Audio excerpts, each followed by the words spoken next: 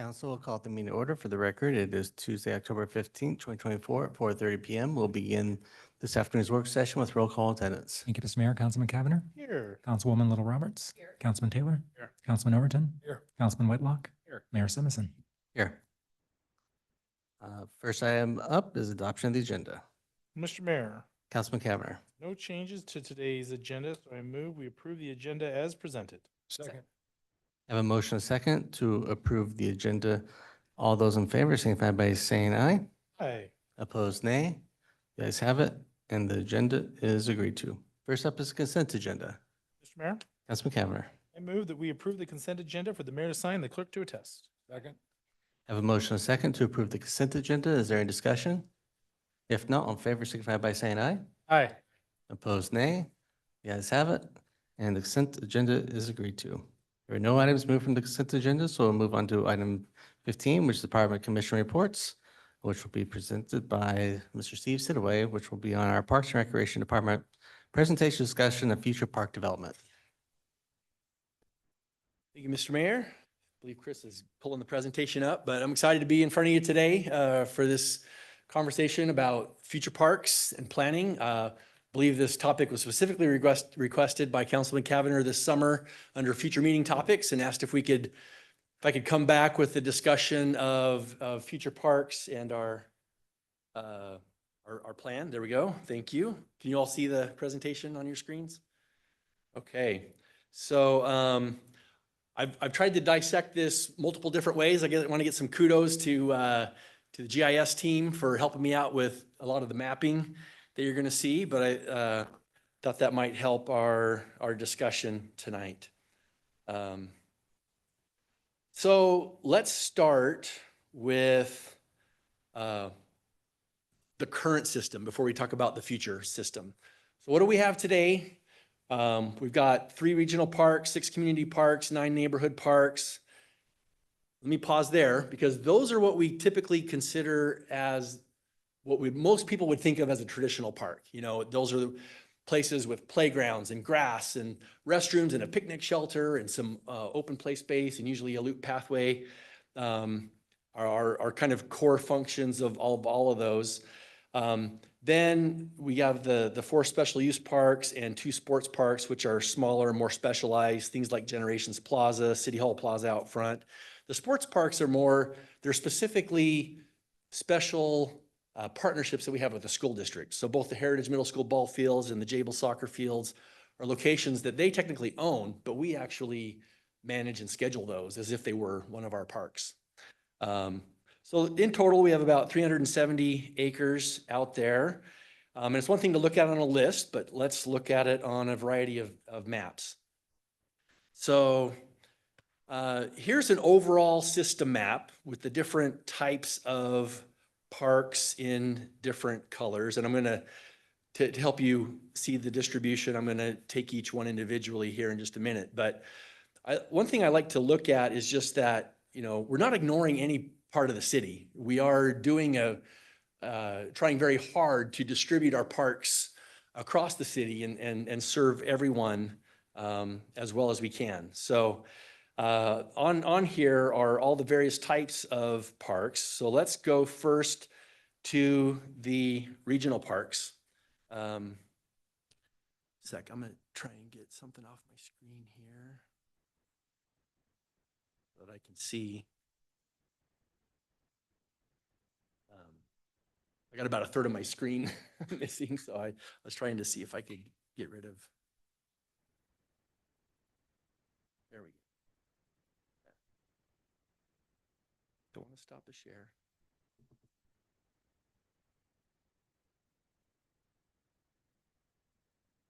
I don't know if that shows up on just my screen or if it's on everybody's, but I can see that if I can just put it to the bottom, I can see the title of the slide. There we go. That works. Okay, so let's start with regional parks. Those are our big ones. The big 3, Settlers Park, Kleiner Park, and now Discovery Park. Those 3 we consider our largest, highest amenity regional parks. And we do have more coming in the future, but those are the 3. I remember several years back, feeling like when we were talking about South Meridian in particular, feeling underserved. And we ran the level of service analysis, and they had the same amount of acres per thousand, but they were missing the settlers or Kleiner type park. And, since we've opened Discovery Park, I haven't heard that comment. So I think that they're being served now better with those types of amenities. Let's see.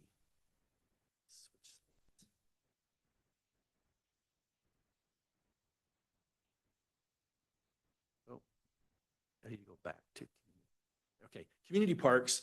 These are the ones that are bigger than just a neighborhood park. They include neighborhood park style amenities, but they also tend to have more sports type field uses in them. It's like the ball fields at Tully Park or Story Park or Bear Creek Park. Fuller Park, Heroes Park has soccer, Hillsdale in the south. It's interesting here, Hillsdale Park, we categorize these both based on size and function. Hillsdale is more of the size of a neighborhood park, but it functions because of our partnerships with the YMCA and the school and just what's there, more like a community park. So we have it listed with the community parks, even though size-wise, it's a little smaller than the others. Neighborhood parks, I won't read the list to you, but these are scattered around, and these tend to be 7+ acre parks with some basic amenities to serve those neighborhoods. Now,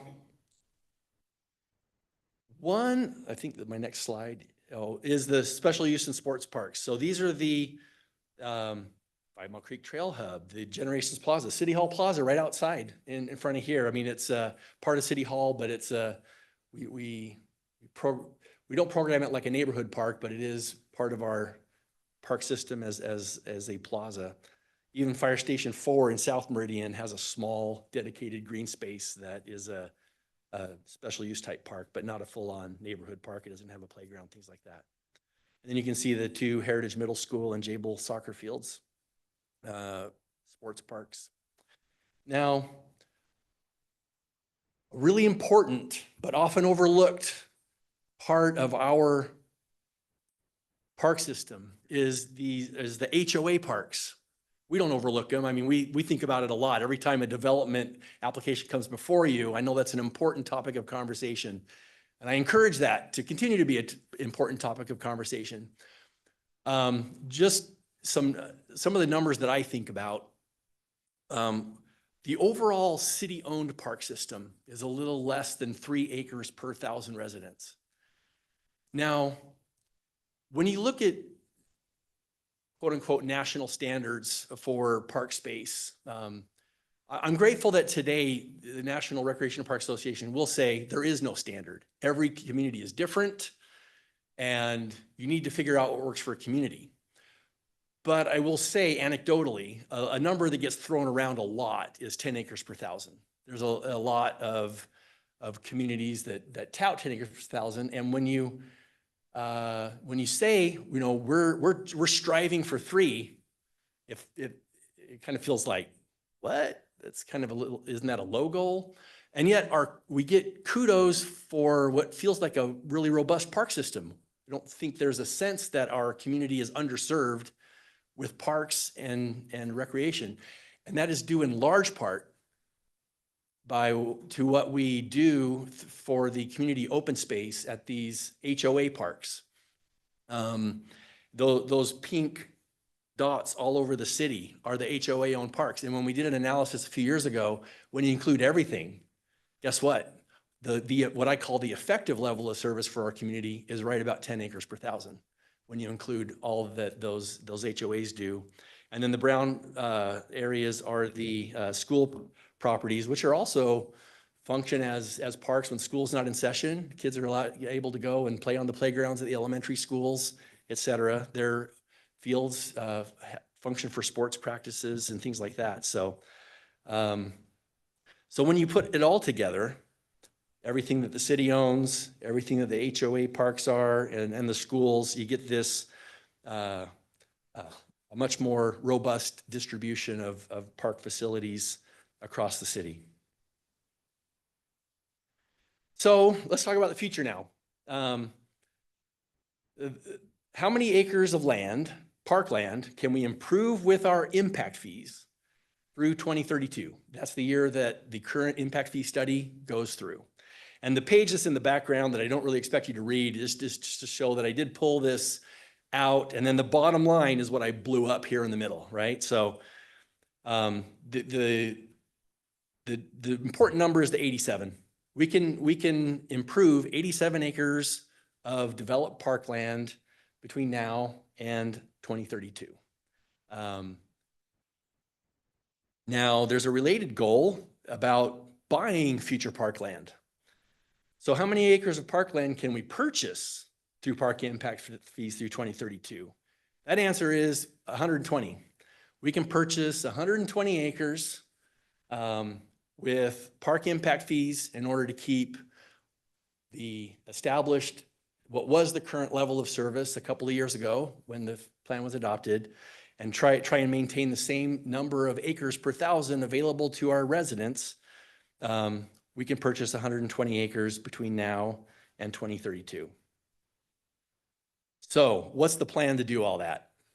I'm still looking for parkland, by the way, but this is where the rubber meets the road. This is the current plan for our future parks per the CFP. And let me just acknowledge up front that this plan will change over time, based on budgets. This isn't set in stone, but you can see the little note at the bottom, subject to change annually based on the CFP balancing, the budget process, et cetera. But best look at, with everything we know today, what can we do with the impact fees that are coming in? Guess what? If you add up the total acres here for development, it equals, let me just point that out, the 87 that's right here. So there's 87 acres eligible between now and 2032. And guess what? This plan develops 87 acres between now and 2032. So what's first on our list? Settlers Park expansion. This is where the community center is going. We bought the 11 acres next to Settlers Park on the west side for the community center. But it also has the ability to expand Settlers Park with some additional amenities. And we have begun the design process in FY25, just in the last couple of months, per the most recent budget process. I'll be in front of you next week again with an update on that. So our goal is to take the community center and the Settlers Park expansion out for a public meeting on that specific topic in November, but we want to bring it to you first and say, is this ready for prime time? So just a little preview that I will be back next week to talk specifically about that. The Gray Cliff Sub-Area Park is a neighborhood park size project in South Meridian. And in the master plan update, there was a square mile area that was identified as underserved compared to the rest of the city. And this is where that sits. And we've been working with the developer, and they have plans to donate land and then us to develop a public park in that area. The Fields District Area Park, we're working on trying to get 40 acres up in the far northwest corner of our city. And if we are successful in that effort to acquire property, we would then roll into design and construction of that. Then back to the south. I'll show all of this to you on a map in just a minute, by the way, but I think it helps to see the years. But Discovery Park has a third phase attached to it. And it's a smaller phase. It's about 11 acres, 12 acres. And it's on the far south end, behind what's currently the baseball, the softball fields and the bike park. Moving towards the south there, and we would be expanding that and completing that park. And then jumping up to the far north, Margaret Aldape Park is what we hope will be our first Boise River Park. The whole thing could be about 70 acres. The size is a little unknown because I don't own this land today, and we've been talking with the Ewings for several years, and they still have intentions to donate land, develop that park together. But a lot of it resides in the floodway and can't be developed actively. In fact, after Snowmageddon, there was a river breach that came through part of that property, and then Corps of Engineers did their thing, put it back in its channel, but we know we need to keep structures and heavy development out of a lot of it. So it's going to be a lot of it will be very natural, it'll be pathways and being along the river, but there will be a section of it that will be heavily designed and able to use for events and things like that. So, and then West Meridian Regional Park is the 47 acres that we own near, and we do own this property already, near Cherry Lane in McDermott, where the Lions Club Rodeo has had its home for years. We do intend to develop that as a park. But it's interesting to me, it's always interesting to me that this is kind of the farthest out on the plan, but that has everything to do with sewerability. We have the sewer trunk that serves West Meridian Park will get to the Fields District area first and then come down to serve that area. That's why it's not in reverse order. Even though we've owned West Meridian Regional Park space longer, it's more of the capital facilities planning and the realities of when is sewer coming and when is it annexable and things like that that are driving it to be out further than sooner. So where are these parks? Well, there you go. You can see there's a nice geographic distribution across the north and the south, the growing areas of the city. Margaret Aldape on the park. I'm just going to go top to bottom. Fields District. You can see the Settlers Park expansion, which is our next project. West Meridian Regional Park, which we were just talking about on the west side. Then to the south, Gray Cliff Subdivision Park. That's not going to be its name. Let me just point that out, because we don't like to name parks after the subdivisions. We've learned our lesson on that, but the name's undetermined at this time. That's the name of the subdivision.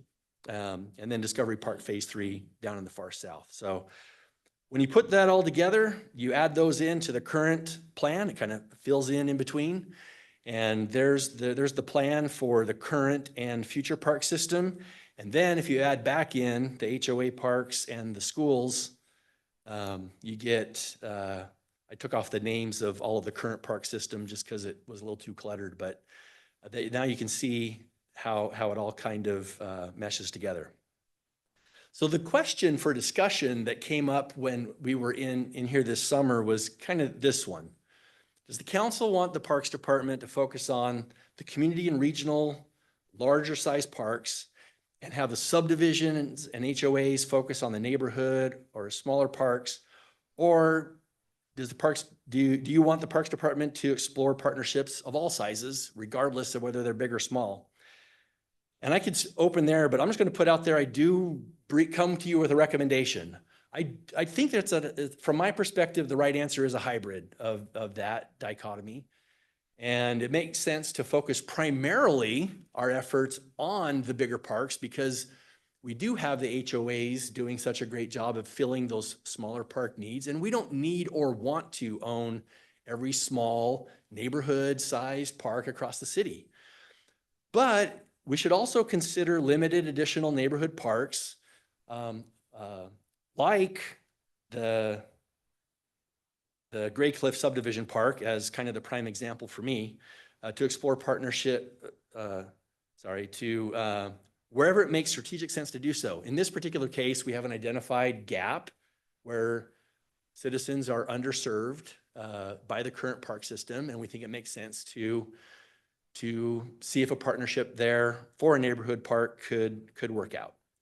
So with that kind of is the end of my presentation. I'll go back to any slides you want to, and I just would open it up to you for discussion and direction. Thank you, Steve. Council, questions, comments?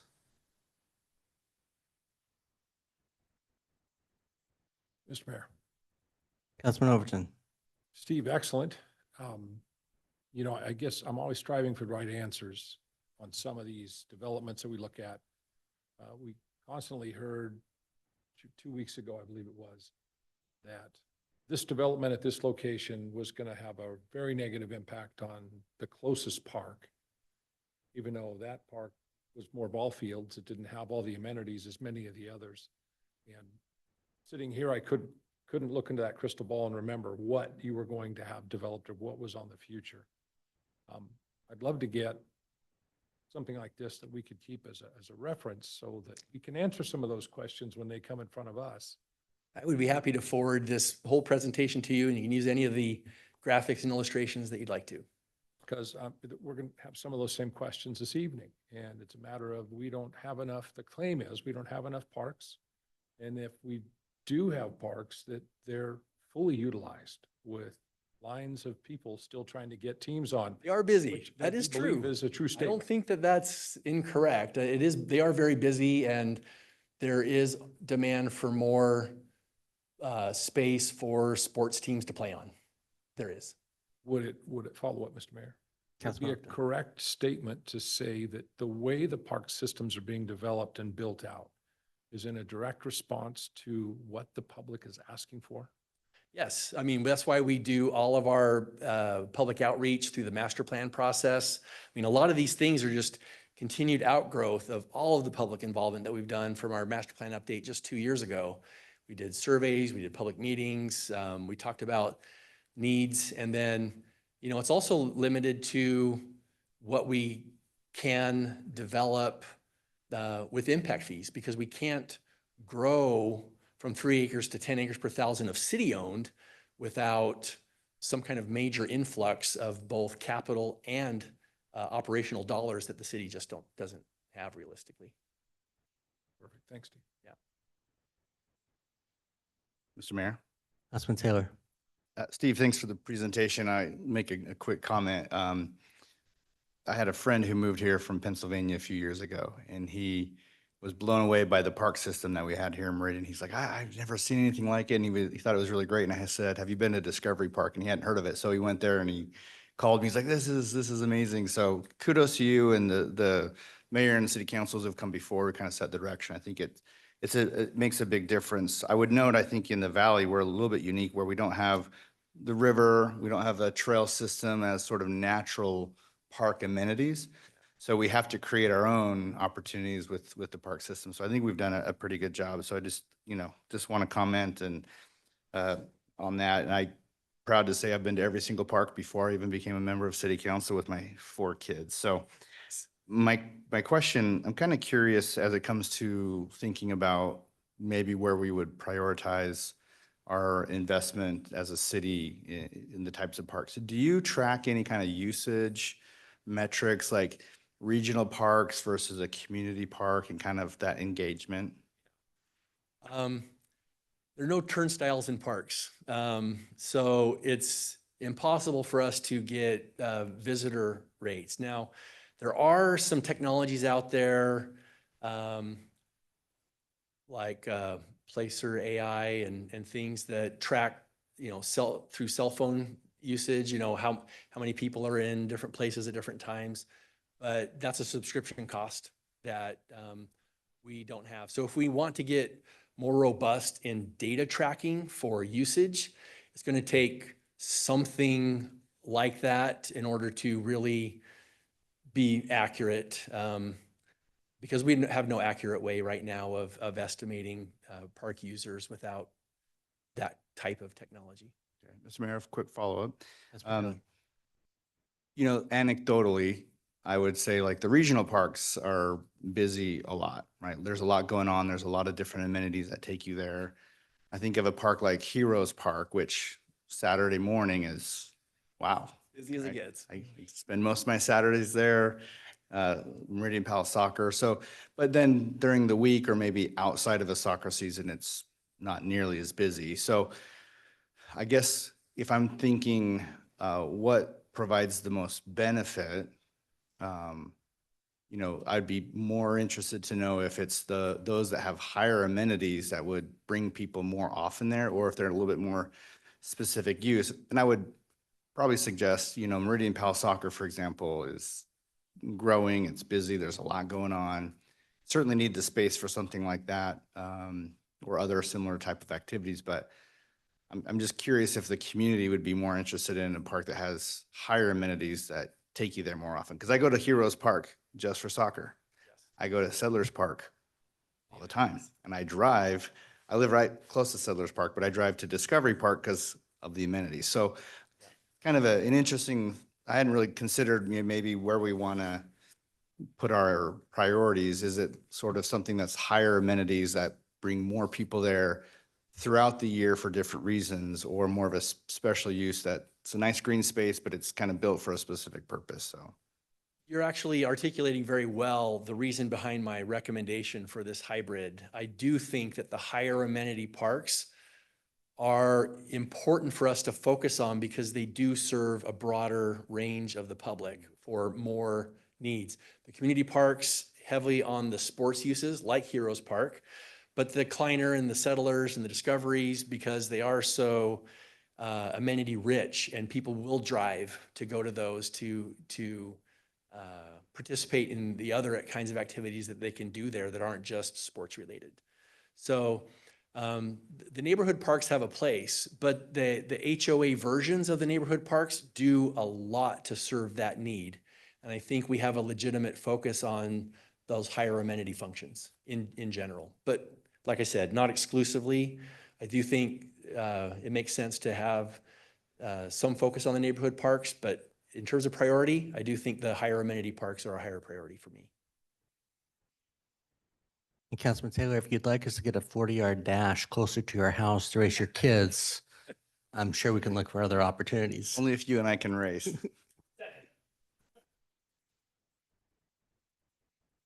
Mr. Mayor. Councilman Cavanagh. Thank you, sir. Steve, appreciate this update, and I think I tend to agree with your recommendation, maybe with a little bit of a caveat. Okay. One of the things that I think that you and your team and the city has done really well at different times is allow parks to come online through partnerships. And to me, I think the neighborhood parks is a place where we likely will continue to see partnerships emerge.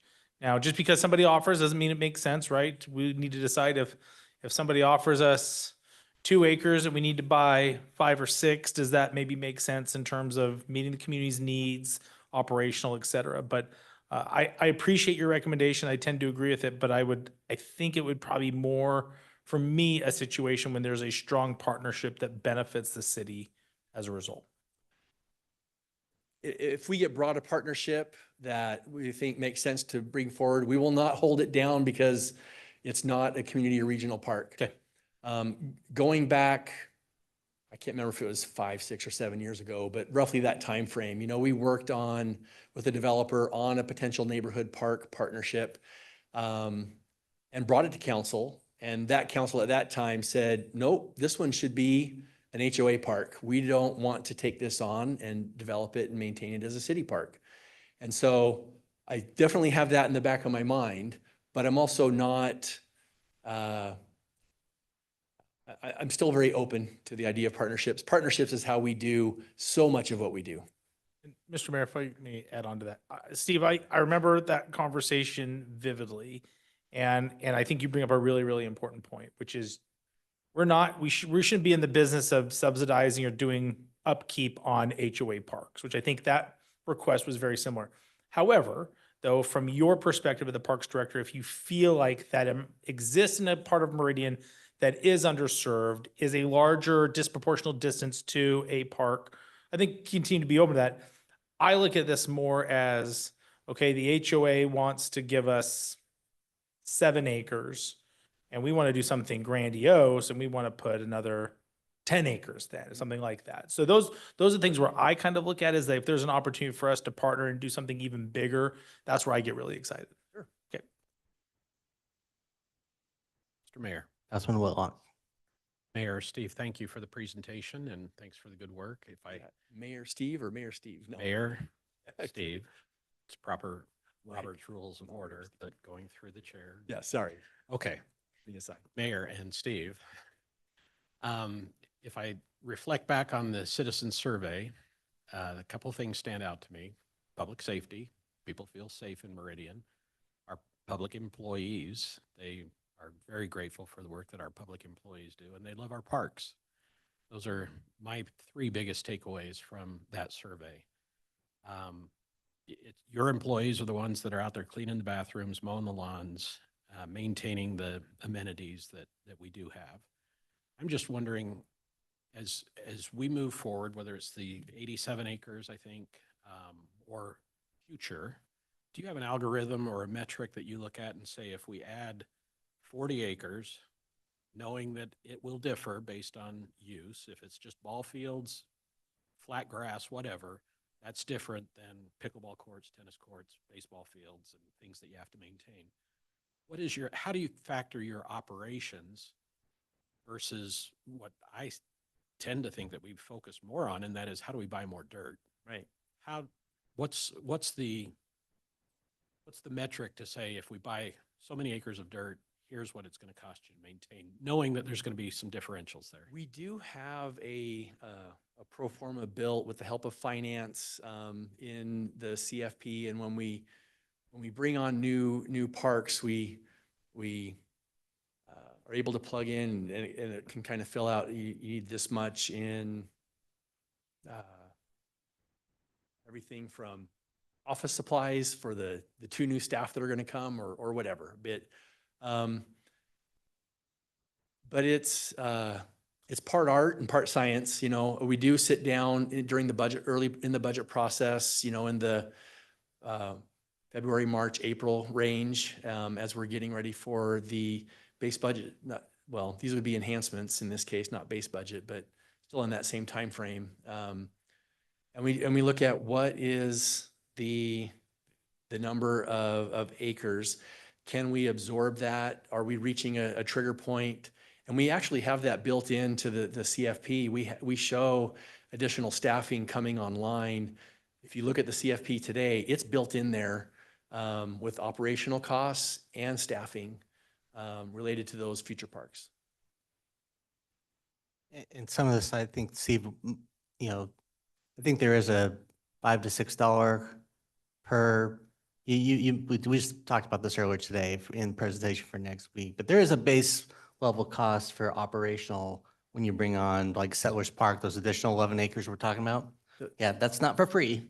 Then that's going to cost money to do that. And he's got a dollar figure of what he expects that to cost. But to his point, when you go over a threshold, you know, is it fair to put that cost on 11 acres for one staff member? Probably not. So that's why it's averaged out. And the $5 to $6 you're thinking of is for indoor facilities like home court or the community center. There's a different number, and I can't come up with that off the top of my head, but for outdoor space as well.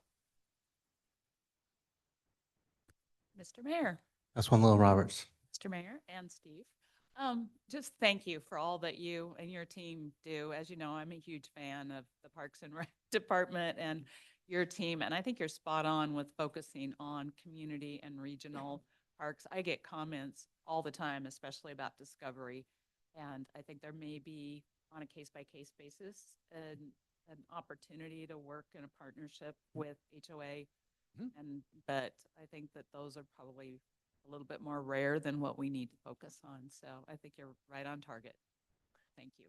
As those opportunities and partnerships come forward, you know, if they have merit, I will continue to bring them forward. So thank you.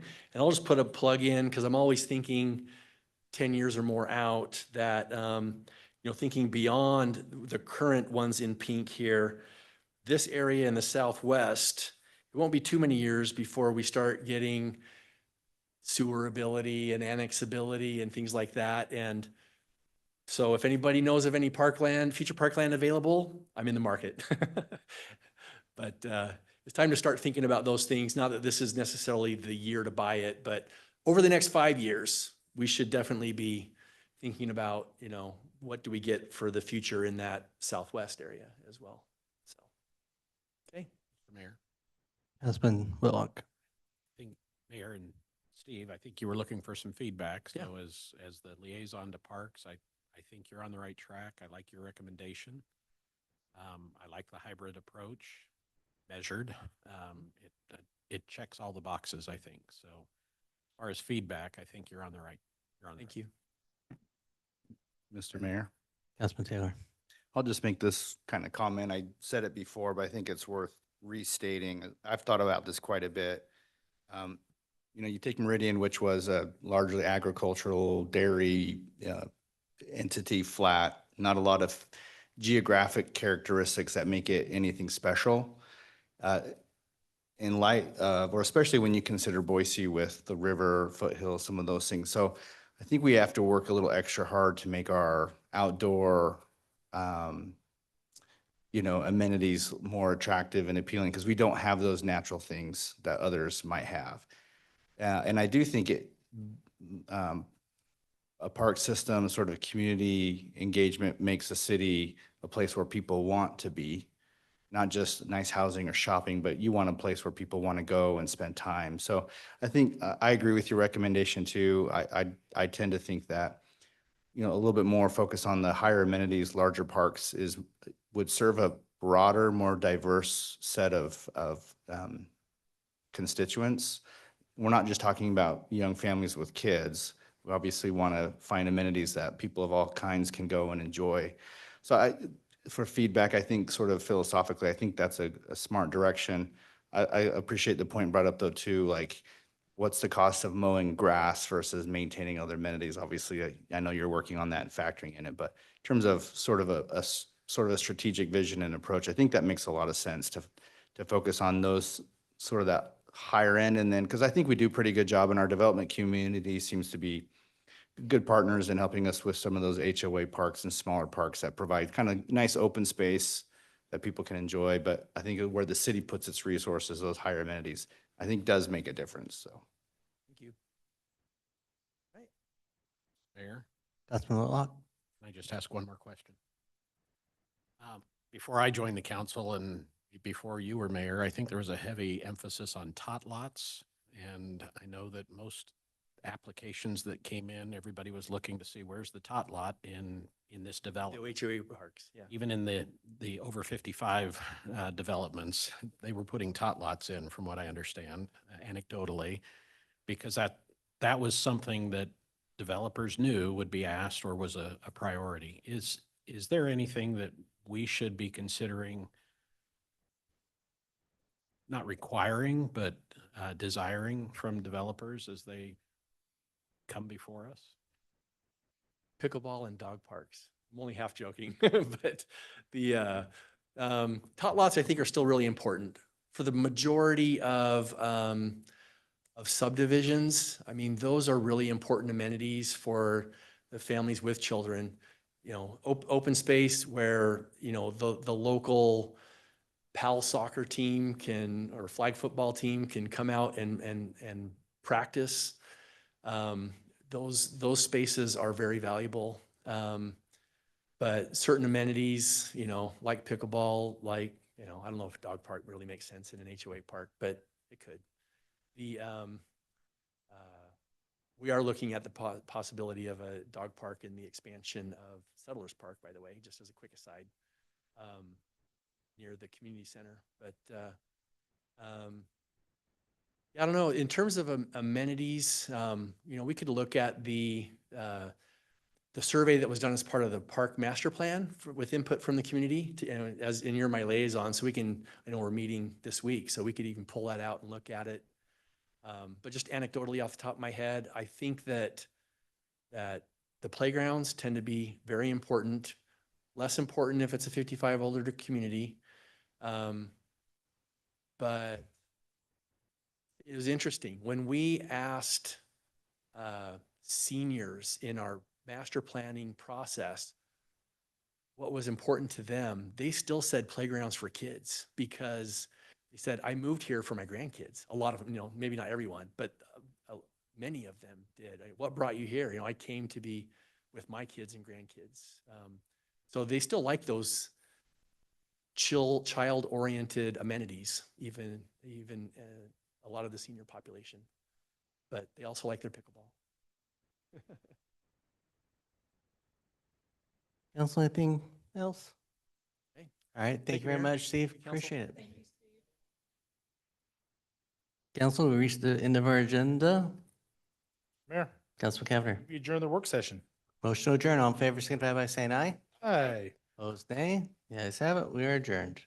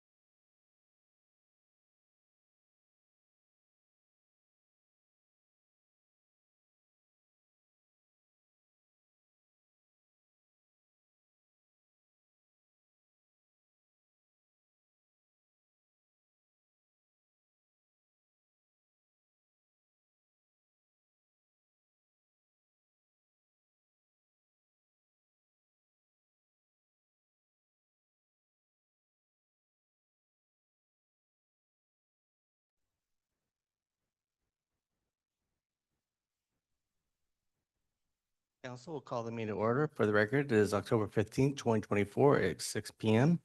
We'll begin this regular city council meeting with roll call attendance. Thank you, Mr. Mayor. Councilman Cavanagh, Here. Councilwoman Little Roberts, Councilman Taylor. Here. Councilman Overton, Here. Councilman Whitlock, Here. Councilwoman Strader, Here. Mayor Simison.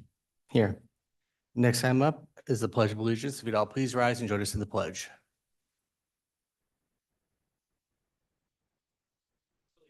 To the flag of the United States of America, and to the republic for which it stands, one nation, under God, indivisible, liberty and justice for all.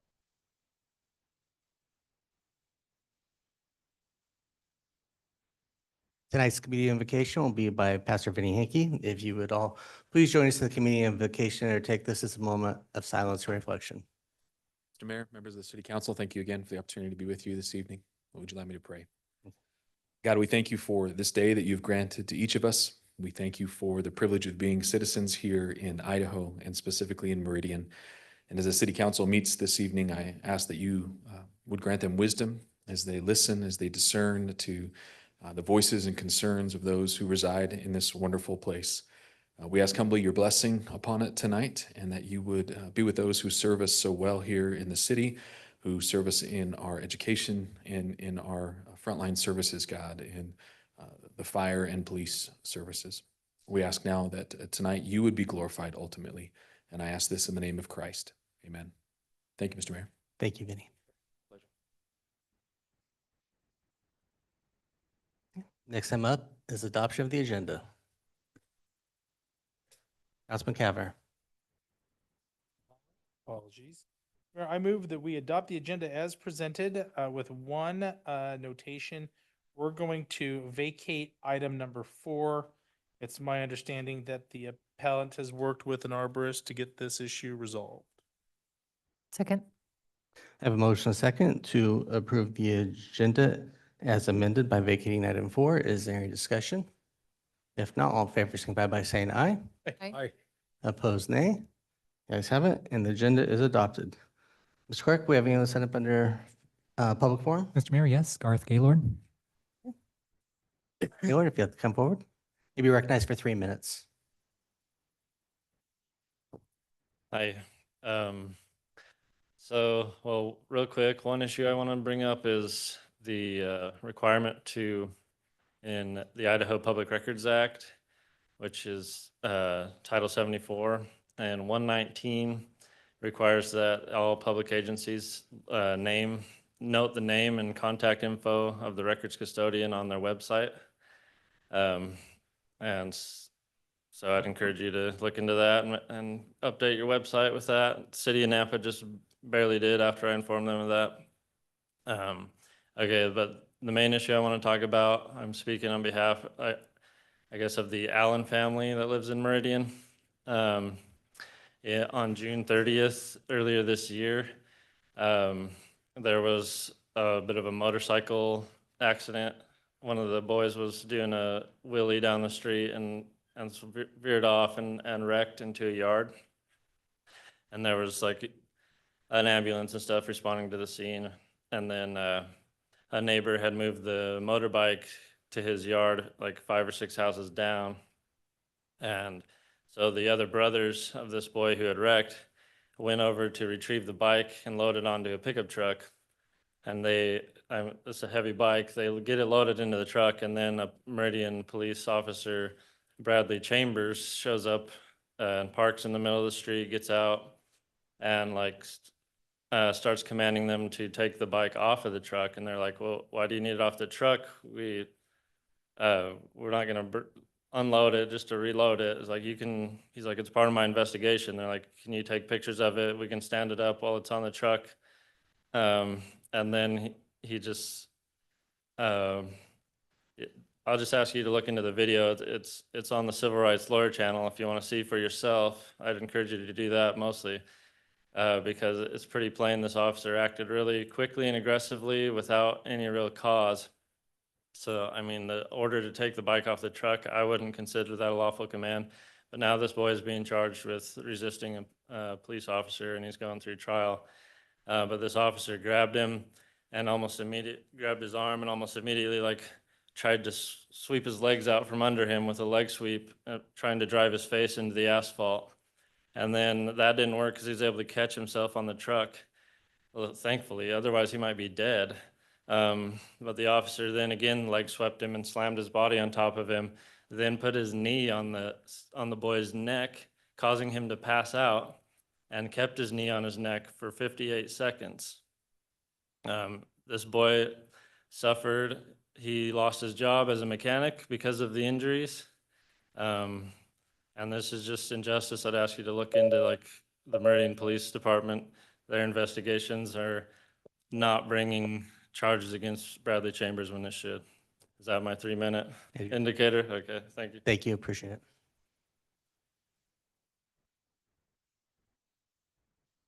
Okay.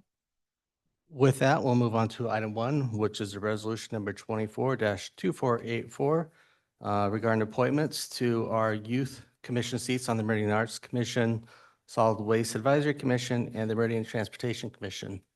Council, we've got 3 outstanding young individuals who we're bringing forward for appointment to these commissions. One is Si-Yoon Song. She's the current MIAC chair and has been a member of MIAC since the spring of 22. Not only is she heavily involved in what's going on, but she was also the winner of the Doodle for Google art competition in 2023. We have Diva Danish, who's a new member of MIAC, just recently joined and wanted to dive right in to help out the community. Keenly interested in political science and the logistics of local government. So is interested in SWAC because it can help her understand connections between different agencies and better appreciate the intricacies of providing services to taxpayers. And then the third one is Lily Miller, who used to be a member of MIAC in 2022-23, but has always been interested in politics, particularly the policy side of it. Is interested in climate issues and is a very skilled golfer with a handicap of 2. Exactly. So the 3 very good people that I think will be good contributors to our commissions and represent the voice of Meridian's youth. So with that, be happy to answer any questions or would accept the motion to move them forward. Mr. Mayor, Councilman Cavanagh. no questions. Looks like 3 great recommendations in addition to the youth member of the Parks Commission that we reappointed as part of our consent action earlier today. So, Mr. Mayor, I move that we approve resolution number 24-2484, appointing our youth members to their various commissions. Second. I have a motion and a second to approve resolution number 24-2484. Is there any discussion? If not, all in favor signify by saying aye. Aye. Opposed, nay. The ayes have it, and the resolution is agreed to. Thank you very much. Look forward to seeing what they do this coming year. Next item up is item 2, which is a public hearing for Pivot Point subdivision H 2024-0029. We will open this public hearing with staff comments from Nick.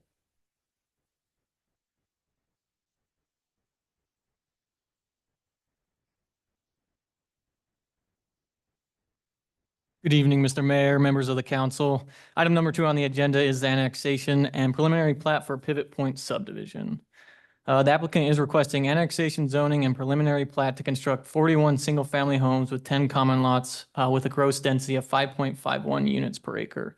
The site consists of 7.98 acres of land zoned RUT located on, south of West Pine Avenue between North Black Cat Road and North 10 Mile Road. As shown on the screen, the current zoning is RUT in Ada County, and the flume designation is R8 or medium density residential. Pivot Point neighbors 3 other R8 developments, Chesterfield subdivision to the east, Alexander Landing to the southwest, and Horse Meadow subdivision to the west. Alexander Landing and Horse Meadow subdivisions are both owned by KB Homes as well, and will work as a single HOA under this. Access is proposed via North Biltmore Avenue and West Quarter Horse Lane. That would be right here, right here. Access off of West Pine via North Biltmore Avenue shall align with North Biltmore Avenue on the north side of Pine. ACHD found that the alignment did not meet their policy, and this shall be revised with the submission of the final plat. The applicant is proposing 1.24 acres of common open space for the development, with 1.15 acres of this area as qualified open space, meeting the minimum requirements. There are two main open space areas proposed within Pivot Point: the linear open space along the Kennedy Lateral and the open space located at Lot 19, Block 1. The large central open space is approximately 45,935 feet in size and the largest usable common area within the project. Staff is recommending the removal of Lot 2, Block 1, to create more integrated open space. The placement of Lot 2, Block 1 creates an isolated parcel that abuts open space, a gravel access road, and street landscape buffers. Additionally, the lot creates possible conflict points when having to ingress and egress for the property owner. Due to these concerns, staff finds that UDC 3G-3-2B open space shall be accessible and well connected throughout the development is not being met. The applicant has proposed an alternative to this by moving that Lot 2 to where Lot 15 is shown right here. Additionally, staff is recommending the applicant provide a 5-foot micro pathway through Lot 19, Block 1 to provide convenient access to Pine for the residents on that side of the subdivision. The applicant is proposing 2 amenities worth 2 points: an outdoor fire ring, and there was originally a proposal for a pathway, but that did not meet the requirement to qualify for a point. So the applicant has revised their plan to incorporate a tot lot, which does qualify for an amenity point, meeting the requirements. 12 conceptual building elevations and floor plans were submitted that demonstrate what future homes in the development will look like. Variations of 1- and 2-story homes with 2-car garages are proposed. The submitted elevations depict a number of different architectural and design styles with field materials of lap siding, differing color accents, roof profiles, and varying home styles. Staff finds that these elevations to meet our architectural standards and follow the city's standards. Planning and Zoning Commission did recommend approval on this project. The key issues of discussion by the Planning and Zoning Commission was the removal of Lot 2, Block 1 to incorporate more integrated open space. Commission made no changes to the staff recommendation, and the outstanding issues in front of council tonight is the removal of Lot 2, Block 1, or adopting the alternative that the applicant is proposing for Lot 15. Staff is recommending approval with the requirement of a development agreement and conditions in the staff report. That is the condition that would be striked out if you guys choose to adopt Lot 15 in the new location instead of the previous. So if you guys do decide to do that tonight, we ask that this condition is striked out on the record. And then these are the DA provisions for you guys to look at for tonight that would be in the development agreement for the application. We did receive a written testimony from Carla Ellers, Kathy Galantine, and Natalie Purcell. They all have concerns about density, traffic and congestion, Fuller Park being overcrowded, and schools being over capacity in the area. And I will stand for questions at this time. Thank you, Nick. Council, any questions for staff? Mr. Mayor, Councilman Taylor. could you show the maps of the proposed, what city staff was recommending? And then I'm not sure if I saw what the applicant was proposing as an alternative for that. Could you just show me on the map where that is? Yes, sir. Mr. Mayor, Councilman Taylor. So this was the original plan. This is Lot 2, Block 1 that staff was recommending the removal of for the plat. And this, after working with the applicant, this is a proposal that they came up with. This is Lot 15. This is the new lot they are showing. And this is the removal of Lot 2. So they just moved it onto the other side. Mr. Mayor. Councilman Cower. Nick, nice job. Appreciate you presenting the application to us tonight. Just a quick question for us on the student generation. In the staff report, it talks about architectural capacity for Chaparral. If I remember, we had an application before us a couple weeks ago that talked about program capacity of the school being significantly less than the architectural capacity. I'm not trying to put you on, like, to catch you off guard. And so if you want to come back to us later, that's fine. But I'm trying to remember what that number was, not what the amount of students that building can hold, but what the amount of students that school can support.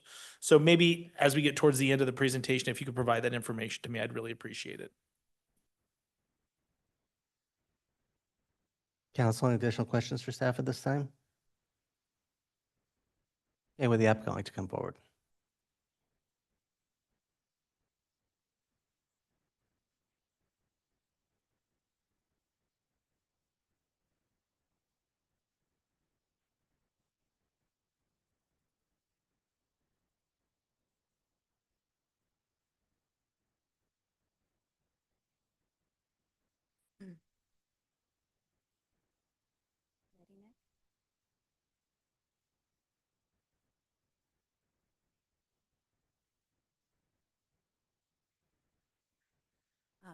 Mayor, members of the council, hello and good evening. For the record, my name is Sabrina Durkee, and I am here on behalf of KB Home. My business address is 1299 North Orchard Street, Boise, Idaho 83706.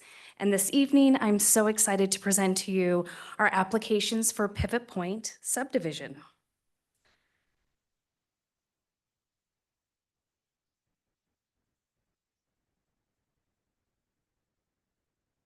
Yeah, sorry, I'm trying to, is it the arrows, right? Am I missing something? Ah, there we go. Yes, yes, thank you. But first, I'd like to get in the nuts and bolts of our application.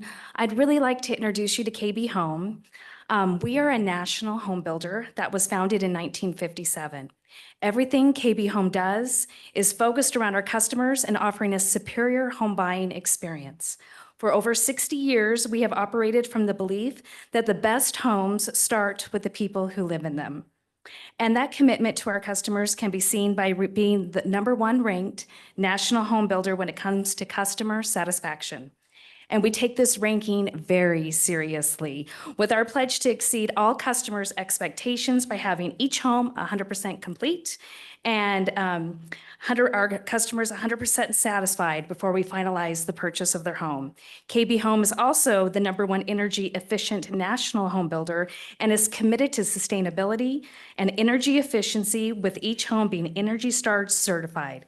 This provides the homeowners with lower housing costs and promotes water conservation and helps preserve the environment with each home we build. Ooh, that mouse got away from me. Sorry about that. So first, let me welcome you to Pivot Point Subdivision. This subdivision is going to be a welcoming community and will be a special place for future residents to call home in the Treasure Valley. Our site design hosts many creative features that will showcase a thoughtfully designed infill development for our proposed residential lots. Here's a picture of our main entrance point into the development. With Pivot Point, we are requesting an annexation zoning of R8 with a preliminary plat of a total of 41 single-family residential lots. Our gross density will be 5.51 units per acre, with our residential lot sizes ranging from 4,000 square feet up to 5,600 square feet. We're situated near the corner of Black Cat and Pine, providing future homeowners of Pivot Point quick access and easy commute to all surrounding amenities, conveniences nearby, schools, and employment. So let's talk about the controversial lot, as I like to call it. So as Nick has discussed, we made some adjustments to our site design.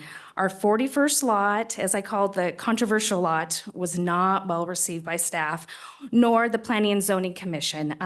While we met all the dimensional standards of the R8 zone, and it does fit our floor plans a little bit better, we decided to rework the layout and make adjustments to the lot. And this is the new configuration that appears before you this evening. And it sounds like we do have staff support on the new lot location.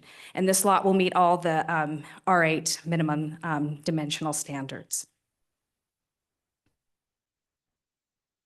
Pivot Point actually abuts 2 projects that KB Home already owns, as Nick has mentioned. To the northwest, we have Horse Meadows that is zoned R8. This site is currently under construction and consists of 26 lots. South of the site is Alexander's Landing. This is also zoned R8 and has a total of 24 lots. We will be beginning construction of Alexander's Landing in the spring of 2025. Our plan for Pivot Point, if approved, is to start construction late fall 2025 and have the site ready to build in spring of 2026. Here's a depiction of the three projects together once built out. Our plan is to have the three developments seamlessly transition and blend in perfectly together. We also plan to have the three sites under one HOA and one management. And really the goal is to create one community instead of three separate small developments. As noted in the previous slide, we have begun construction of Horse Meadows subdivision. This will provide all the public infrastructure needed for our sites such as sewer and water. We're also coordinating with the upgrade for Nampa Meridian irrigation for the existing irrigation pump house to facilitate all three sites. And this is really great since we're not stretching any services. All the services are right next door to us. Since Pivot Point is an infill site, existing public services are nearby. The elementary, middles, and Meridian high schools are close by. I was told by Captain Brandon Medica, I hope I pronounced his name correctly, yes, that both Fire Station number 2, located at 10 Mile, and Station number 6, Overland, will be service the site. This area in the comp plan is slated for medium density residential. We feel that Pivot Point captures the vision of the comp plan and the direction of the mayor wanting infill development as a priority. Based on this information, we are requesting the R8 zone. So our largest customer segment is first-time homebuyers. The homes we build address a significant need in many of our markets, such as the Treasure Valley, to create additional housing that is affordable at median income levels. With each home, we offer personalization and choices from the selection of the home site, floor plan, and construction options. This allows the homeowners a build-to-suit option that works with their budget and, most importantly, their lifestyle. KB Home's motto is that we're built on relationships, and the most important relationship is with our customers. So before the foundation is poured or the nail is set, we get to know our home buyer on a personal level. And together we design a personalized home around how they live day to day. Within Pivot Point subdivision, we will be offering, a variety of housing options that will range in size from approximately 1,300 to 2,800 square feet. And the housing price is estimated to range from $300,000 up to $580,000. Now, within our community that KB Home builds, open, usable space is very important, for it sets the foundation of our community's amenities, pathway, and interconnectivity that really makes our community special. Here in Pivot Point, we have designated a total of 1.19 acres that equates to 15.5% open space. And that's a bit of a bump up from our other layout with the new lot arrangement. So it kind of bumped up our open space. Pathway connectivity and walkability is a priority within this development. Real quick, the orange depicts our regional detached sidewalks, blue depicts our community sidewalks, and then green illustrates our micro pathways. To create the usable open space, we provided safety for the future residents. We've coordinated and received approval to tile the Kennedy lateral from Nampa Meridian irrigation. This will just provide safety for the residents not having an open ditch and really creates a more usable open space area. With this tiling, we feel like we've captured some great central open space features for a Pivot Point subdivision. We've added a tot lot, which complements our larger playground in Alexander's Landing that I just got coordinated and ordered. It's going to be awesome. That's going to be more geared to older kids, so I thought a tot lot in this site would be great for younger children. This tot lot will be designed to be snuggled in between the two homes. That kind of provides a quieter setting, but has great visibility from the road on both sides for safety. Our second amenity, one more shot of our tot lot, it's so cute. Our second amenity for the site will be relaxing fire pit for the older residents in the development to enjoy. And we relocated the fire pit to the existing lot that was located in that area. Future residents will also be able to utilize the amenities in our two other developments. Horse Meadows will have a sheltered picnic area, and then Alexander's Landing that I just coordinated the playground for. We'll have a nice playground and a sitting area for the parents. I held a neighborhood meeting on June 17th this year. Actually held it in the City of Meridian's Conference Room A, where we had 9 people in attendance. The meeting went well. The neighbors were very cordial and respectful.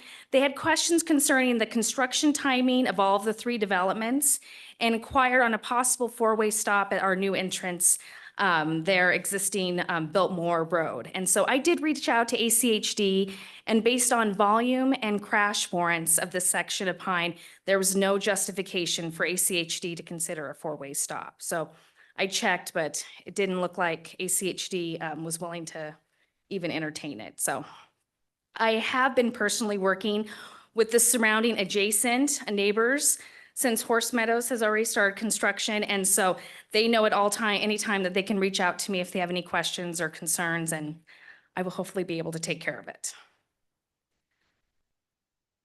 So just to summarize, we strongly feel that Pivot Point subdivision will be an excellent community for the City of Meridian. Every detail has been designed to create a community that residents will love to call home and really complements the city's vision for this area. And with that, I'd like to thank staff for all their help and coordination. And I would like to thank you all for the pleasure of your time, your thoughtful consideration. And I respectively request approval this evening of our applications.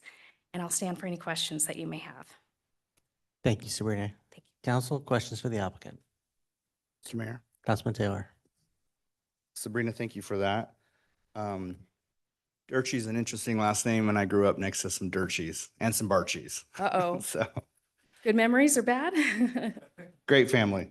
Okay. I'm just looking at the staff report and something I had highlighted, and I'm not sure that I heard addressed. If I did, I just missed it. I noticed that a pathway that was proposed didn't quite meet the requirements to qualify for a point for an outdoor amenity unless it was paved. I'm not sure if this is a question for you maybe or for Nick, but has this issue been addressed since that time? Mayor, Councilmember Taylor, yes. So we are going to pave it. So that pathway is actually for Nampa Meridian to have access to the lateral. They still need to have access to the head gate and whatnot. So they approved that we can go ahead and pave it. So it will be paved.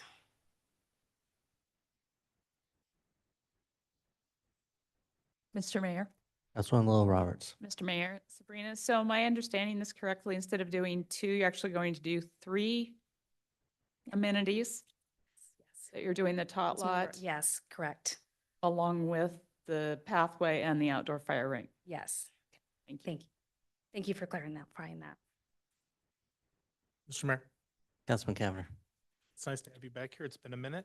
I just So nice to see you. An interesting question. It's rare for us to see kind of qualified, usable open space kind of on a corner, like we're Mhm. seeing off of Pine. And I guess my question is, did you and staff have conversations about that? Or are there elevations? This is probably me putting on more of my parent hat than less of a city council member hat, but Pine will continue to be utilized more and more, and I just worry about you've got a tot lot and kind of some open space right next to a road that I think is gonna see a lot of traffic, probably at a higher speed than maybe we're prepared for. And I just Mhm. don't know if that's a conversation that you had with staff, and maybe just help me understand why the open space makes the most sense there on the hard corner. Sure. And if I could piggyback off of that, because it doesn't appear to be fenced as well. At least from what it appears in the visuals, maybe if there was a rational decision, because it seems like it becomes a public open space, not a amenity to Yeah. the community in its current Sure. design. Mayor, That's a really good point. I think that's something we would totally be willing to consider to add additional fencing. Councilmember Kavanaugh, I kind of gave the guidance to our landscape architects, and she thought that that would be a better location for the tot lot to be kind of snuggled in, so it's not up against our main entrance. We thought that that might be a little too busy, but we're open for consideration to move the amenities. I just use their best judgment since they're professionals at it. So. But I think fencing would be totally acceptable, especially around the tot lot, to keep it separate and. Well, and for me, I was looking at more of the perimeter. Most subdivisions, you have perimeter fencing along roads. And while this is not an arterial, I mean, it's essentially functions as one in most in this situation. And again, I understand, when you look at this, you understand the challenges you have with that space and how do you just throw it away? Or do you do something, the only thing you really can do and make it open space? But yeah, to me, it just seems like it's community open space and not fenced in as part of the subdivision. Okay. And so that's why, I don't know if it's normal standard to have fencing along the roads out, if that's required, not required, or purely optional, just everyone else does it. Right. So Mayor Simmons, I think the issue is that Nampa Meridian's requiring us to keep it open so they can have access to the site, and that's why we didn't fence it. I would be happy to go and reach out and coordinate with them and see if they would allow some fencing and maybe a gate so that they can have access. But that's really why, due to the easement there, that it was left open. Staff, no, will Nampa Meridian allow gates along paved? I mean, it is a paved over section of each, so this is pretty unique in a lot of ways.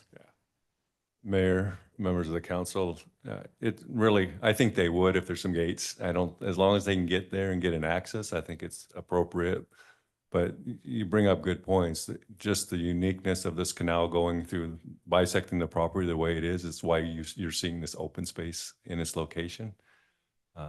It is, we're starting to see that more and more in the city, as you're aware, just because of these infill pieces coming, and they're the last ones to develop with everything around it. And it makes it a little bit more challenging to kind of fit them within a box. But the code does not necessarily require fencing along the street. That's something that is, but it only requires that if a buildable lot abuts the common lot, then the developer is to put in fencing to distinguish the common area from the buildable lot. So in this case, it's a big open space. So that's why the graphics in front of you tonight only show fencing along the back of the rear lots and not adjacent to Pine. But I don't see where Nampa Meridian would have too much of an issue of that, as long as Sabrina can get that approval in front of them and make sure that gets captured in a license agreement. We have that a lot of times in our canals and our other subdivisions. Just out of curiosity, maybe looking at Captain, open vision, closed vision, does it matter in this case? Since is there a particular viewpoint that makes more or less sense if it was to be fenced? An open fence or a closed fence? Yeah, open vision or solid fence, I guess. Is there a preference for? Which one? Yeah, as it is open space, typically open space, you do have them. Yeah, I would say generally speaking, in an open space, you have like an open fence is usually more desirable unless you're trying to block or obstruct something. Hopefully that helps. I'll leave it there. I don't have a. Again, I'm more than happy, Mayor, to reach out to Greg at Nampa Meridian Irrigation and make sure and coordinate fencing for that location. Because yes, I agree that the lateral has made it very challenging to design the site. That's kind of why we had that little odd parcel kind of left over. It's just, unfortunately, infill can be tricky at times, so. Mr. Mayor. Councilwoman Schrader. What's going on with, I understand it's not part of this application, but what's going on with the property here on the corner that says not a part of this development and kind of the lower left-hand side? Yeah, I just think it's important to understand that because, I get really concerned about kind of orphaning off parcels and making sure they're still connected to services and kind of understanding what's going to go there. So, Sure. Yeah. Mayor, Councilmember Strader, are you talking, so there's two out parcels. Are you talking about the larger one that's No, south, but, or just both? why not both? Sure. Okay, let's talk about both. Okay. So the larger one, that's south of the site, the Caseys own that, and they're an older couple, very sweet. And they have no intention of selling or developing at any time.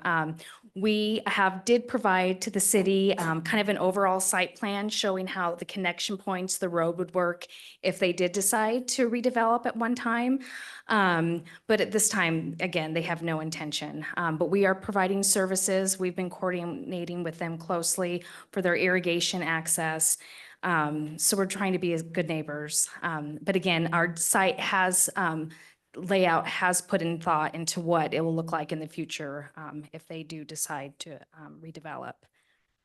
The other site, I have not been able, unfortunately, I've been able to reach out to the owner. I guess it's maybe a historic site, like an original school was there or something. But I've reached out to him multiple times and have not been able to contact them. I believe we are providing a stub road at Alexander's Landing for him for in the future if they do decide to redevelop. So those are all taken into consideration. I hope does that answer your question, Councilmember Strader? Thank you. Yeah, it does. It might be a good opportunity to discuss schools as well. I was curious along the same lines of thought as Councilman Kavner. Yes, if you have had discussions with West Ada, obviously they provided their letter, but yeah, architectural capacity is like how many kids can we physically fit into a school is not the same as our programming capacity. So just wanted to understand kind of if you had some discussions with them, what the trends were, kind of what feedback you've received. Mayor, Councilmember Strader. So I have reached out to West Ada. I heard back from them. It took them a while to get back to me. And they didn't express any concern. One of the things we did discuss was a school stop bus location. I was wanting to coordinate as far as for an area for kids, seating area and coverage, but she was not able to commit at that time. That was the only conversation that I have had with West Ada. Okay. Mr. Mayor, Councilman Caver. one just additional question. It's really about transportation. So I know the staff report from the Highway District only really focused on Pine, which I think is listed as better than D. But Black Cat, I think is at that segment is either better than E or close to being F. 10 Mile certainly is an F. Help me understand kind of your thought process on things that you can do to mitigate traffic on two roads that are already overtaxed. One, there's no real way to improve in being 10 Mile, and Black Cat certainly is probably 8 or 9 years away before we start to see some improvements. And I bring this up, I'm on that Black Cat Road a lot, and you've got segments that are without sidewalks, and you've got a choke point with a stop sign. Again, those aren't necessarily your problems to solve, but this development does kind of contribute to an already exacerbated problem. Just curious kind of what you and your organization is kind of workshopped around to help try and address some of those concerns. Sure. That's a great question. Mayor, Councilman Kavanaugh. So first, we didn't warrant a traffic study. So we didn't do a full analysis, a TIS impact due to the size of the development. One of the things, if you look at Horse Meadows, so all these sites used to take access off to Black Cat. That's going to be removed. That's an emergency access. So we're relocating everything, all the transportation, all the in and out flow will be located off of Pine. So that does help the situation by limiting direct access off of Black Cat. Second, of course, ACHD has the requirements as far as right-of-way, improving sidewalk, curb, gutter, which we'll obviously meet. But as far as any other considerations, I feel like with the elimination of that access onto Black Cat will help overall safety. So, thank you. Mr. Mayor. Councilman Whitlock. Mayor and Sabrina, just a, excuse me, quick question on, you said you're going to tile the Kennedy lateral. Yes. My recollection is that it goes under Pine and then comes back out and is not tiled on the north side of Pine. And I don't believe it's tiled to the east of Pine. So basically we'll have a paved pathway to nowhere. Yeah, Mayor, Councilmember Whitlock. So yeah, unfortunately, that's why I kind of didn't add it as an amenity because it kind of goes nowhere. But again, we have to have access for Nampa Meridian. So that's really why it is there, besides the pathways and stuff. I thought about stopping it, not at that location, just kind of at the road. And they were like, no, the road has to go all the way to the fence line because that's really where their key access point is at.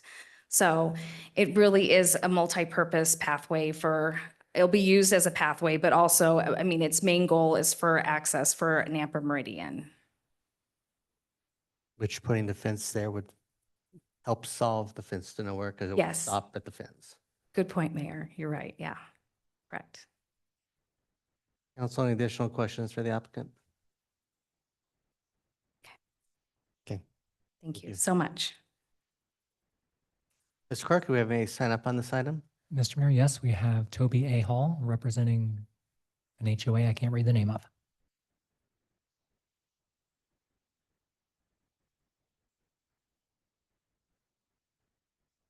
Good evening. State your name and address for the record and the HOA you're representing. Yes, sir. Thank you, Mr. Mayor and council person people. My name is Toby Hall. My address is 2648 East Picard, and I am here representing the Village Bungalows. We are an HOA of 55+ individuals. We have several concerns. First of all, my background is I'm a retired civil engineer. I was a planning commissioner for 7.5 years up in Fairbanks, Alaska. Our first concern, first of all, I was not at the planning commission meeting, so I have really very little information to carry from that meeting. Our first concern is traffic. We're a 55+ community with one entrance and one outlet. We do not have the pleasure of a little white box being in front of our entrance, first of all. And during the day, there are several times that the traffic backs up to our area to where access to our area becomes literally impossible, except for an emergency entrance for the fire department at the side of our entrance. We're very concerned about that because we're a 55+ community. Seconds count. We're very concerned about that.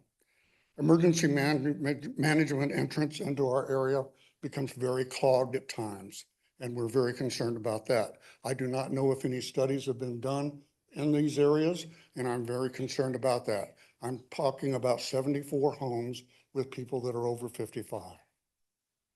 The increased number of individuals in our area, in a low-income area, is going to dramatically increase the number of people that are going to go through one entrance area at Centerpoint and Eustic, I'm sorry.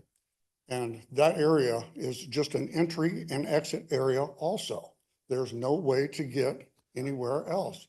Councilman Cavanagh. Yeah, Mr. Mayor, Mr. Hall, I appreciate your testimony, and I'm not trying to interrupt you, but I think you are planning to bring testimony about an application that's before us later in the evening. This proposed project is on the corner of Pine and Black Cat.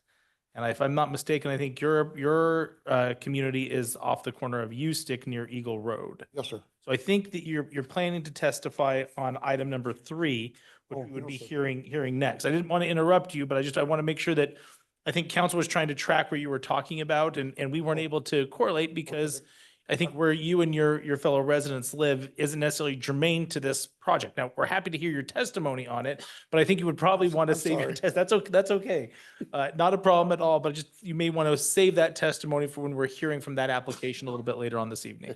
I shall sit down now. All right. and Thank you. resume later. Look forward to seeing you here in a little bit. Thank you. Mr. Hall. Thank you. Clerk, do we have anybody else who signed up on this item? Mr. Mayor, we did not. Okay. Is there anybody present who would like to provide testimony on this item, either in person, you can come forward at this time, or if you're online, you can use the raise your hand feature.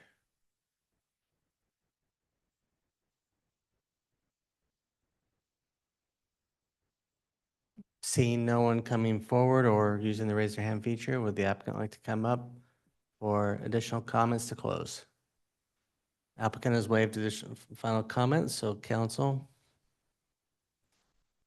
leave it for you for additional questions, comments, or motions. Thank you, Mr. Mayor. Councilman Kepner. You. Nick, I'm coming to you. I'm hoping you got some answers for me. Mr. Mayor, Councilmember Cavanagh, yes, I do. So as far as with this, you guys have not heard this project yet, but it did go to the in front of planning and zoning. We did not get comments from West Ada on this application. I did reach out to them, and unfortunately, we didn't get a staff report from them. The data that you are seeing was generated by our long-range staff. But a project that you guys will be hearing shortly that is off of 10 Mile and Franklin. So the program capacity at Chaparral is 550. So it is 150 less than the architectural capacity. And currently from the staff report from West Ada on the gateway, the enrollment is 543, meaning that there's 7 vacancies. Thank you. That answered my question. And just for clarification, I don't know if this is Nick or Bill, is it because the size of this development falls under the threshold where West Ada has intended to do staff to provide that information? Or do you think they just didn't have time? Mr. Mayor, as far as with that, I reached out to Miranda Carson at the school district. And, as far as with this, it was not considered high enough for their threshold to do it. I think that they're very busy. And unfortunately, she did not get us a staff report. So I had our long range staff do it. But typically, I think it is more of a case by case for them. I don't know if there is a specific threshold. I thought the threshold was 50, but I could be mistaken. So, okay.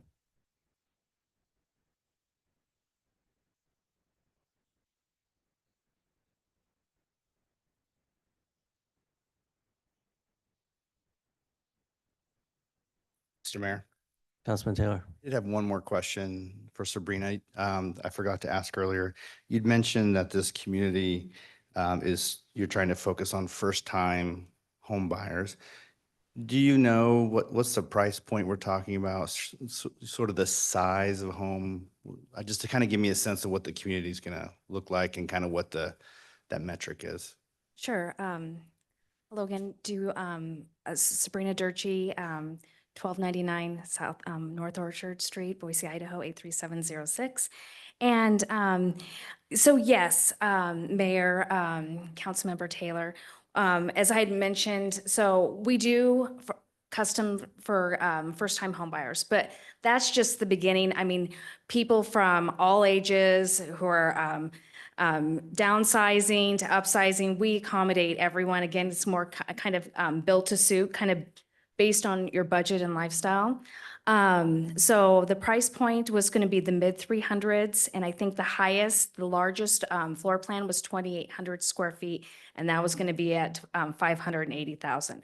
Now, that's what my sales team's telling me now. Will that change when we're building in 2026? Of course, but it really it's for all families, all sizes, all lifestyles. But again, I think we kind of gear to first-time homebuyers as well, which is such an important market for to reach. So. Thank you.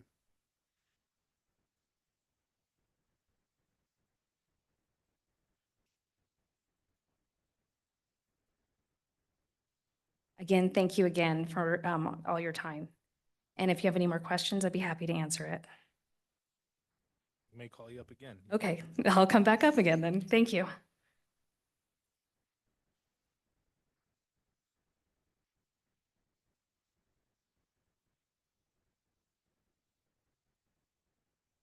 Mr. Mayor, Councilman Taylor.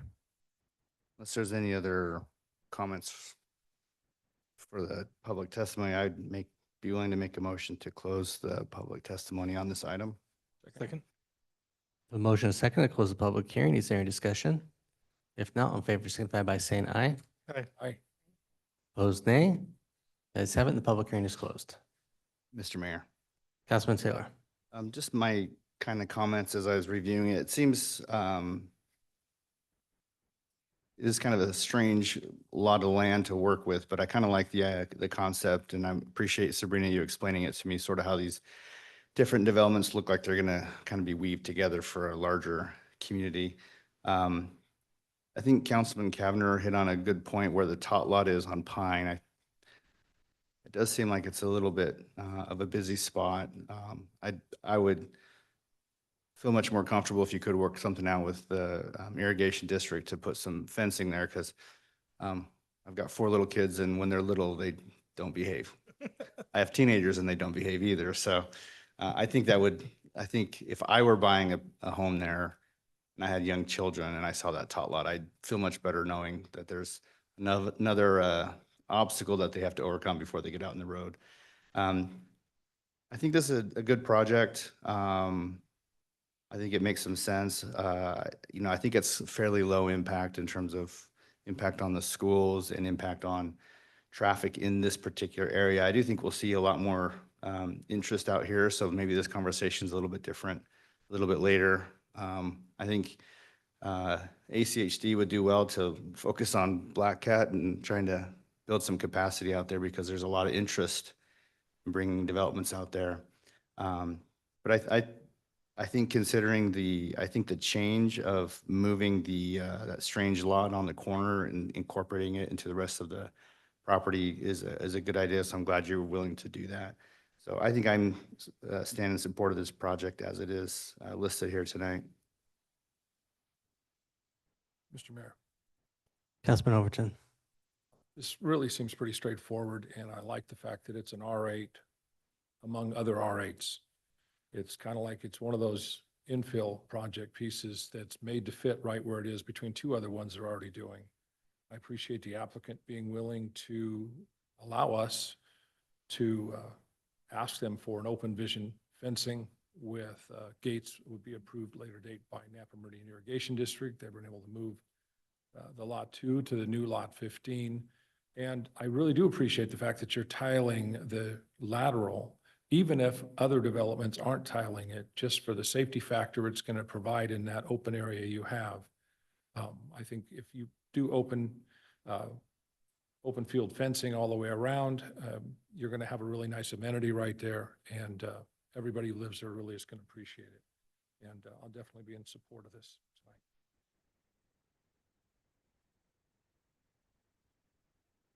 Mr. Mayor, Councilman Whitlock.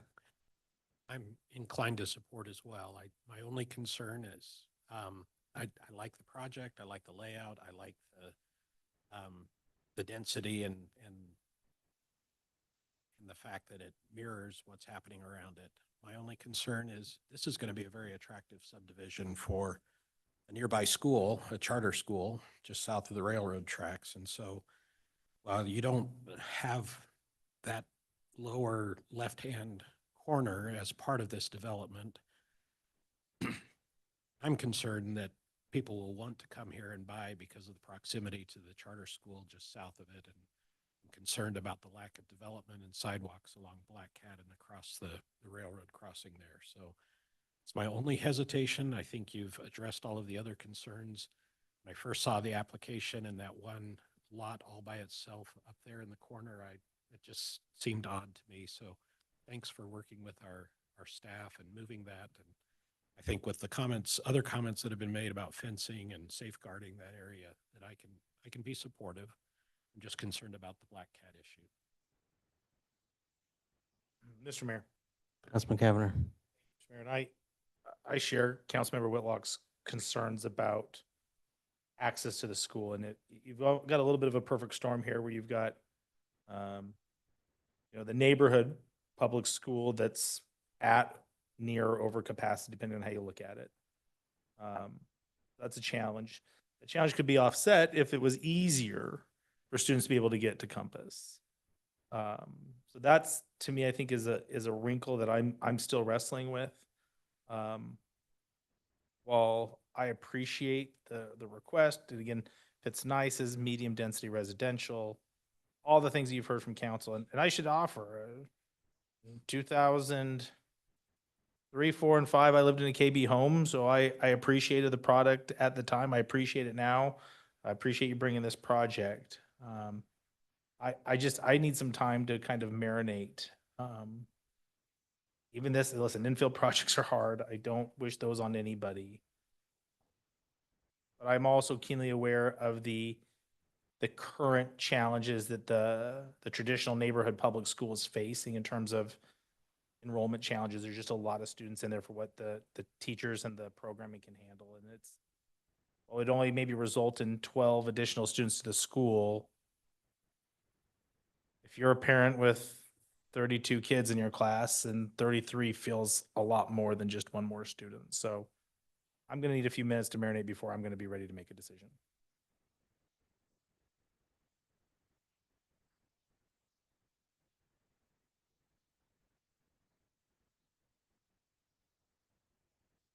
Mr. Mayor. Councilwoman Schrader. Yeah, kind of in the same boat. I'm feeling like I'm a little bit on the fence on this one. The things I like about it, I like the product a lot. I love that you're building starter homes. I think that's a really important segment that doesn't get paid enough attention to. And I think it's really critical to have a healthy community that we have those. Infill is very hard. I understand your site constraints, so I understand why your open space is located where it's located. I just hate it. I'm not trying to be rude, but I really don't like it being on the corner. Again, I understand why you had to do that. I appreciate that you've mitigated that to some extent. Tiling the lateral, I think, was a really good idea. I think I totally agree that that weird orphaned out lot over there on Lot 2, Block 1 totally needed to go. But, my concerns are the state of Black Cat right now. It's just really bad. We have traffic concerns and huge issues with pedestrian connectivity. And I kind of feel like safe routes to school is a pretty fundamental piece of the picture for me. And I'm not hearing a good solution on that. So that concerns me. In addition to that, I do think, some type of fencing around the tot lot is totally critical. If it's gonna, if this open space will be located on the corner, I think that's a one that we definitely need to do open vision fencing on. Yeah, I'm just kind of struggling. I'm struggling a little bit with adding any traffic to Black Cat and with the pedestrian connectivity off of Black Cat.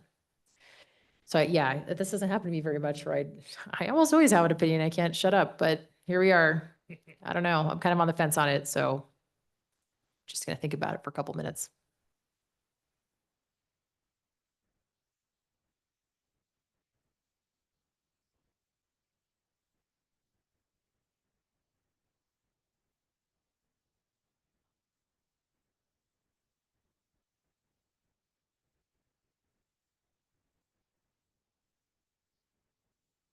Mr. Mayor, Councilman Taylor.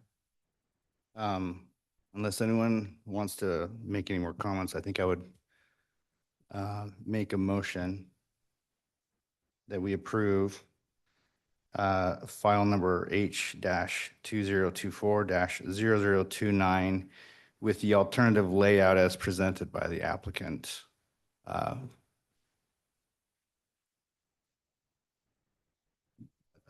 I need more clarity on that? Yes, and to include the requirement to work with the Nampa Irrigation District to fence the open space.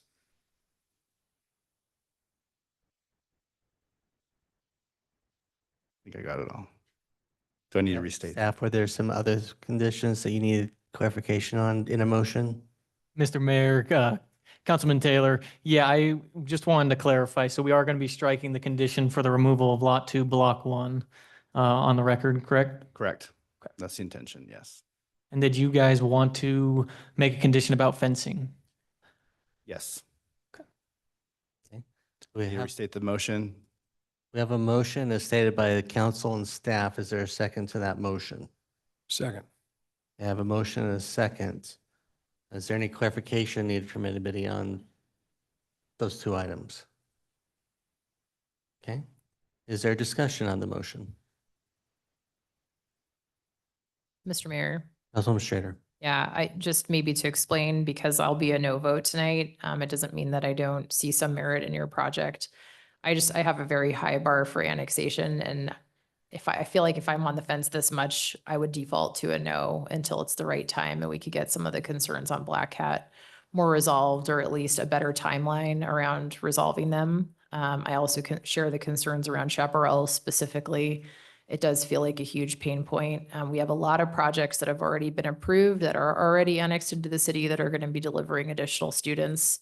And I've talked extensively on other applications about our back and forth with the school district, but in this case, I feel like it's an acute issue. And if there wasn't a better if there was a better pedestrian connectivity to the other school options in this area, I would feel much better. So I just wanted to explain where I'm coming from.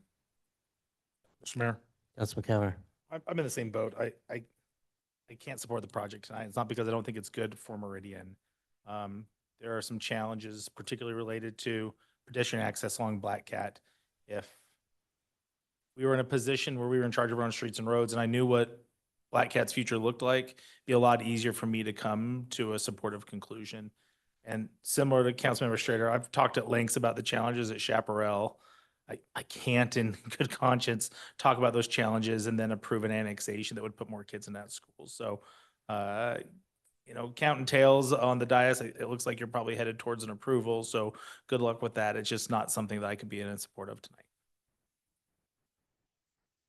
Are there any further comments? If not, clerk call the roll. Thank you, Mr. Mayor. Cavanagh, No. Little Roberts, Aye. Taylor, Aye. Overton, Aye. Strader, No. Whitlock. Aye. 4 ayes, 2 nays. Ms. Agreed to? Is that what I heard? Okay. All right. Thank you very much. Thanks. Appreciate it. Have a nice evening. Okay. Next item up is item 3, which is a public hearing for Center Point Apartments, H 2024-0019. We will open this public hearing with staff comments.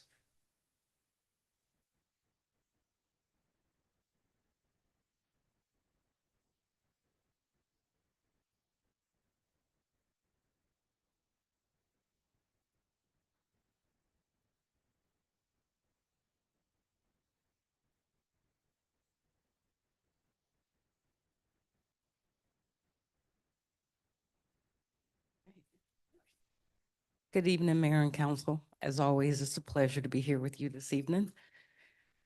So tonight we are talking about a development agreement modification, conditional use permit modification, and alternative compliance for Centerpoint Apartments.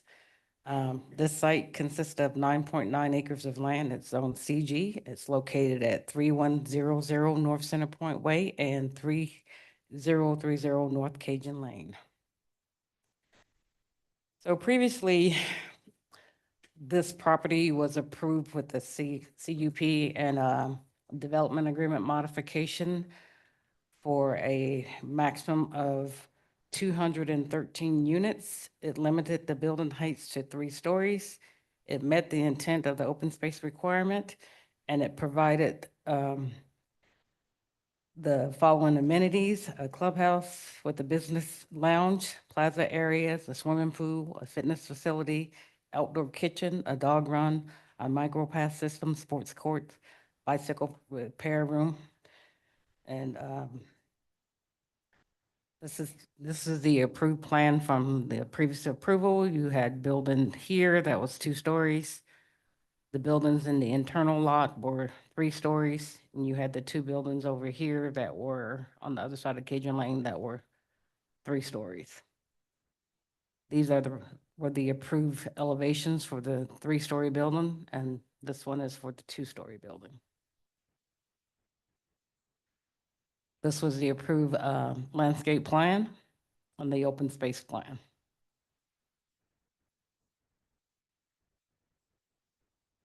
On September 5th, Centerpoint Apartments went before the Planning Commission, so they proposed 279 units, which was down from the 295 units they came in with, so they reduced the number of units prior to the Planning Commission. They requested buildings to be 4-story with an increased building height to 45 feet. They requested alternative compliance for the landscaping underneath the carports to remove the trees so that they would not block the solar panels. They requested alternative compliance for the open space as it did not meet the open space requirement. They were deficient by 8,940 square feet. And their reason was that this site is irregular. It has a unique targeted demographic of affordable housing community, has significant indoor and outdoor passive and active amenities, and excellent connectivity to public parks within walking distance. Staff stated that although the project is located less than 1 mile from several of the parks, the residents would have to cross either Ustick Road, a residential arterial, or Eagle Road, a state highway, to access them. And they proposed, the amenities they proposed was a clubhouse with a fitness facility, a children's play structure, dog park with a way station, a shaded picnic area with barbecue grills, tables, benches, landscaping, shaded plaza, courtyard, activity lawn, micropath system, sports court, and bicycle repair. So the sports court and the dog park were located near Cajun Lane. So they came back in with a proposal this time for 239 units. They decreased their units. So this is the newly proposed plan. They took out the parallel parking along Ustick Road as requested by staff, and they added in more landscaping. This is the open space exhibit. They added more open space to the west and along Ustick Road and increased the parking as advised by staff. They removed the sports court, because they had the dog park and the sports court here, so they removed the sports court based on it could be too loud for the people living in the apartment. So they are no longer deficient in their open space. They meet the open space requirement. They actually have surpassed the requirements. And as far as parking, previously they had parking along Cajun Lane. There was concern about people backing out onto Cajun Lane. So they did remove that, but they still need to work with the adjacent property to do some kind of shared parking agreement because of the way the parking is shown in this development.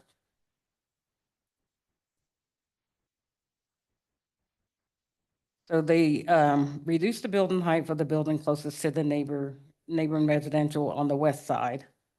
So that is building D, so it's now proposed as a 2-story as it was previously approved. Building D and building C are now 3 stories. Building B2 and C, B2 is close to the south. It's a building close to the south, and building C is a building on the other side of Cajun Lane, so it's 3 stories as previously approved. The other 2 buildings, building A and building B1, will remain 4-story and be allowed at a height. They want it to be allowed at a height not to exceed 65 feet because that is the maximum height allowed in the CG. On their elevation plans, they show 55.6 feet for the height of the building because it now has a pitched roof instead of a flat roof. That's what was proposed before.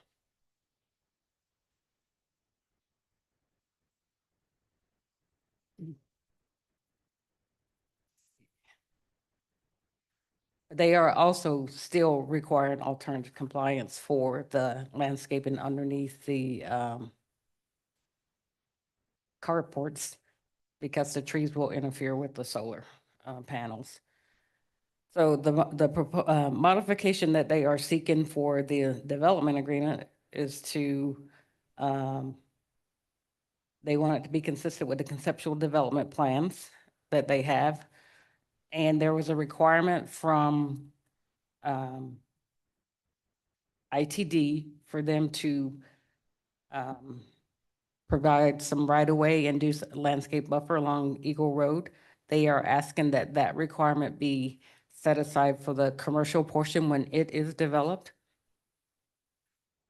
And again, for the multifamily, they are asking that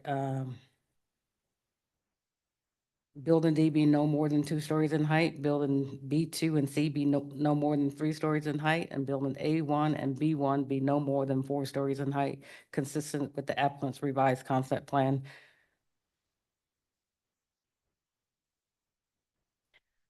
So for this application, again, it was denied by the Planning Commission due to too many units and the height of the buildings. There were, we had numerous individuals commenting at the hearing. We had about 7 written comments before the hearing, and most of it was due to, they were against the proposal due to the increase in the traffic, the number of units, traffic on the private roads, and the impact to their neighborhoods. And prior to this hearing, we received about 7, 8 written comments in opposition to the project for the same issues. There were several voicemails, about 6, 7 voicemails that were left opposing the project for the same issues. Now, but the application did have letters of support from the Department of Veterans Affairs, El Ada Community Action Partnership, Friends of Children's and Family, Inc., Just Tree, and Boise Rescue Mission. They were all in support of this application. These are just some pictures of the site. This is Eagle Road and Ustick. There's a lot going on in this area. We have the new Dutch Brothers there, there's Dalton, and this is located to the west of this development. So at this time, I will be happy to take any questions that council may have regarding this application. Thank you, Linda. Council, any questions for staff? Mr. Mayor. Councilman Overton. Linda, quick question for you, if you can answer. What is the zoning of the residential nearest to this proposed area, to the west or to the south? Not the commercial, but the residential. Do we know that?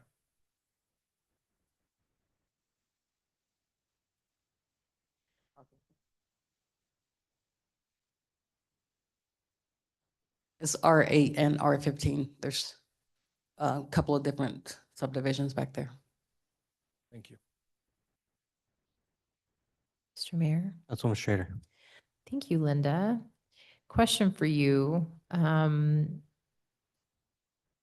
terms of the surrounding area, are you aware of any other 4-story buildings nearby? I mean, I'm just thinking I'm pretty familiar with this area. I know we do have some 4- and 5-story buildings way further down Eagle Road near the intersection of Cherry Lane and Eagle. I'm not aware of any other comparable structures in terms of height in this area. Am I off base with that? Mayor, Council Administrator, no, they're on the east side of Eagle Road, further down by where I think it's at Firehouse Sub. There are several tall apartment buildings in that location. You have some that are 4, some maybe 5. Not in this immediate vicinity. Thank you. Mr. Mayor, Councilman Taylor. one quick question, actually, just on Councilwoman Strader's comment, we approved a 5-story self-storage facility, 4-story. Is that, I'm trying to remember Warren Eagle, is that close to this facility? It's down the road from it. It's off Occasion Lane in that commercial area. So it's actually quite close, right? It's just where Cajun Lane comes out onto Eagle Road, it's right there. down at the end is by that Yeah, pathway. okay. Yes. My question is, so this had been previously approved for 213 units. Of how many more units we'd want. Sounds like we're settling most recently on 239. So we're talking about 26 additional units from what had already been approved. Am I correct in that? Correct. Okay. And then, Mr. Mayor, quick follow-up. Are, of those 26 new units, are those intended to be all lower income units, or what's the breakdown of low-income units that are being proposed with this? Do you have that information? According to the applicant, the whole development will be low income, The entire development? So all according to two. the applicant. Mr. Mayor. Councilman Cavanagh. Linda, we've had lots of applications on this piece of dirt, and so some of my memory is fuzzy. But some of the is either Cajun or Picard or Bourbon or Centerpoint are public drives.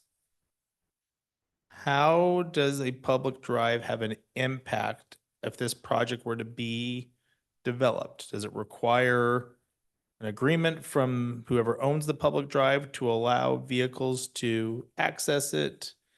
It's weird, right? You've got a public drive right next to a state highway, so it is a little wonky. I guess that the piece that I think every time we've got an application before us, I probably asked this same question in a different way, but that's the piece that I just want to get some clarification on about who ultimately controls access of the private lane, because it inevitably is going to be utilized by residents if this project's approved. So Mayor, Councilman Kavner, so this is a public road, but it stops here. This is a private road or access drive that has an access easement that comes down here and goes out here. This is public that goes this loop, but this is private. So this portion is private, and so is really not supposed to be accessed by this development. So their access is either somewhere through here to come here, to go through here to get out. They don't have access to, or come here, but then if they come this way, because this just loops around, they're gonna come out onto the private roads. Okay. And Mr. Mayor, follow up. Councilman Cavanagh. Linda, it may be in there and I missed it. Has the applicant received any, they've been granted use of those private lanes from whoever owns that? Just this. So when this subdivision was put in, this access easement was put in, so this is Cajun Lane. And so this takes you back to that circle that takes you out to Eagle Road. Okay. So that's the access easement that was granted. But Councilman nothing Cavanagh. else. Nothing, there's no other, because there's a couple other parts that are private. Those have not been. They have not. Based on our research, they have not. Well, that may be a question for the applicant and certainly for our law enforcement about how we're going to enforce that. So thank you. Council, any additional questions for staff? Mr. Mayor. Councilwoman Lil Roberts. Thank you, Linda. It's hard when I can't see you. Did I hear something wrong, or did you mention something about needing to make a agreement with nearby parking? That there wasn't, so that there is apparently not enough parking without a nearby parking lot used? What the applicant is showing that a portion of their parking goes onto the commercial property. And so if they are utilizing this as part of their parking, they exceed by 48 parking spaces. But if they want to use this parking because it goes through the lot, they could either do a property boundary adjustment or do a parking agreement with the commercial property, because this was all part of a mixed-use development when it came in. So you had the residential and the commercial. So we would either want to see a parking agreement or they could do a property boundary adjustment to correct that so that all the parking is on their property. Thank you. Mr. Mayor, follow up. Councilwoman Little Roberts. Mr. Mayor and Linda, do you happen to know if this is on the bus route? Does this have access to public transportation?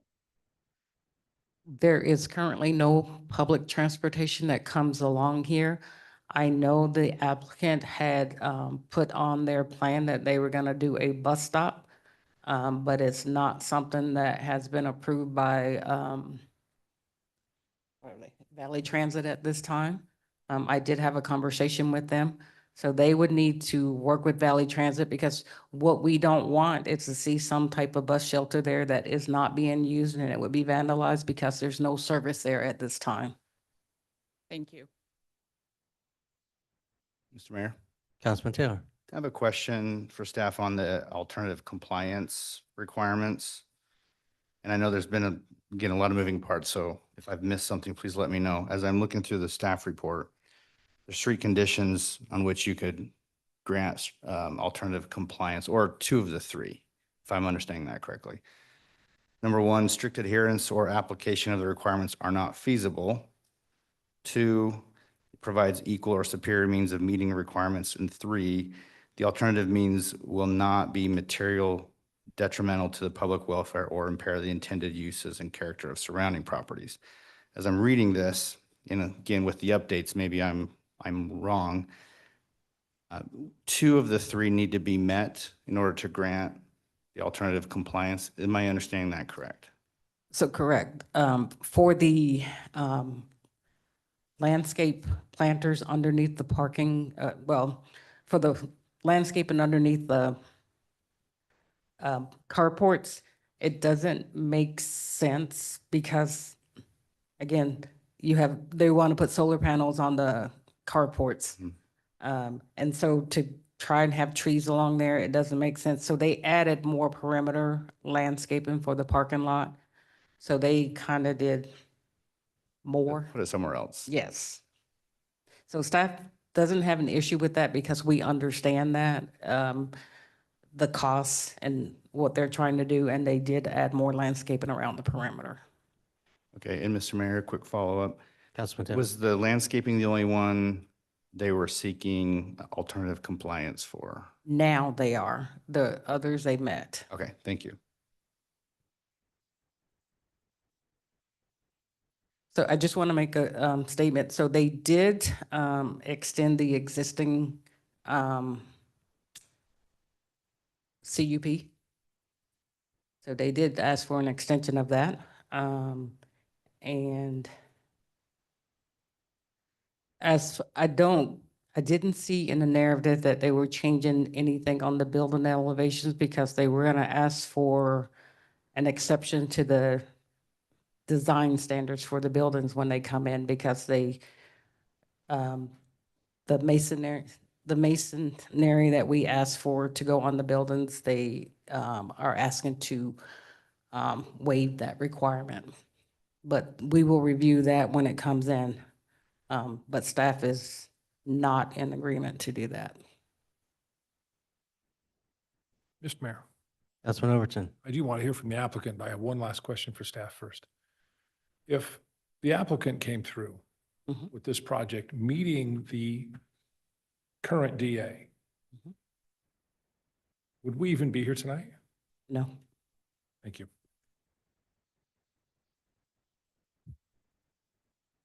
All right, would the applicant like to come forward?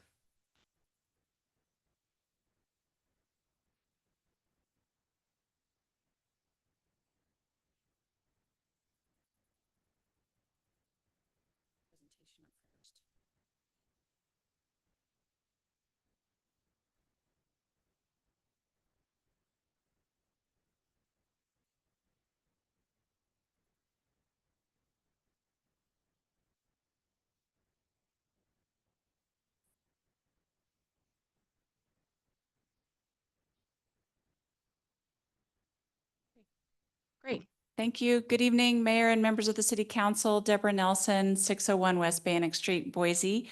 Great to be with you. I'm here on behalf of the applicant, Devco LLC, and other members of the applicant team are here with me and available to answer questions. Thank you to Linda and all of her work on this project. The applicant, Devco, does develop and operate both affordable housing and market rate product throughout the region, and they have over 10,000 units under their management. They have two affordable housing projects underway in the Treasure Valley, one in Boise that's constructed and one in progress in Caldwell. And that Boise's on the left and Caldwell is on the right here. But they're particularly excited about coming to Meridian, and that's because of your plans. Meridian's strategic plan has identified affordable housing as a strategic priority. The plan's goals for growth include to establish new affordable housing options. Similarly, Meridian's consolidated plan points out that while there is a monumental amount of new housing units in the community, it does not meet the financial needs of the community's residents that are the most vulnerable to housing instability. The plan states Meridian's commitment to increase access to affordable housing so that residents spend no more than 30% of their monthly income on housing expenses. And the applicant's market studies have confirmed that research as well. In a 4-mile radius of the site, there are over 3,000 eligible households for income-restricted housing. But in that same 4-mile radius, there are only 96 existing income-restricted units with effectively no vacancy and only 76 new planned units. So the gap between that affordable income-restricted housing and the average market rent is 38 to 40%, which is a significant burden for those over 3,000 households. So the project before you tonight seeks to help to meet some of that demand, and the Centerpoint site at Ustick and Eagle provides a great opportunity. The site is already approved for multifamily development, and the same factors that the city considered in that approval remain relevant for the proposed development. The site is in an infill location, close to major roads and commercial businesses, all factors that support denser housing in Meridian's comprehensive plan. This location is ideal for future tenants who will benefit from close proximity to jobs, parks, good schools, and shopping, creating both physical and economic mobility for the residents. This property and the surrounding land along Eagle Road is designated as mixed-use regional. The comp plan expects residential uses to cover 10 to 30% of this area with densities between 6 and 40 units per acre. The site, as approved, it falls within that 10 to 30% range for the MUR area, and the proposed 23.9 units per acre density is well within that 6 to 40 range called for in the comp plan. The zoning is CG and also supports the project here. Just a couple brief comments on the history. In 2019, the city approved the Villa Sport project on this site, an 89,000 square foot building with outdoor pool. The building was 65 feet tall and set back less than 10 feet from the southern property. In 2022, the city approved multifamily on the site with 213 units and a range of 2- and 3-story buildings. The current applications, as Linda described, request DA and CUP modification to add 26 residential units and an additional story on 2 interior buildings to allow the developer to offer this affordable income-restricted community. And we seek alternative compliance, as you discussed with Linda, and I'll cover as well. This is the current updated site plan. At the P&Z hearing, the commissioners expressed appreciation and support for the affordable housing aspect of the project. Their concerns related to density, building heights at the perimeter, and the applicant's initial and now withdrawn request to reduce open space. The commissioners suggested the plan be revised to address these specific concerns. Commissioner Smith voiced his support for density above the original 213 units, but just wanted some reduction. The commissioners' height concerns were focused on the perimeter where they wanted to see better transition to neighbors. So the applicant addressed each of these concerns in the updated plan that is now presented before you. The updated plan eliminated 40 units. The building heights along the perimeter have been reduced to the same currently approved 2- and 3-story levels. And the only 2 4-story buildings that remain from the original plan are interior to the site, closer to USTIC and the corner commercial use. The qualified open space now exceeds city code requirements.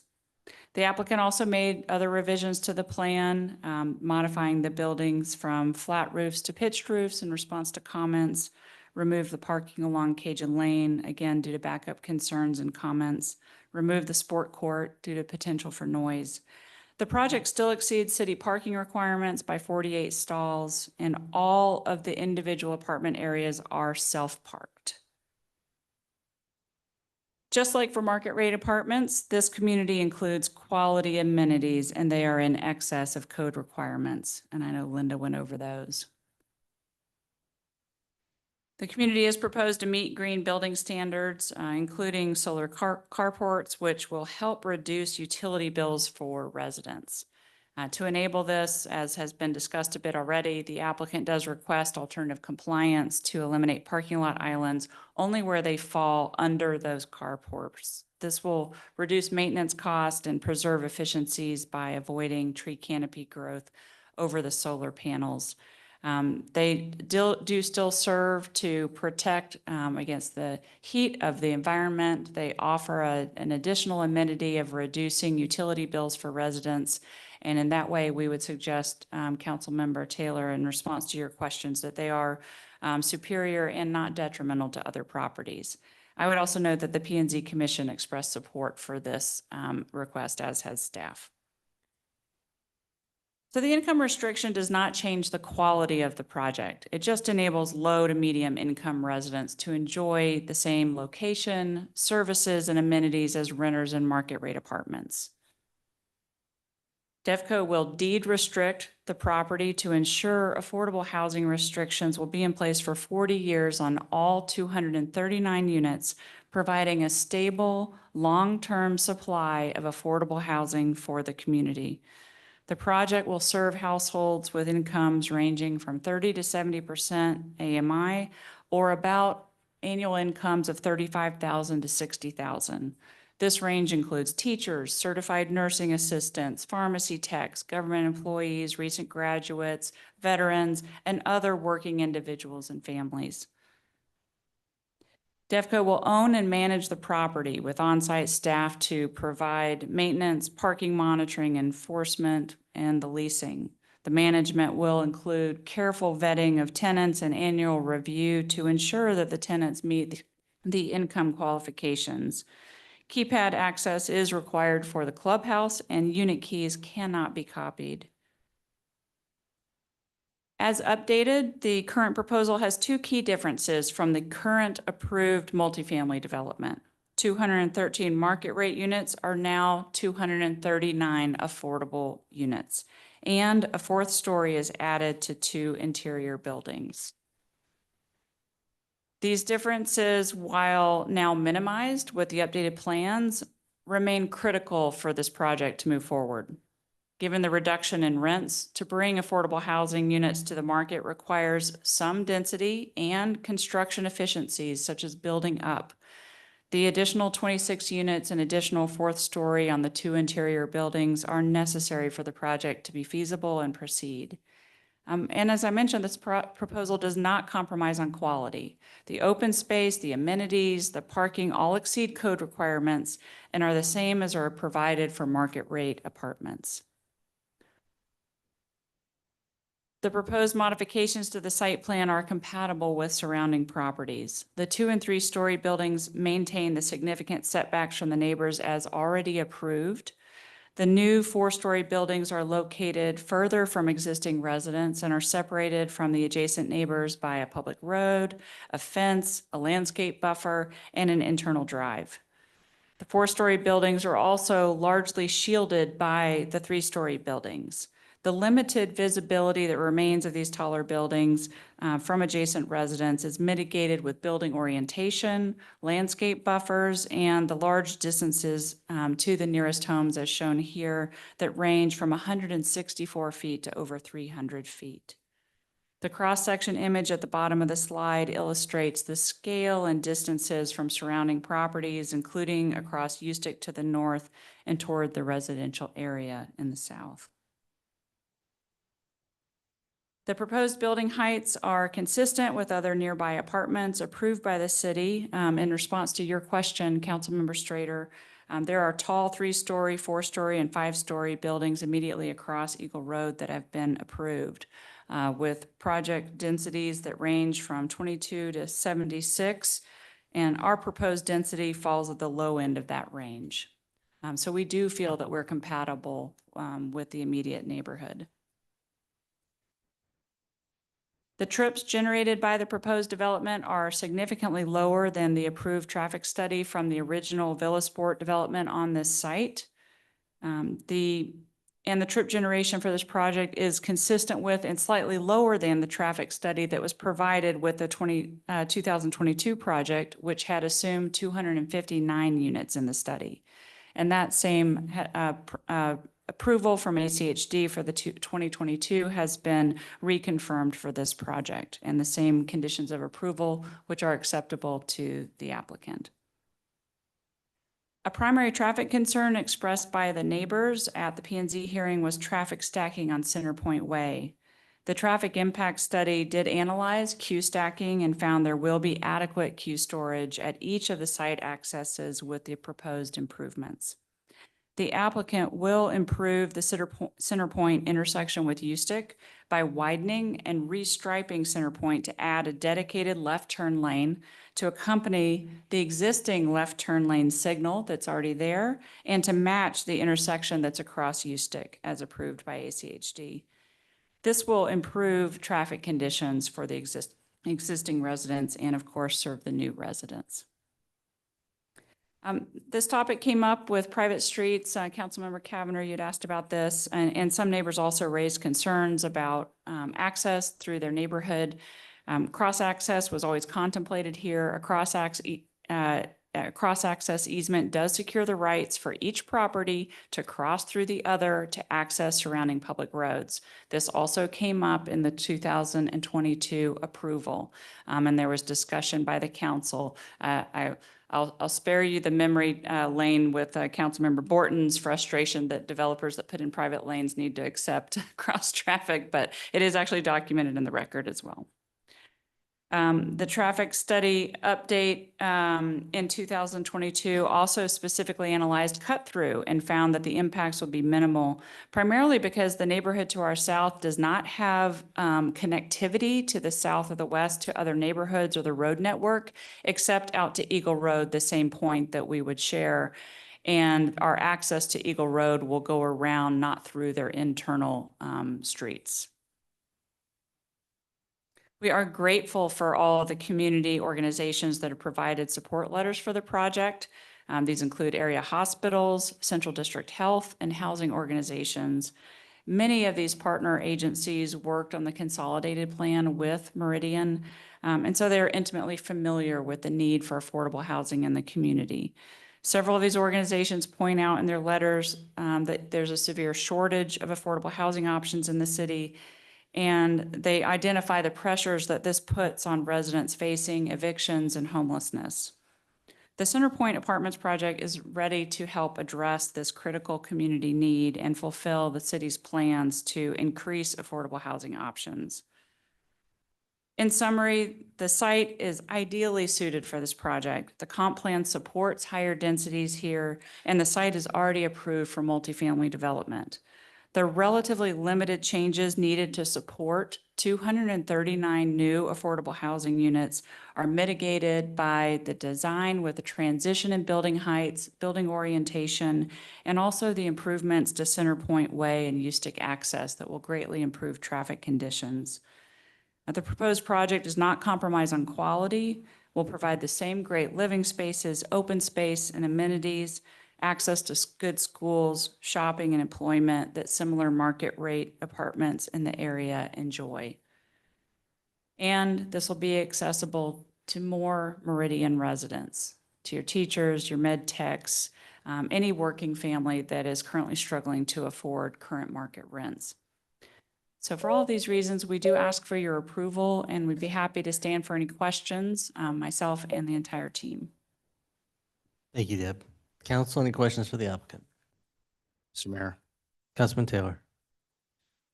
Deborah, thanks for your presentation. A couple of quick questions on the, if I'm just, again, a little history, maybe staff can help me too. The 2022 change from Villa Sport to that, those were all market rate rents at that time, is that correct? Mayor, Councilmember Taylor, that's correct. Okay. Mr. Mayor, with the change, does this project have access to the low-income housing tax credits, or how are you, just understanding, the markets and costs and land and all this kind of stuff, how are you able to have all 239 as, income-based or deed restricted with, for 40 years? Is this just really good at your proposal? Do you have access to these tax credits, Section 8 housing? What do you have that's, if any, that's assisting you with this? Yes, Mayor, Councilmember Taylor, yes, the tax credits will be utilized, not Section 8 housing. And, as we pointed out, really, there are no compromises on the amenities, and the development is a market rate quality production. And so the only way to bridge the gap in those reduced rents is to have that kind of tax credit used here. So that's how they're doing this. Okay. And Mr. Mayor, just a quick follow-up on that question, if I may. Did you acquire the tax credits after 2022, or is this something you had prior? I'm going to let the applicant address that, if that's right. Chase Huber, 37532 Southeast Fury Street, Snoqualmie, Washington. I represent the developer. As Deb was saying, it's a low-income housing tax credit project. We were not associated with the prior development. Okay. We are a LIHTC developer, low-income housing tax credits. We plan to take it into Idaho Housing and Finance Association next year with the approval. The tax credits help us bridge equity gaps with our projects. As Deb mentioned, we don't take any shortcuts in terms of the quality we are building to. We have a long-term view for the constructability of our assets. Every 15 years, we are able to take it back through the program and renew the deed restriction. Our intention is to always maintain affordable housing as long as we can. We have done so for over 30 years in Washington. So the intention for us is to hold this forever, maintain it as affordable housing for as long as we can. And we're able to do that because of the Section 42 tax credit program, which helps mitigate the hard costs that would be associated with the project. What we are not able to mitigate is the cost we pay for the land. This location comes with a premium. What makes us excited about this project is the economic mobility that this site brings to our potential tenants. Okay, Mr. Mayor, quick follow-up for Chase. Councilman Taylor. So you don't currently have the tax credits, but you intend to use this in your application to Idaho Housing and Finance Association for next year's tax credit allowance that the state gets? That is correct. And sorry, Mr. Mayor, let's keep going. What if you don't get it? What if you're not awarded it? Because it's a competitive bid for those tax credits. So what makes you feel certain that you'll get those tax credits? Nothing is certain. The way we don't own this land. We are under contract to purchase this land from the previous developer. Once we have the land under contract, we'll go back in as many times as we have to secure the competitive tax credits and bond allocation through the state agency. We have self-scored this project. We are very close with Idaho Housing and Finance. We have 2 projects underway with them right now. We are very confident it will be competitive in the future because of its proximity to amenities, which is a high scoring metric for any project in the program. Thank you. Mr. Mayor, Councilwoman Schrader. from what I understand, if we were to approve this, then, you would get those changes. I guess my concern would be If we were to move forward and then you were to not develop the project for some reason, God forbid, something happens, it doesn't work out, is it not true that another developer could just build market rate apartments here? Are you willing to deed restrict your development under our development agreement? I mean, are you willing to follow through on the deed restriction regardless of whether you're awarded the tax credits? Yes, we are. Oh, okay, interesting. Thank you.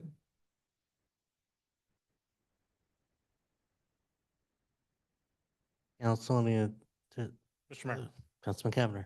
A couple of quick questions for probably for either of you, but I'll direct them to Ms. Nelson. 5 buildings, 1 2-story, 2 3-story, 2 4-story, correct? That's correct. What are the height of each of those buildings? I need our design team to bring that up. It's okay. Why they are bringing that up, I guess I will maybe follow up with another question. It appears that you requested a crosswalk from ACHD and they denied that request. I'll address that while Nicolette finds the best Yeah. slide to show you these heights. Mayor, Councilmember Cavanagh, we will continue to work with ACHD because we would like to have a crosswalk there. We think it makes sense to not have to come up to the signal to utilize that. So we will continue to work with them through the building permit process and the site design approval to make sure that we are able to provide some kind of delineation and hopefully, with their permission, a raised table to actually, create a safer pedestrian environment. Mr. Mayor. follow up Councilman with that. Cavanagh. This may be a question for our staff at a later point in time. Does a requirement of the city to do that help boost your case with the highway district? Mayor, Councilmember Cavanagh, as you know, we can't make them approve that kind of improvement. My recollection from the 2022 approval is that it was requested by the council that we work with ACHD to try to do that. And of course, we desire it as well. So we'll continue to work on that to try to see what improvement they will accept. Let's jump back to the heights then. Walk me through the heights of each of these buildings. I know that they're stories, but I'm curious as to their heights. Council members, the previous approval shown here in the exact adopted language was listed by stories. But if you would like to see height measurements, you can see here 31 feet is the 3-story building, and I'm sorry, I'm guessing here. There we go. 56 is the overall. Sorry, 55.6.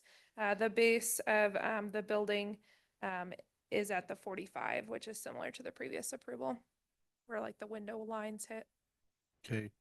So if I'm Mr. Mayor, Ms. Nelson, or whomever, if I'm seeing this right, your 3 stories are 31 feet as proposed. Your 4 stories are proposed at 55.5 feet. And then the 2-story is at what height?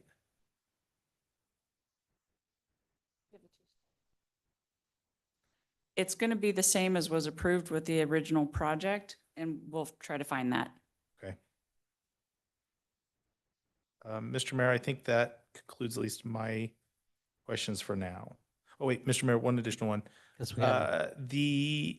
If I recall, the ITD staff report called for an improvement at Eagle and U-Stick. I assume you're in agreement and will make that improvement. Is that my understanding? Mr. Mayor, Councilmember Cavanagh, so that affects both properties that are for sale by the seller, the 2022 applicant that has the properties.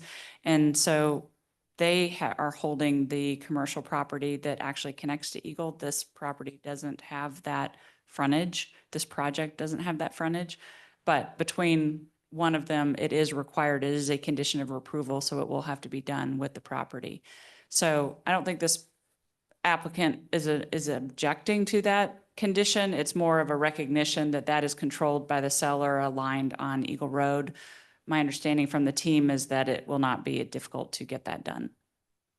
So speaking that correctly, we're fine with the condition, I guess, is the short way of saying it. We just don't control that land. Mr. Mayor? Councilman Taylor. Yeah, I just want to dig into the tax credit thing a little bit more with some questions. So every year Idaho, there's more applications than are able to be funded. Just looking at the allocation list from just this last year, 7 projects were funded, a total of 268 units spread out across those units. So I'm a little bit curious, how many, for such a competitive process, and we're looking at 268 that were funded last year. Yours is over 200. Help me square up some of the math and how this would work. So there are 2 different programs in the Section 42 tax credit law. There's a 4% round, which is financed through tax exempt bonds provided from the state. That is what we will be going for. Those projects receive less tax credits than the 9% tax credit projects, which you are referencing, that are very competitive.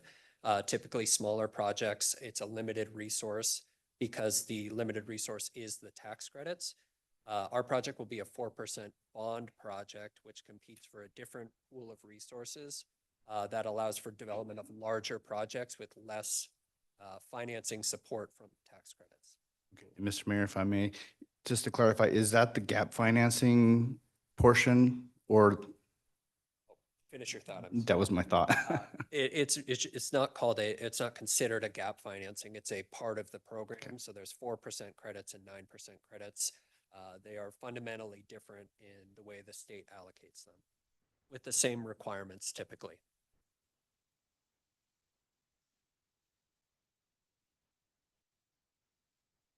Council, any additional questions for the applicant?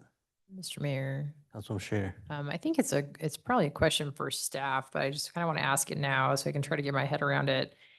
From a legal perspective, how could we, memorialize the deed restriction when they're offering it, but they haven't received the tax credits? Can that become part of a development agreement? I guess my concern, what I kind of am coming back to is, what if the property changes hands again, I guess is my concern. And then we don't end up getting the kind of workforce housing that we might like to see here. So Mayor, members of the council, I can try to answer that question. And if Bill wants, city attorney wants to weigh in, he can, but I actually had a conversation with the applicant on that. And as you know, this is before you with a recommendation for denial from the commission. So there really are no conditions of approval, but in our conditions, and when we prepared the staff report for the Planning and Zoning Commission, we did have that restriction in the new DA. That was similar. It was similar language that we used in the Wood Rose apartment project that's currently under construction. So we felt pretty comfortable that we did it once. Let's see if we can carry that forward. I had a conversation with the applicant and he was fine with the language as well, being that having that put in the development agreement. So I think we're on solid ground to do that in a DA. And like you said, if it does come to fruition, obviously they're coming back and modifying the development agreement.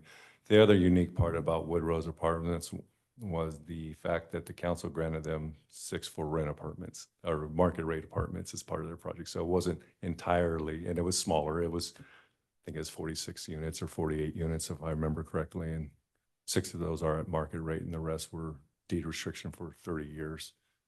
But we can certainly pull up that language and let you look at it while continue to go through and have it for maybe a later discussion if you want to look at that language in the DA. That's okay. I kind of just wanted to hear that I saw it in your conditions, but I didn't know if we felt like that was solid ground to stand on. So, Mr. Mayor, members of the council, I would agree with Bill. I think that, I can obviously work with Ms. Nelson on that, but we felt comfortable in the Wood Rose apartment and being able to create those restrictions that could survive in a development agreement if it were to change ownership. So I think we could probably do that again. I don't see that being a roadblock. Thank you. That's helpful. Mr. Mayor, may I address Yes. that? And also I've got a response to Councilmember Cavanaugh's question. Yes, we are comfortable with the condition and the development agreement. You wouldn't have the additional units or the modification allowed except as conditioned upon receipt of the tax credits and other performance of the affordable housing income restriction. And also the height that you asked for, Councilmember Cavanagh, for 2 stories, can you see that 28.7? Thank you. Appreciate that. So Deb, in all the hard projects that you to work on all the time, have you ever come across an opportunity to turn a private road public if the neighboring HOA would be willing to have an offsite improvement from this project done to help alleviate a obvious challenge in this area? Mayor, it does require meeting ACHD's design specs, which I doubt these roads would. I mean, and that's exactly what came up in the 2022 hearing that Councilmember Borton got in his high horse of that's what was proposed by the developer. They chose not to develop the roads to ACHD standards, and he even remembered the approval for that. So he said that's what they brought forward. Now, I know that's not, these residents really focus when they're buying their home about whether how the roads were improved. But my understanding from ACHD and these kinds of projects that unless it is designed and has the width and the right of way to meet their specs, it's difficult to dedicate. If it does meet that and they're willing to, then I think it's just going to ACHD to ask them if they're willing to take over maintenance. Yeah, I guess really, because in order to do it, you'd have to remove the tree. There'd be a lot of impacts to do it. I just don't know how important it is, even to council in that context, if that's literally a roadblock, to do a work on an offsite solution. And it doesn't really need to be a public road. It just be wide enough to get adequate traffic along the road. More so than turn it over in that context. So just didn't know if you'd ever worked on turning a private road into something more than a private road to accommodate traffic through an area and what that process looks and feels like. I think it is building it to the specs. Okay. And I feel like I have done it once. But that's what it takes, is it has to be built to the specs, and ACHD has to be willing to believe it enhances their road network and they're willing to maintain it. Mr. Mayor, Councilman Taylor. just 2 questions. If I'm understanding the allocation on the tax credit, you're capped out at 2.5 million that the state could provide for this sole development. Is that correct? That is not correct. Okay, could you clarify for me? With the 4% credits, there is no cap to the credits. The credits are not a limited resource per the Section 42 code. The 9% credits are, which are a more competitive resource. Okay. So the state gets a certain amount of tax credits in the 9% round. Those are allocated to the 9% projects directly. We have no association with those direct credits. Our credits are funded through the government or through the national level government. Our resource and our requirement is to finance 50% of our hard costs of our project with tax exempt bonds provided from IHFA, Idaho Housing and Finance Association. So that is the resource we compete for. And we are also required to record a land use regulatory agreement that will deed restrict the affordable housing for the 40-year period. So that is why we hit that number. We get extra points for doing that with IHFA, and we are doing that very willingly. Okay, thank you for clarifying. Council, any additional questions? Well, I'm going to ask one more question, and then we'll stop and take a break before we get to public testimony. But we are one number, and at another number, now we're at another number. Why can't you stick to the current number? Just out of curiosity. I mean, obviously, you've made modifications along the way. What's magical about the number you're asking for? We have made modifications. We've taken pretty significant income hits to get to this number. We tried to bring a number to City Council that we felt was approvable based on the denial at PZC, 279. We felt that was a reach. We came down to 239. with the two 4-story structures, which we see a lot more efficiency building those structures with one foundation, one roof, with those major cost items. Being able to get additional units underneath those major cost items really helps our bottom line and helps us justify building in a location like this. The impact of losing additional units and going to the 213 under the existing MDA, it's just not feasible for us. Additionally, there's a large amount of studios in the prior development. Our project is dedicated more towards families. So 1, 2, and 3 bedroom units cater better towards families than the studios, 1s and 2s, I believe, under the prior development. So both of those are really needed for us to justify the project at the current unit count. Okay. All right. Thank you very much. With that, we will go ahead and recess until 8:15. Take a 15-minute recess and we'll resume at 8:15.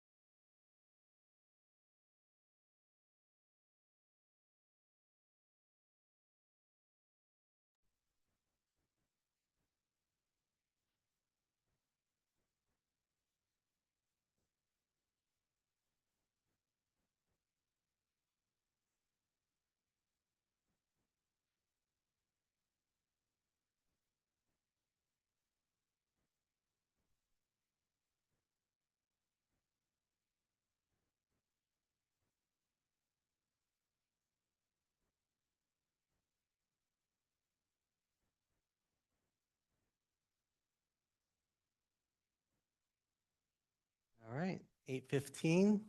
Mr. Clerk, I assume we have a few fine people signed up this evening. Mr. Mayor, we do. First, Toby Hall. And when you come forward, state your name, address. We are positive. Name, address, and you're representing the HOA. And I'll just ask if you can, I didn't realize maybe some of you, this is the first time you've seen these new changes or heard this. While you may have had prepared testimony around one part, if you're able to speak about the proposed changes that are now in front of us, I think that council would really appreciate that as well. Not a problem, sir. Yes, my name's Toby Hall. I live at 2648 East Picard, and I'm representing the Village Bungalows. I'm not going to go through what I've already said. No, I'm not going to waste your time. One of the commissioners brought up a very good subject. The number of apartments and things like that is going to raise the number of people that live there and also the number of children that will be there. One of our concerns was also the number of kids that will be in the area and the number of children that will be going to school. The number of school children will be a strain on the schools in the area, and also the bus systems will be operating in these areas. That's one of our concerns. Our property values. When we bought the property in the Village Bungalows, which was started 4 years ago, we are retired people in this area. We invested in our homes, and we're worried that having a low income apartment complex will devaluate our homes. And that was our investment in our future, and we're worried about that. And with lower income people, normally you will have a little bit of vandalism. Right now, our little community has had 0 for 4 years. We're worried about that. We're not a gated community, and we're a little concerned that vandalism could possibly go up. Other than that, I think I pretty well covered everything, and thank you for hearing me. Any questions of me? Thank you. Council questions. Mr. Mayor. Councilwoman Schrader. Thank you, Mr. Hall. Yes, ma'am. Could you please chat a little bit about your traffic concerns again? I understand kind of the dynamic here, but could you just explain again where the Village Bungalows is located in proximity to this project and kind of what the specific traffic concerns are today? Yes, ma'am, I sure can. Thank You bet. We have one entrance and exit onto Ustick. We are about a block down from Center Point. And what happens in the morning when people are going to work, at lunchtime, and also going home, the traffic light will stop the traffic and it will back up all the way to our entrance, which completely blocks off. We do not have one of the little white block things that says do not block this area, okay, which basically blocks us completely in. And that's a big concern of ours, because if we need emergency services and things like that, there's no way for them to get through. That's a big concern of ours. And it usually lasts for about 30 minutes. And it stays pretty congested in that area. That was our concern. Mr. Mayor. Councilwoman Schrader. Yeah. And then just to clarify, about the property value concerns and those types of concerns, so the proposed project, if it comes to fruition, this is kind of what I would consider workforce housing, in the sense that it's a percentage of the median income, but it's not the same as Section 8 housing. It's a different type of product.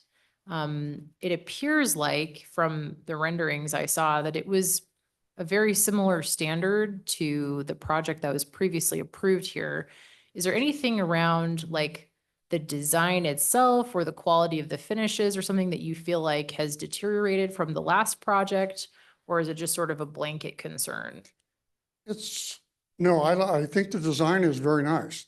I just am looking at the individuals that would actually be moving into the apartments, their incomes, their backgrounds, and things of that nature. That would be my only concern. Mr. Mayor. Councilwoman Schrader. I would just urge people to be open-minded. I think everyone starts a different place in life, and this definitely seems like it's the kind of development that's at least geared toward teachers, families. I think it's a little bit unfair to sort of characterize all low-income housing as kind of having people sort of expecting a certain behavior from people, and I don't know if that's totally fair. So I just wanted to sort of have a dialogue about that. Understand. Thank you. Mr. Mayor. Councilman Cavanagh. Mr. Hall, nice to see you again. Nice to see you again this evening. A couple of Thank you, questions. sir, for stopping me. No Oh, problem. you did. Thank you. Listen, you watch any city council meeting, you're gonna see me make 6 or 7 mistakes. So you're just at one, I'm way ahead of you. You're just fine. Don't even worry about it. Couple quick questions for you.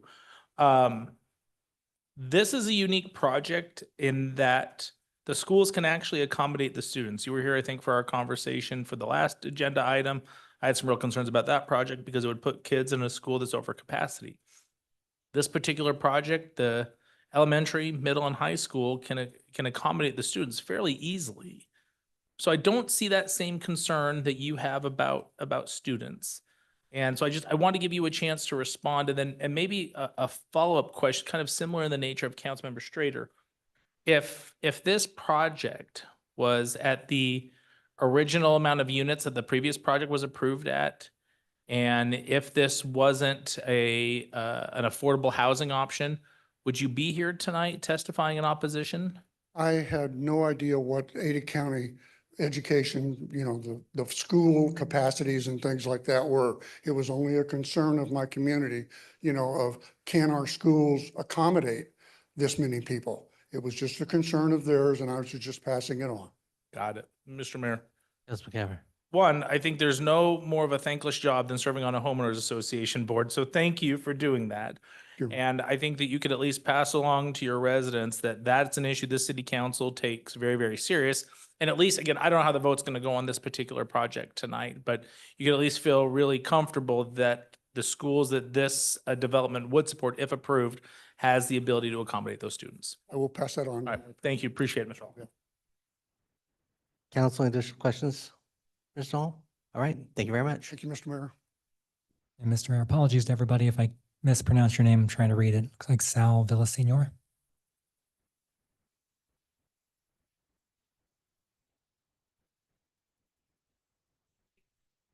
Good evening. My name is Sal. I'm here with my wife, Kim Villasenor. We live at 2887 East Bourbon Street. We're right in the corner next to a park. So our main concerns really are traffic. We love it that it's, Meridian does need this type of housing. We totally agree with that. We have no concerns over that. It's just the area that they're proposing to put it in. It's just one of the highest traffic areas in our community. Eagle and Ustick. If you were to live there, you'd understand from Records to Eagle, just to get through there, it takes 3 traffic lights. Like Mr. Holt said, on the other side, it can take about 30 minutes just to cross that light. So if you're going to add, 239 apartments, I don't know what the average is, 1.5 per apartment for every 1 bedroom, multiply that. How many cars? Typically, it's 1 to 2 cars per. So add all that traffic, and it's going to be a zoo. For the elderly, for all our community at Jackson Square, it's already, and try to get to Center Point. So we only have Center Point to get out through. The improvements they're proposing is nothing. Adding a left lane, that does nothing for us. All we ask is to please take into consideration that our major concern is the traffic. How are we going to get in and out? With all this traffic coming from everywhere. Yes, they're beautiful apartments. I've been in construction since the 90s. I built apartment complexes, houses, everything. The heights are a concern for our neighbors. The apartments are beautiful, the amenities are great. It has nothing to do with children as far as I'm concerned or my wife. It's basically the traffic and the values of our homes. Like Mr. Holt said, we all bought it for future. Once this apartment complex is built, it's going to be a different story for us. But please, the major thing is please take into consideration this traffic issue. Thank you for all your service and everything you do for us. Thank you, Sal. Council, any questions? Oh, you're good. Thank you. No good? You're good. Mr. Mayor, next is Carrie Gammon.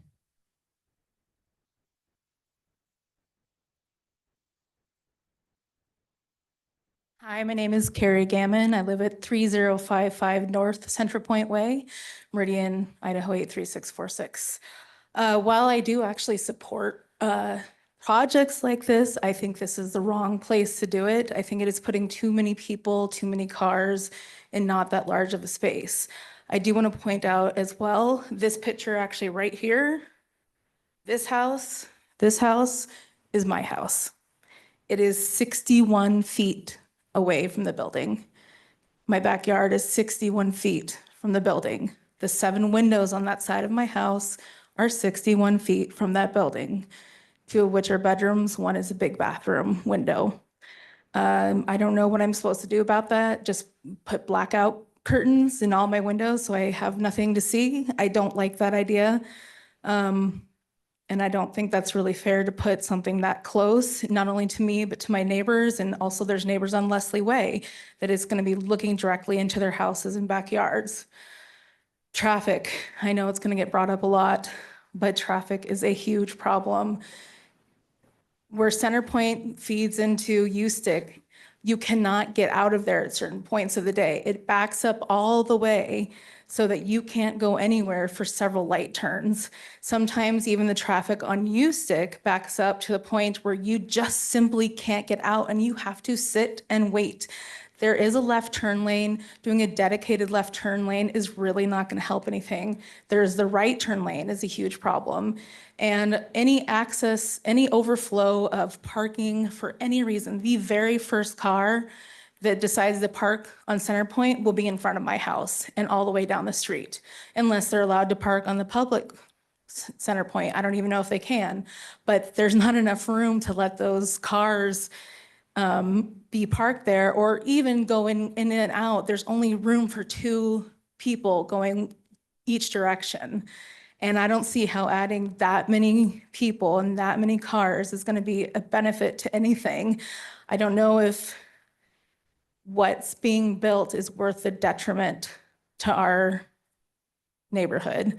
And I think that's something that really needs to be considered because with all the plans, projects, this one scares me the most. And I really just feel this is not the right place for it. Thank you. Council, any questions? Mr. Mayor? Councilwoman Schrader. Oh, was it Miss Gammon? Yes. Got it.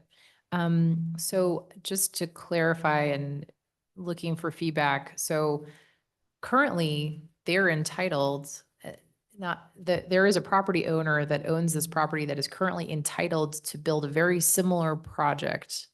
So there already could be built a 2-story building in close proximity to your home either way.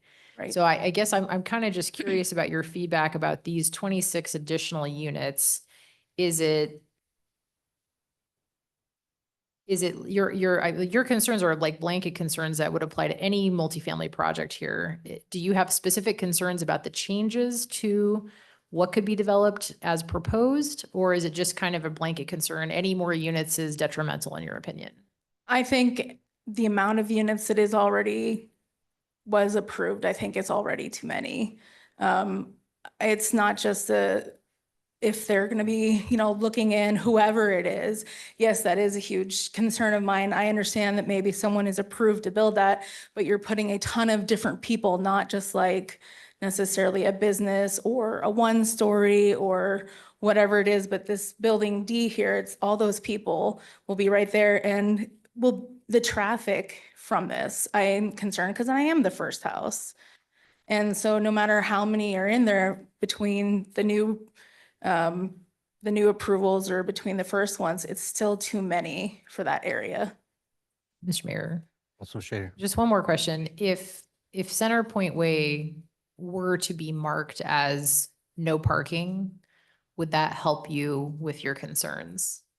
It would help me with my concerns, but I also feel like there has to be some kind of amendment to them going through the neighborhood because those are private drives and Centerpoint is the only way to get in and out. There is one additional over by the roundabout by businesses, but that's totally not a great place to go in and out because there's no light there. Thank you. Council, any additional questions? Thank Thank you. Mr. Mayor, next is Elizabeth Gammon. Speak up.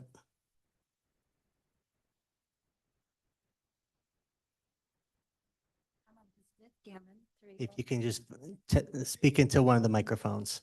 Choose one of the mics. Either one. Hi, 3055 Century Point Way, Elizabeth Gammon. And so far I've agreed that You stay speaking into a mic. So people- everyone who has been up here, I agree with them. I want to tell you a little bit more about that house. First of all, that apartment is too close to the house. And also it is right up against Century Point. Plus it has trees and things there.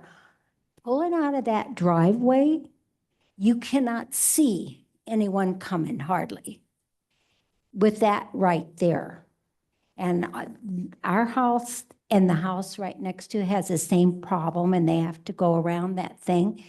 There are people that come from Coles area. When they go in, they can't turn around and go out to Eagle. So they turn, then they come in here and they turn around there. There have been several times with me trying to pull out that almost got hit. They don't slow down, and there's just too many people coming in. Sometimes when I'm pulling out, there's 4 or 5 cars coming in. Also, if there are people coming from North Century Point where there's apartments there, and the people from Coles that are coming through, so it's tons and tons of traffic.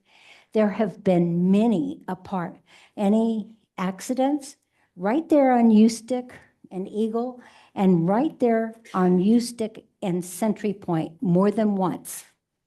Also, the people that come and go out that special way out to Eagle, and they all come back in that way, and they're not careful when they go.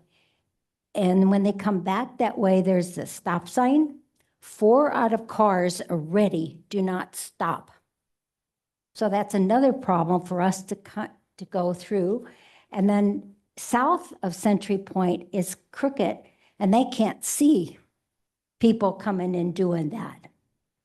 So there's tons and tons of traffic. And one of my main concerns is exactly where that apartment is, right there on the edge. And I would also like to know, are they building a fence to block things? And are they looking and they can see in the yard, in all the yards, our yard, the next yard, yards behind? And so I'm worried about so many people there moving around, and they're going to come through because so many do that already. People that go to the places over there, they come through that way too. It just, so many times when I've been pulling out, I have seen 4 or 5 cars coming in, not necessarily people who live there. So if they'll be coming from those apartments to get in and out. And also if they're going out to Eagle, it's kind of hard to pull out onto Eagle from there. Thank you, Elizabeth. Your time has expired. Yeah. And I just agree with everybody else. Council, any questions? Councilwoman Schrader. Just a comment. I believe I read in the application that there will be an 8-foot masonry wall, but I don't want to misspeak. So hopefully the applicant could address that in their final comments for you. So you have some clarity on what could happen there in terms of fencing. They should build the wall because we have to take care of that one. Fair enough. And they also talked about coming out to that area where we walk. Mhm. And we have to pay for everything there. Why would they have so many other people coming there and we're paying? Thank you. Okay. Mr. Mayor, next is Janet Bailey.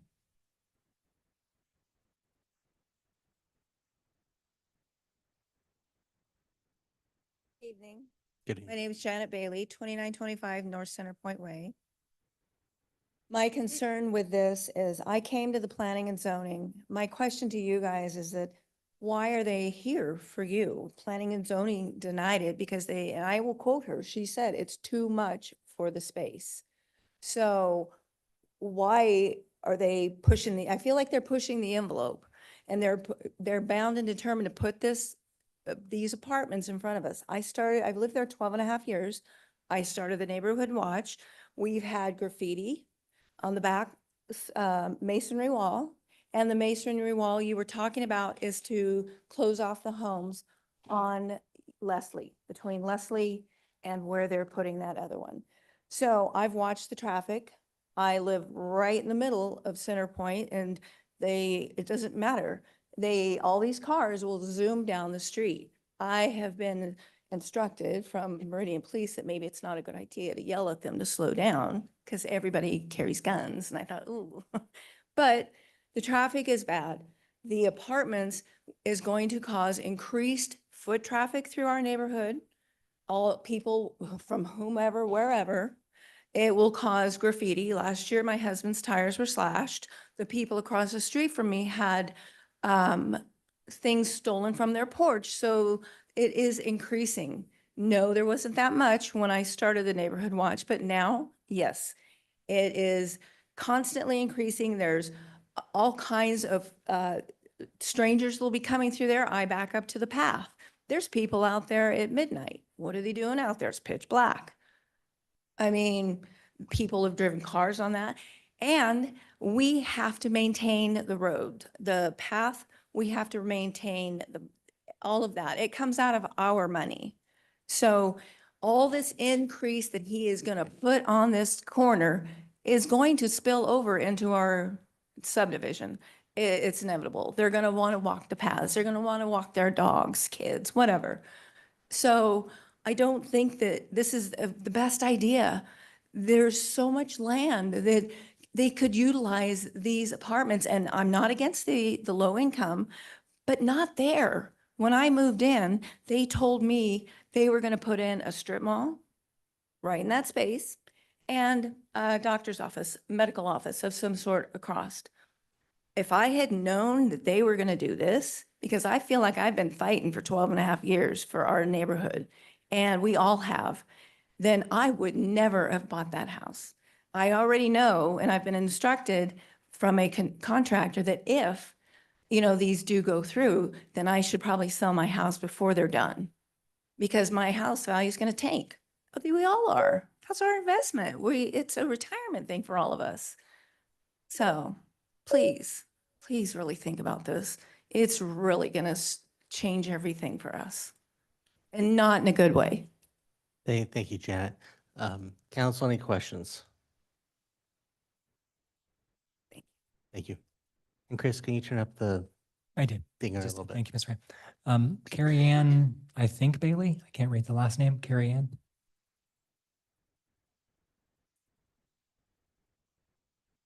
Good evening, Mayor and City Council members. My name is Carrie Ann Britzman. I live at 2947 Center Point Way. Get closer to that way everyone behind you can also hear. My concern is pretty much what everyone else's is about the traffic. This kind of project is perfect, just not on our tiny little corner. Like everyone else has said, coming and going from there, it's hard for us to come and go. It takes a long time. It's a safety thing for emergency crews and that to get into us, get out. Just kind of mimicking what everyone else has said. It's just a safety thing for the traffic coming in and out. Love this project, just not on our little corner. Thank you. Council, any questions? Right. Thank you very much. Thank you for your service. Mr. Mayor, next is Monda Holsinger.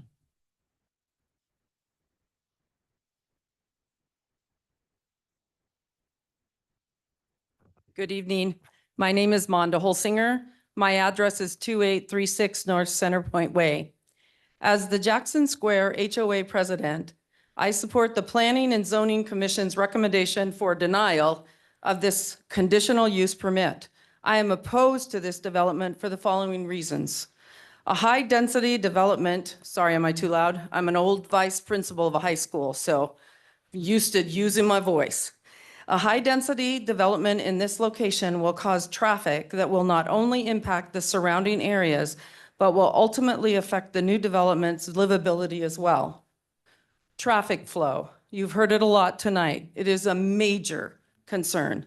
The addition of 295, 279, 239, 213 dwelling units with access down too narrow entry streets, Centerpoint Way and Cajun Lane will impact the ability of both emergency vehicles and normal traffic to access this neighborhood. Negative impact on existing adjacent neighborhood. The existing residential neighborhood will be negatively impacted by this much higher density development. Additional traffic, noise, building height will all have negative effects for neighbors. The additions of approximately, I don't know, you can do the math about the vehicles, but what about the fact that they'll have guests? So now where are those people parking? Additional vehicles with the only ingress and egress being Centerpoint Way would negatively impact not only the homeowners, renters currently residing in Jackson Square and the adjacent condominiums, apartments, and the existing commercial businesses, but the many commuters who already travel these corridors. The original zoning for this property was for commercial development. A development with this high density would have a negative impact on the neighborhoods adjacent to it in a way that a well-planned commercial development would not. I ask respectfully that the original 2008 zoning commercial general for this parcel be maintained and the condition use permit for the development be denied to maintain the integrity of the existing residential parcels and not further congest already congested corridors, Ustick and Eagle. Again, please maintain the commercial general, excuse me, for this parcel. We are all a little panicked because the traffic is horrific now.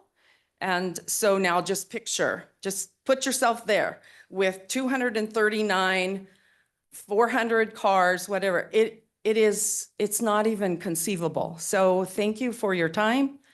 Thank you for listening to us. And again, I ask that you deny this.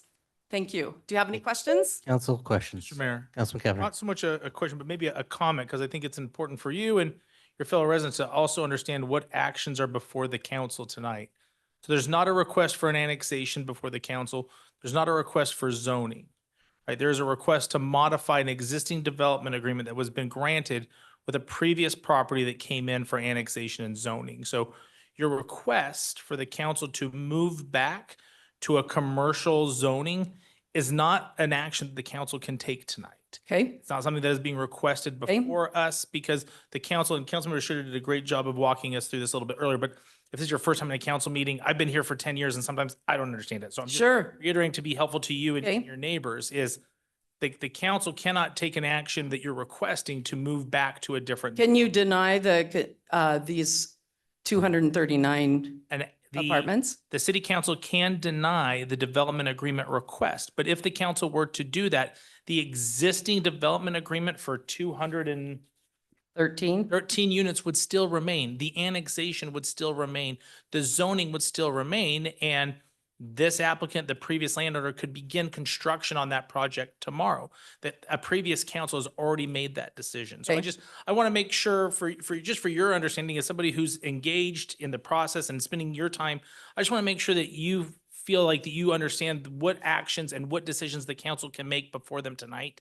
So do you have the power to deny this so that our traffic is not astronomically horrible? The council has an ability to deny the development agreement modification request. Okay, But again, if we were to do that, that doesn't deny the existing got it. development agreement. Right. It just, they're asking to make some changes to an Right. existing agreement. We as a council can debate those merits and make that decision. Okay. If we ultimately decide not to approve the applicant's request, the existing zoning, the existing annexation, and the existing development agreement remains intact. Okay, all right. Thank So you. come in and do a little driving on Centerpoint Way. Thank you for Thank your you. testimony. Mr. Mayor, next is Barry Holsinger.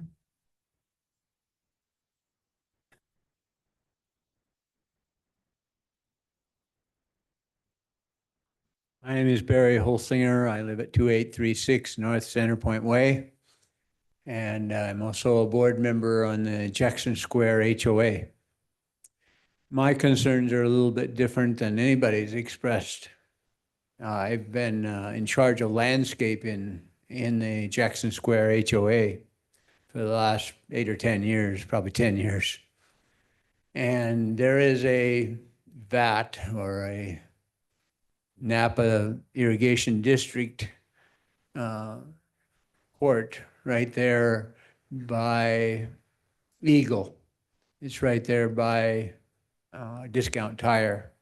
And it's the only VAT that serves the irrigation water to all the areas, including our development, and for about a mile square there. And for the last 10 years, we have been fighting with Napa School District to give us enough water to water our areas, our common areas and our lawns and everything in the Jackson Square HOA.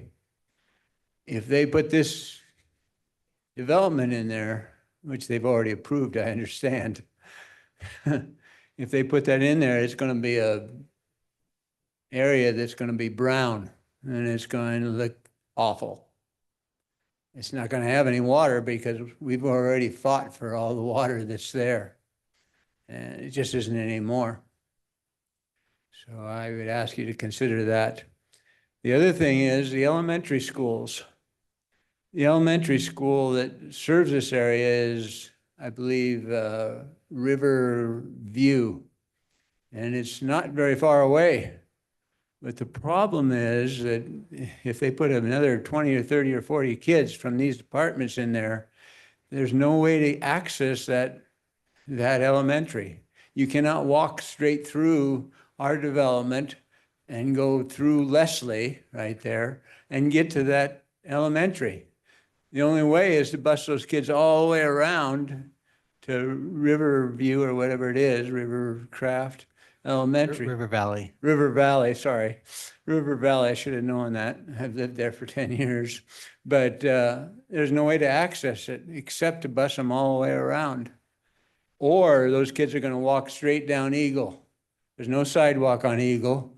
There's no way to get down there except, right with the traffic. Kids are going to be in huge danger if they do that. And they're not going to want to bus all the way around. Kids just don't like that. As a former educator, I know that. So I ask that you consider not just the water, but the fact that the other elementary that'd be accessible is clear down Ustick about 2 or 3 miles. And that's going to increase traffic again. So I respectfully ask you to think about other issues. Thank you, Barry. Council, any questions? Mr. Mayor, Councilwoman Schrader. it's okay, sir. It's just a comment, so you don't have to come back up. You're good. But just a comment for the applicant. I did notice kind of a particular comment in the school district's letter regarding the children's route to school. If you could just address that in your comments, I think that is an important issue. Thank you. Mr. Mayor, next is Vince Skinner.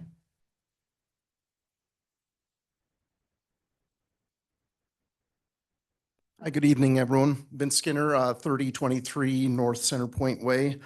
Native Idahoan. I've seen a lot of positive growth since living here. I remember when Lowe's was the only thing other than the farmhouses. And for the most part, the growth in the area has been very, very positive. When moving to this location, all of us were told a very similar story, that there would be a strip mall placed there. And with this new development, I'm significantly concerned about the increase in traffic and the significant increase in residential concentration. This is not congruent with the surrounding neighborhood. Traffic in the area, as already testified by others, is already very, very high. And I'm not going to go into that in too much detail. Regarding the residential concentration, and this was a significant concern of the planning and zoning, and even was mentioned tonight, previous statements by the Pivot Point subdivision, that they stated that their concentration was 5.5 per acre. With the proposed development, this would increase the residential saturation in the area by 249%. That's with the 239 units. 292 units, I'm sorry. And then with 239 units, that would increase it by 242%. So significant increase. So there are no other residential developments of similar build and height, 4 stories, et cetera, within a half-mile radius of the proposed development. Look it up on Google Maps. There's no others. There's others farther outside of that, but within that radius, there's no other developments of similar size. As Ms. Strader asked earlier regarding similar height, again, there are no other residential buildings that are similar in that area. The last aspect is skin in the game. Most of the representatives of the applicant, we have various people that do not live in this area. They either live up in the foothills, they live in Snoqualmie, they live in downtown Boise. And I would like to ask that think about your residents, and would you like this similar type of development to be placed in your residence? And I already know the answer to that. So I'm fine with the lower concentration option, as this would minimize the traffic and be more congruent with the area's residential concentration as it is. Thank you for your time. Appreciate it. Thank you. Council questions. Mr. Mayor, Councilman Cavanagh. appreciate your testimony tonight. And I'm asking this question because we've heard a lot of comments about the traffic impact. And I think that's something this city council has been really sympathetic to. Those of us that have lived here a long time have seen those changes, and those wonderful 5-minute commutes have now turned into 15 and 20-minute commutes. They're very, very frustrating. The staff report from ACHD, though, says that this development would generate fewer trips in the PM hour than the previous recreation center that was proposed. So I'm walking through just kind of where I'm at is I'm sympathetic to the transportation challenges. And if I have the subject matter expert in the highway district telling me this development would generate less traffic, I'm interested in that. But what we've heard a lot from folks testifying tonight is that they're concerned about more traffic. So I'm trying to understand where people are coming from, that, one more car messes up my commute. I don't like one more car. But the approved use from the council before the rezone had a higher trip generation. So this applicant can essentially say, we're bringing in less cars than what the council previously approved. So just help me understand kind of your perspective and kind of how you would rationalize that. Just like anything else, I would look at other opinions as well, and or studies. Have maybe a third party of some sort conduct another study that doesn't have maybe a little bit or has a little bit more independence.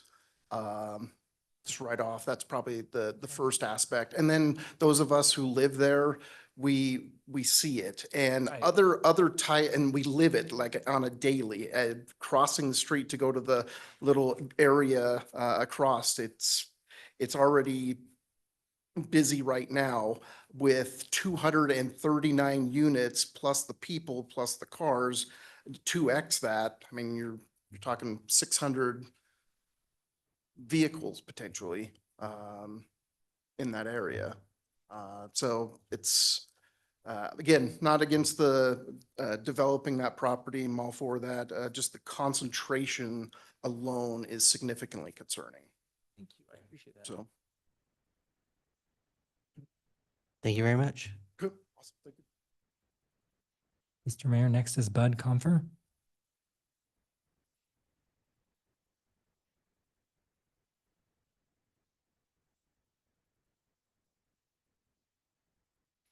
Mr. Mayor, Council, my name is Bud Comfer, and I reside at 8825 Vic Lane in Middleton, Idaho.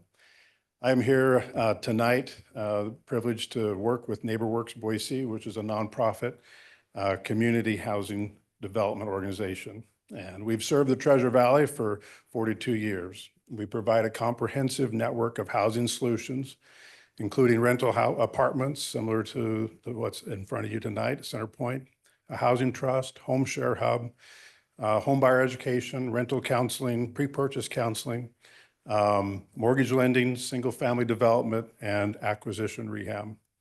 We've been able to partner with the city of Meridian for 2010, so we're almost 14 years, offering necessary down payment assistance and mortgage assistance and emergency repair through low to moderate income families here in Meridian. Additionally, I'm here this evening to express support of the modified proposal of Centerpoint Affordable Housing Community, which provides certainly much needed, as discussed, affordable workforce housing for residents in Meridian and is close to transit centers. Over the past 4 years, Meridian population has grown, not a surprise to any of you, by over 25,000 people, and conservative projections from Compass project that growth will be up to 160,000 more people by 2040. According to a Boise State University study presented to the City Council in 2023, Meridian does not have, I should quote, Meridian does not have enough housing to meet the need, leading cost-burdened families and children. The study also shows that many people who work in Meridian can't or don't live in Meridian. The study, end quote, the study solution here, I wanted to get to, quote, allow more affordable projects to be built along high traffic areas. I think this is exactly what Centerpoint Affordable Housing Complex wants to provide. NeighborWorks understands firsthand the challenges and oppositions as we create new projects and developments that Centerpoint faces here tonight. We have 8 developments throughout the Treasure Valley, 131 lots in varying stages, and 4 affordable multifamily projects in Nampa, Boise, and Meridian. Similar to Centerpoint Apartments, our nonprofit pocket neighborhoods are all infill, so I understand the constraints with the project. But I wanted to share, looking back at our projects now that have been complete and the time spent working with communities through the opposition and learning to listen has been valuable for us as we move forward. Our communities have now become a hub for the neighborhood, a space where school projects come, where residents teach cooking classes and have an opportunity to share with other residents. And I'll close on this. We all started in a home.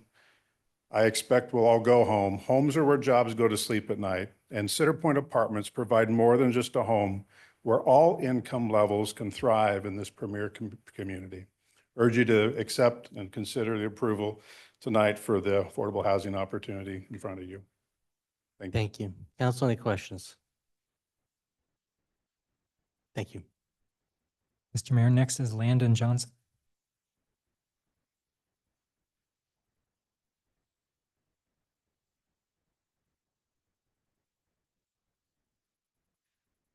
Good evening, Mayor, council members. My name is Landon Johnson. I live at 2940 North Centerpoint Way in Meridian in the Jackson Square HOA. Straight to the point, I would like to see you guys deny this as is. The modification, the CUP, but I understand the basis being the 2022 development agreement. This is only asking for what, 20 something more units. They've come down a lot since the Planning and Zoning Commission, which is nice. I like a lot of the stuff that they've done. Some 2-story buildings, great. A lot of good progress. I wish I was around for the original plan, but 215 right there, I mean, it's not great. And those big buildings are definitely not, you know, they're not good with the surrounding community. It's a bit of a stark contrast. Like I said, they're doing better. I understand they're entitled to go and start construction tomorrow with 215 units. Traffic is a big concern.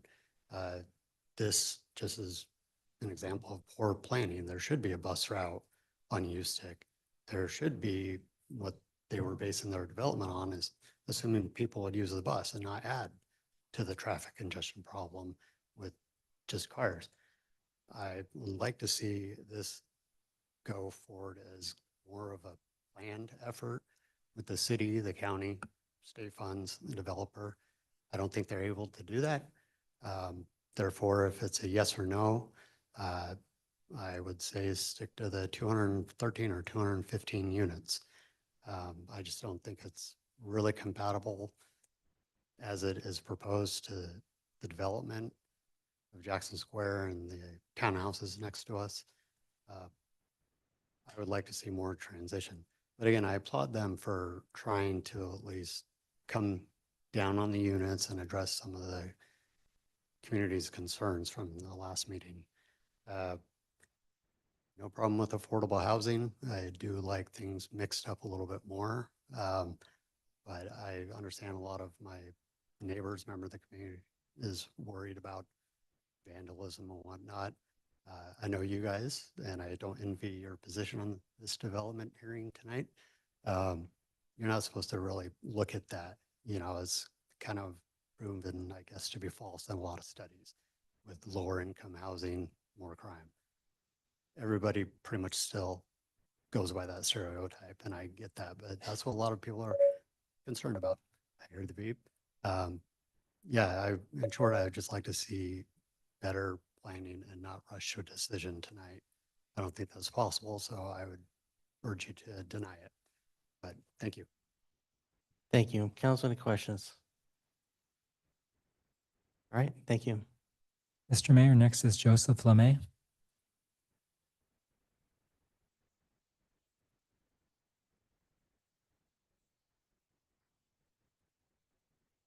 Good evening, Mr. Mayor, members of the council.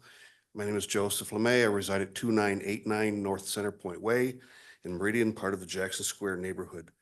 I have previously presented issues and concerns regarding the Center Point Apartments. The first one, everybody's talked about traffic. I think we've beat that enough. My biggest concern is the building height. It's my understanding that the city requires 3-story buildings at a maximum height in that area.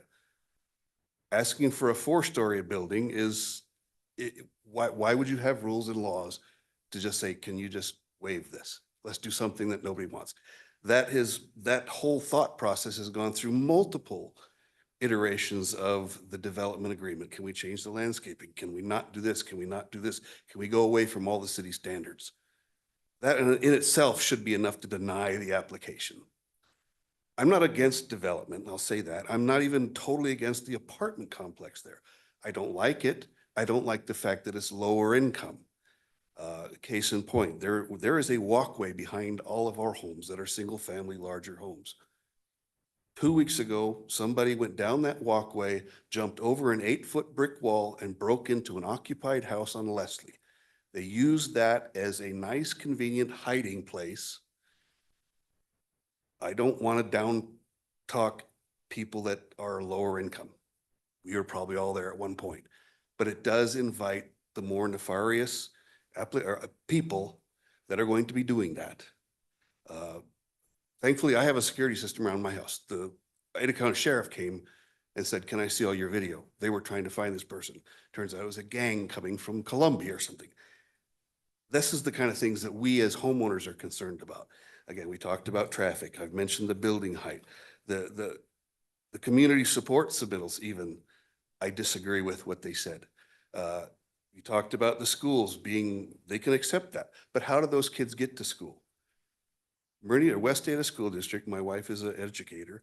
If you can walk to the school, which in theory, from Center Point Apartments, you can walk to River Valley School, but it has you walk straight down Eagle Road. That's not a good idea. This is not a place you'd want to put kids. Centennial High School is the high school that serves us. I can tell you from personal, that school is full. My son went there. It is overcrowded. I don't see how they can say, and then I don't know their numbers, but how can they say it'll work? There's just so much wrong with this.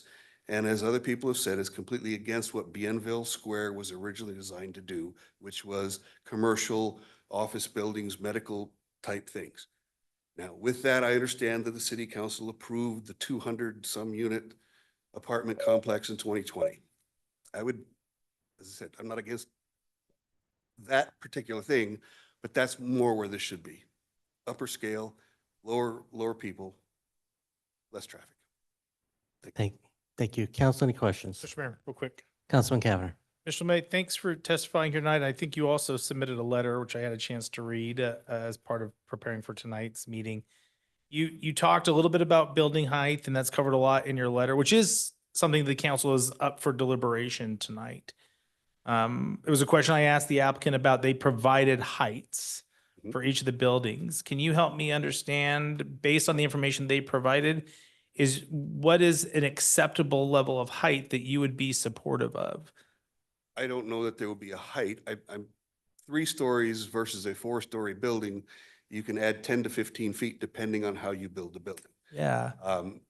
I wouldn't be able to stand here and say that's a 12-foot ceiling or a 20-foot ceiling, right? But when you start adding the additional and again, more and more apartments is where they're trying to make their numbers work. Well, and for your benefit, Mr. Mayor, the council conditions to height, so that is something that is important. And to your point, you could have the Villa Sport, I think, was 65 feet in height, and it wasn't a 4-story facility. Right. And so that's where my question is, if they can make 4 stories work in 30 feet, I don't think they can. Do we have a reasonable place to object to that? But when the height, and we heard some testimony earlier about some concern about people maybe peering out of their windows into people's backyards, those are things I think council is very sympathetic to, which is why my line of questioning was, help me understand what you think is the acceptable level of height, because I do feel that the heights that they proposed are reasonable, but I definitely want to hear from those that are on the ground as to why those heights maybe aren't. I think, again, if you consider standing at a 3rd story, at the 3rd floor of a building, go to any 3-story building and look down and what you can see versus go to the 4th floor. I work in a 4-story building. What I can see from my 3rd floor window versus what I can see from the 4th floor of the building is completely different. And that's where it becomes not necessarily a feet and inches height, but where you can see visibly into other people's homes, other people's backyards, and that type of thing. So putting a number to it, I couldn't do that. But thank you. Thank you very much. Mr. Mayor, next is Jared Schofield.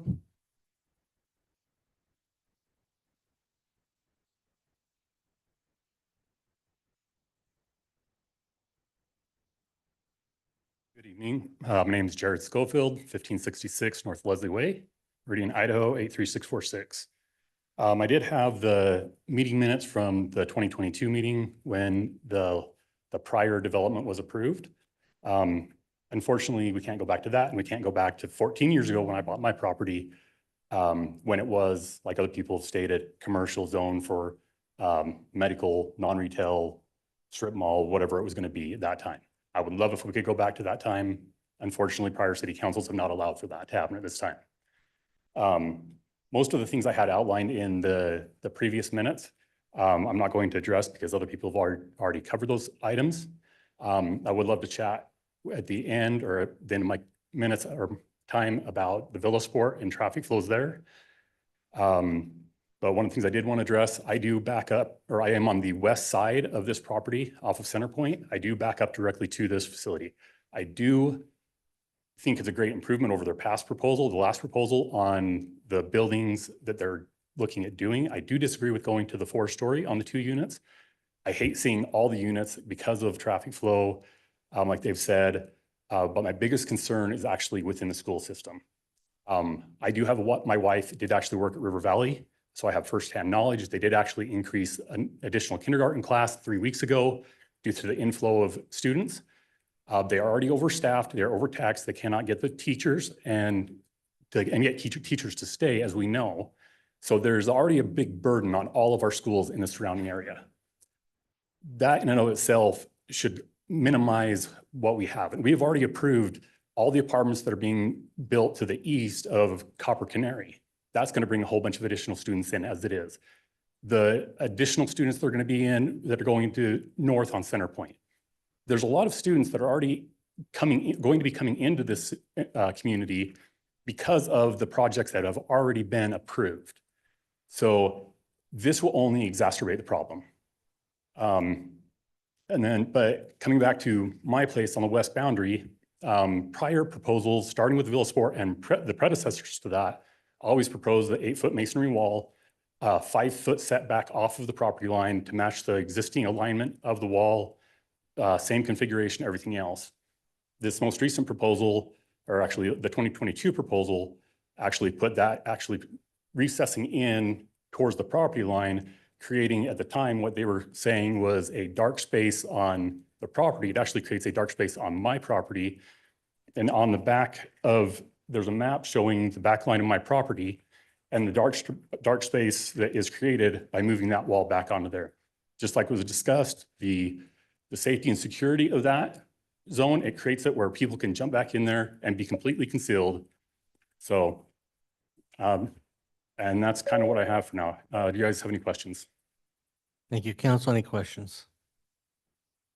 Mr. Mayor, real quick. Councilman Cavanagh. Sir, in your testimony, you touched on, it sounds like your wife works at River Valley and that you said that school's over capacity or, so the school reports to us, there's 468 students. You say that number is not correct? That is correct, but based on the number of available teachers is over capacity. Got it. So, and that is the issue that River Valley has had, not only River Valley, but all the community schools around here. And I'm sorry, we cannot pay our teachers enough. Due to that, we cannot retain our teachers in these schools, especially when we get into areas that they start getting too many students in their class, the stress gets too high.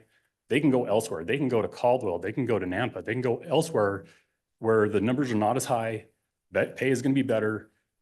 You know, it's just a better environment for them. So we get the short end of the stick. And unfortunately, that is going to continue to be a problem unless, I mean, and that's a whole nother topic to figure out how to help our teachers on that side of it. Yeah. But because we put in another development, that does actually have a direct impact and a direct consequence when it's all said and done. Thank you. You're welcome. Mr. Mayor, next is Steve Grant.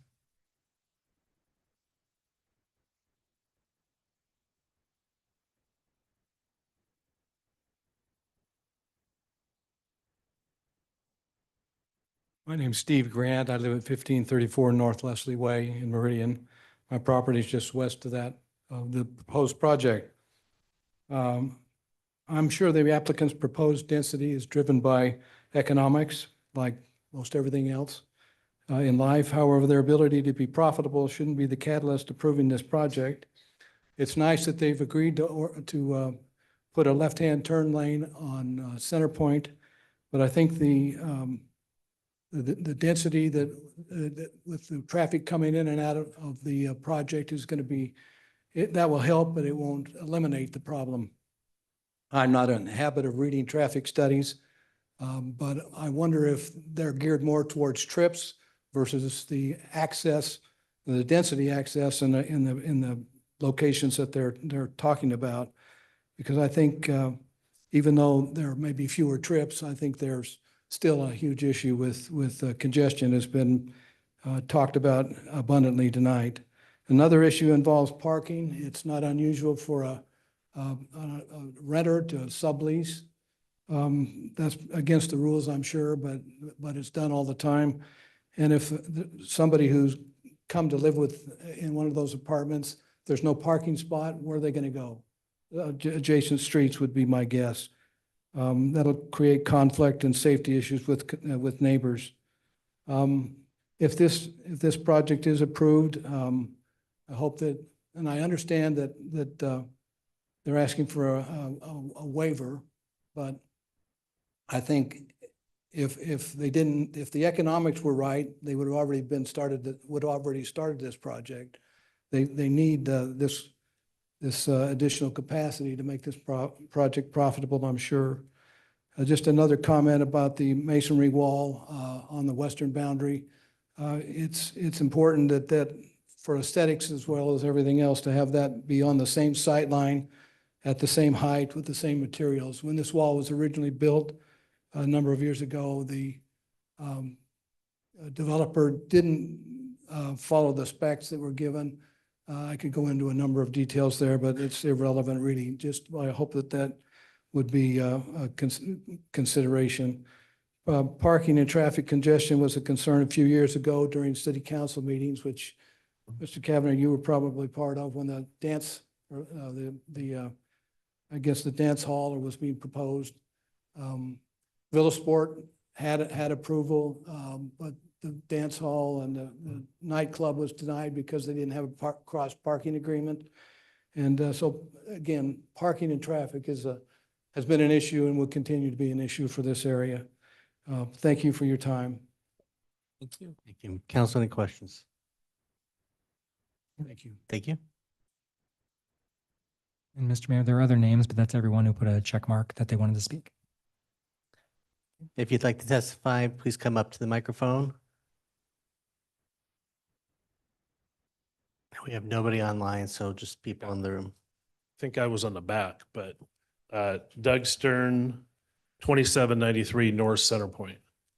I guess I'm not a good owner because I had no idea of all the stuff that was approved before. I mean, until I found out about this density and then what Councilman Kavanagh said about how you can't stop this. I mean, you're putting oil where water is. This should never have been this type of density. And if any of you lived where we live, we wouldn't be here tonight. Because I mean, I guess we should have fought it more or harder. I don't know where if any of you guys were here 4 years ago or whenever it was got approved.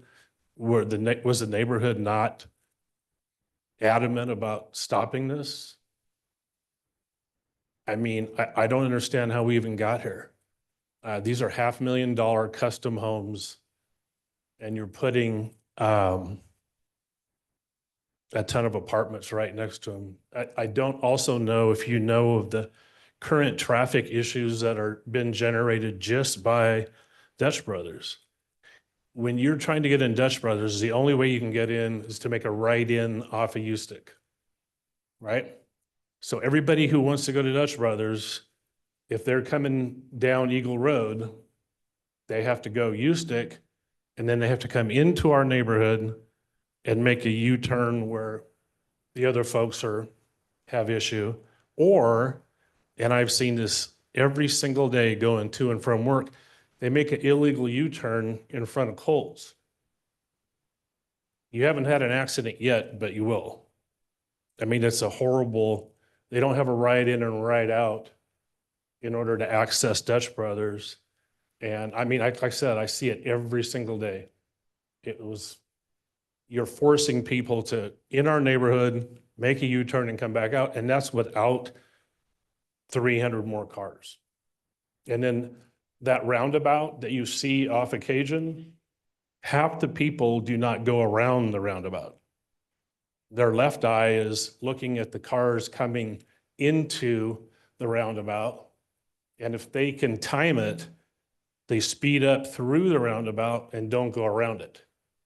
Let's add 300 more cars that don't know how to use roundabouts into an area that can't absorb it now.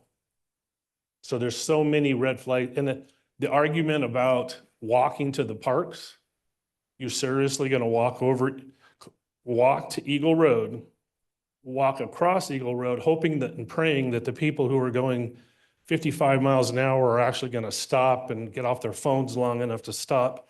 And you're going to walk across Eagle Road and go there. I also saw the bike repair thing, which didn't make sense to me before, but it does now. With all the bike car accidents, they got to have a place to fix the bikes. I own 2 bikes, and I have to drive to a safer part of the town in order to ride them. Nobody's going to ride a bike around there. Anyway, thank you for your time. Thank you. Council, any questions? Okay, thank you. Is there anybody, come on up, sir. If there's anybody else who wants to testify, if you just want to come sit in the front row, you just come up when they're done. My name's Jeff Verba. I live at 3005 North LeBlanc Way, Meridian, Idaho, 83646.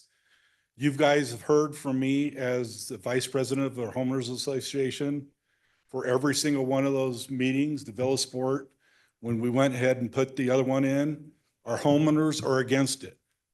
I was told before when I was in a meeting that you guys must not really be too concerned unless you have the homeowners here. You can see what the homeowners actually thought. Two big things I'm concerned with this going in. They say they have 523 parking spots for their facility.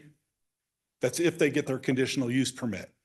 If they don't get that conditional use permit, will they have enough to offset the homes that are going in there? Right around 486 cars if they have the 230 plus that they're trying to. The other thing I'm concerned with is they brought up about Cajun Way being a private road, and it was in the original developers agreement. That original developers agreement was for small businesses going in there, not for the kind of traffic that's going to be generated for all the extra cars that could possibly go in that way to get off on Eagle Road. That is being maintained currently right now by the homeowners associations in that area. If something were to happen on that road and the road gets damaged, our HOA will have to come up with the money to repair it right now because it is private. If you elect to go forward with this establishment, we would like to see some kind of changes to that too, where they will have to pay for maintaining that road there too. I know we can't say anything about the 213 homes, but the extra rooms that are being put on here, please go no to those. If they were that concerned with nickel and diming everything, why aren't they looking for a cheaper property to put their facility on? I'm sure there's much cheaper areas of land that's close to resources and everything else that they need to put their property on instead of this higher priced lot of land there. I've been living in that home, my home there since 2015. I was told doctor's offices and strip malls when I moved in. It was changed to Villa Sport, which I fought against, part of the HOA. It was then brought up about this again too. I came for that meeting too, both with planning and zoning and with the city council. Got voted down for that one again. When is this going to stop? Why do we even have development agreements if we could change those at the drop of a hat? Thank you for your time. Thank you. Council, any questions? Thank you.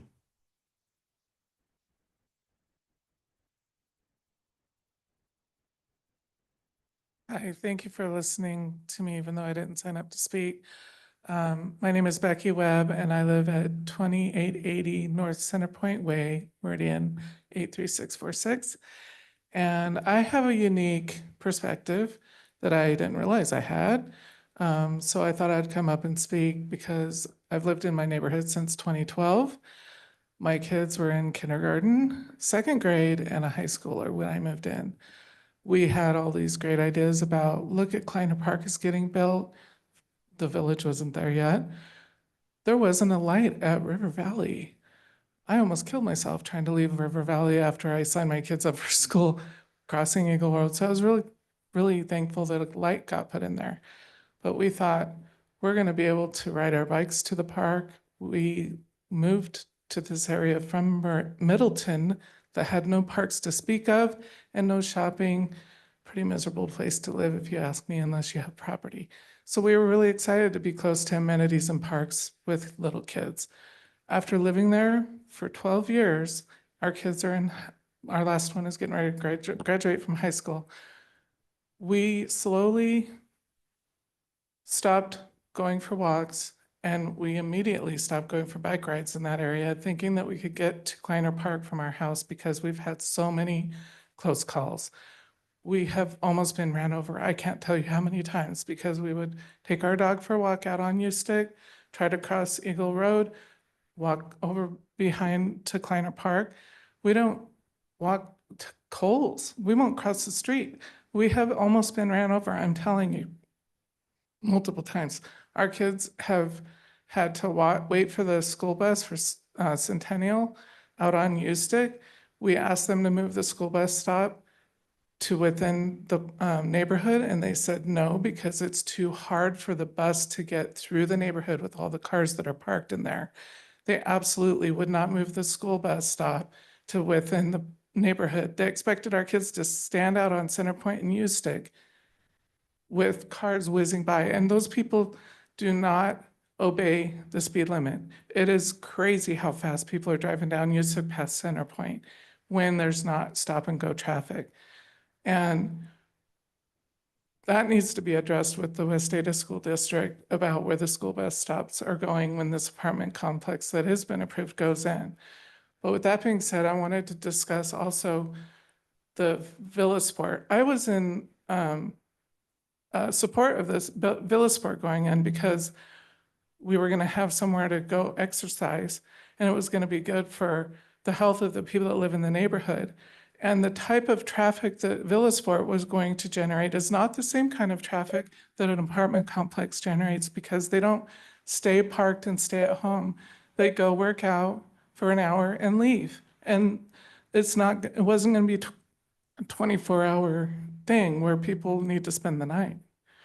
So those are the things that really concern me about this project. Thank you. Council, any questions? Thank you.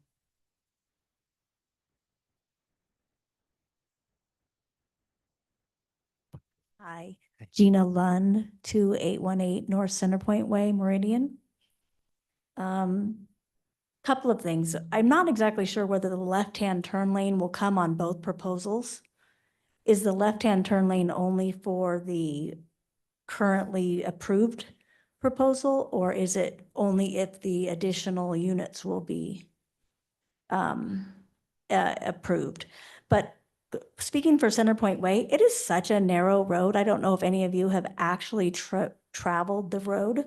Picard Lane, I mean, it's a little bit bigger, but like if you come down Centerpoint, you only have 2 cars. If there's a car coming and you're going, I mean, if there is spillover from the apartments that want to park there or on Picard, or like the last person said on Centerpoint, it's gonna just, like she said about the bus, no one can come in and come out.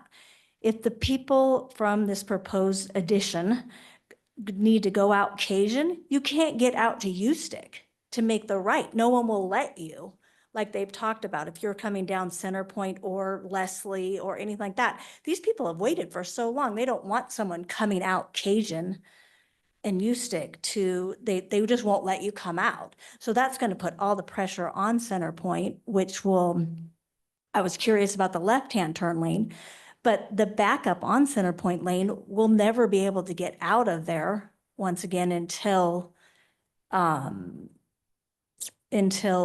you know, all those cars, if there is one car sitting there, it blocks anybody from making a left. So my question is, will there be a left-hand turn lane on both proposed? And my vote would be that don't add any more to what we already have. If we have to deal with however many units will be there, we'll have to deal with it. But let's not add more compressed to this our little streets. Our streets are very narrow. That's about it. Thank you. Council, any questions? And I'm sure the applicant will reply to the question on the left-hand turn. Is there anybody else present who would like to provide testimony on this item?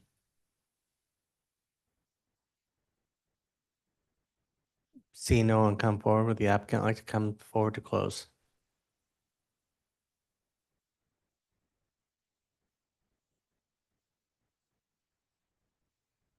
Thank you, Mayor and Council.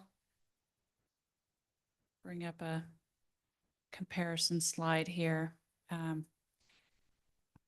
Appreciate all the comments from the neighbors, and I know that many of them have weighed in on prior applications, and also some of them, you know, as you heard, are new to the neighborhood or didn't participate then, but we are still focused on the changes that are happening here as we also try to address their concerns that are coming up. Maybe let's start with traffic. There was comments about this left turn lane. Yes, it would happen with either development. That is a mitigation that is required and will help serve this development as proposed, as approved, and it will help the existing residential neighborhood to the south. There was an individual who testified that said that, they didn't think it added much.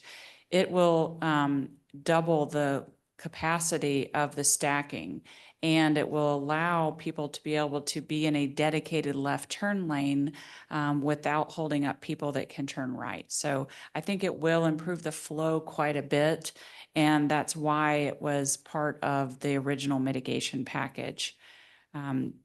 The additional traffic concerns, I think that, we addressed a lot of that in our primary presentation. It is significantly less traffic than the Villa Sport and significantly less traffic than any other commercial use that would be here. There was some testimony about saying that somehow the Villa Sport traffic would be better or the commercial traffic would be better. It would be significantly more intense, not just on daily trips, but also for AM and PM trips that would impact people in a residential neighborhood. We are, I'll turn next to building height. We are pleased that we were able to make the adjustments to bring down the building transition. It sounds like there's still some concerns with the buildings. With Building D, there was specific testimony about that. That's the closest building to the south, that 61 feet. Just want to point out that that is still an increase above the required setback. That'll be a 45-foot setback on our side. It'll include a 25-foot landscape buffer and a fence. There was a question about whether or not we would have a fence. And then there's also distance to their side. And we're talking about the narrow end of a building, 2 stories next to a 2-story home. So a significant distance nonetheless, even though it's smaller than our other distances, which are significant, it is still a significant distance and above the required setbacks under your code. Because it's the end of the building, it will also have limited windows, and there's not a height differential there to create some of the concerns that I think that we were hearing about looking down on that closest residence. There was also testimony about building heights that the code does not allow 4-story buildings. This is CG zoning, which allows 65-foot buildings in 4 stories or 5 stories if you can fit within 65 feet. So it is consistent with the code. And, as the exchange occurred, with Councilmember Cavanagh, the height of the building will be dictated, of course, by the design, by us switching to the pitch roof, the very peak of the pitch roof. The exact height will be determined in the discussions with staff as we go through that architectural design approval. But all we're asking for is 4 stories. That the peak of the roof and the exact slope will determine the exact height, but our expectation is that that'll be 55 feet 6 inches as we displayed for that tallest building. Because they're residential stories, they're not as big as office stories as maybe was represented by others that had experienced it from office. Schools, I know, Councilmember Strader, you asked us to address connectivity. It is unfortunate the way development happened to the south of us. We will improve all of our sidewalks, of course, along our frontage. There is not great connectivity down Eagle Road or through the neighborhood there to the school. And so, it definitely would benefit us and benefit the neighborhood to our south and other neighborhoods around us to the west to have better connectivity to the elementary school. We don't have options or control of that right of way to create that. I guess our request of the city and suggestion, and we'd be happy to be a part of these conversations if it's helpful, is to work with, Safe Routes to Schools programs, to work on grants to try to connect some of these gaps that the school district has identified either along the Finch Lateral or that gap along Eagle Road, or maybe both. We're certainly interested in that and happy to be a part of those conversations to the extent that would help. The concern about school teachers being available, that's creating a capacity problem and the teachers need to be paid more to live in this neighborhood. Couldn't agree more. And also, we're trying to be the other end of that financial spectrum solution by providing housing that those teachers can afford to be able to move into the neighborhood. So you can change that dynamic on both ends by paying them more and or providing them housing that they can afford on the current salaries that are set. So we would welcome those teachers in this community and hope that that does help to provide some of that deficiency that if the elementary school is facing that. We really appreciate the comments that came from Mr. Camphor about from Neighborhood Works Boise about that these are homes for real people. And also appreciate the council's comments that just because you're in a different economic strata does not mean that you are going to create more crime. Instead, you know, what we would ask the council to view this as is this is currently an undeveloped site that is does not have any homes or community on it. It's, you know, frankly, a bit of an eyesore from this developed area around it, and bringing in new homes, construction, neighbors, the residents that call this home, you know, we think will add to the community and the presence with the neighborhood, and look forward to having existing residential neighbors. And there will be amenities within this neighborhood, so they will not need to use the pathways that are on the adjacent properties. They will have their own opportunities within the development. So for all these reasons, we do ask your support of the project. It is a minimal increase in the number of units and height on interior buildings. And for that, we'll be able to help provide needed affordable housing for the community. We'll stand for any further questions you have. Thank you, Deb. Council questions? Mr. Mayor, just one question. This was kind of mentioned in some of the testimony earlier that I have been thinking about. This is I don't know what you paid for the property. It would seem that it's a premium, but why would you want to put this project on this property as opposed to maybe somewhere else?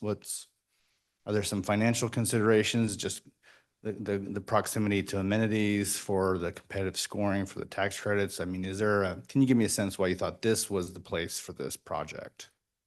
Yeah, I'll answer, and then if Chase wants to come up and add to that, he certainly can. Mayor, council member, there's a number of reasons that this property is attractive.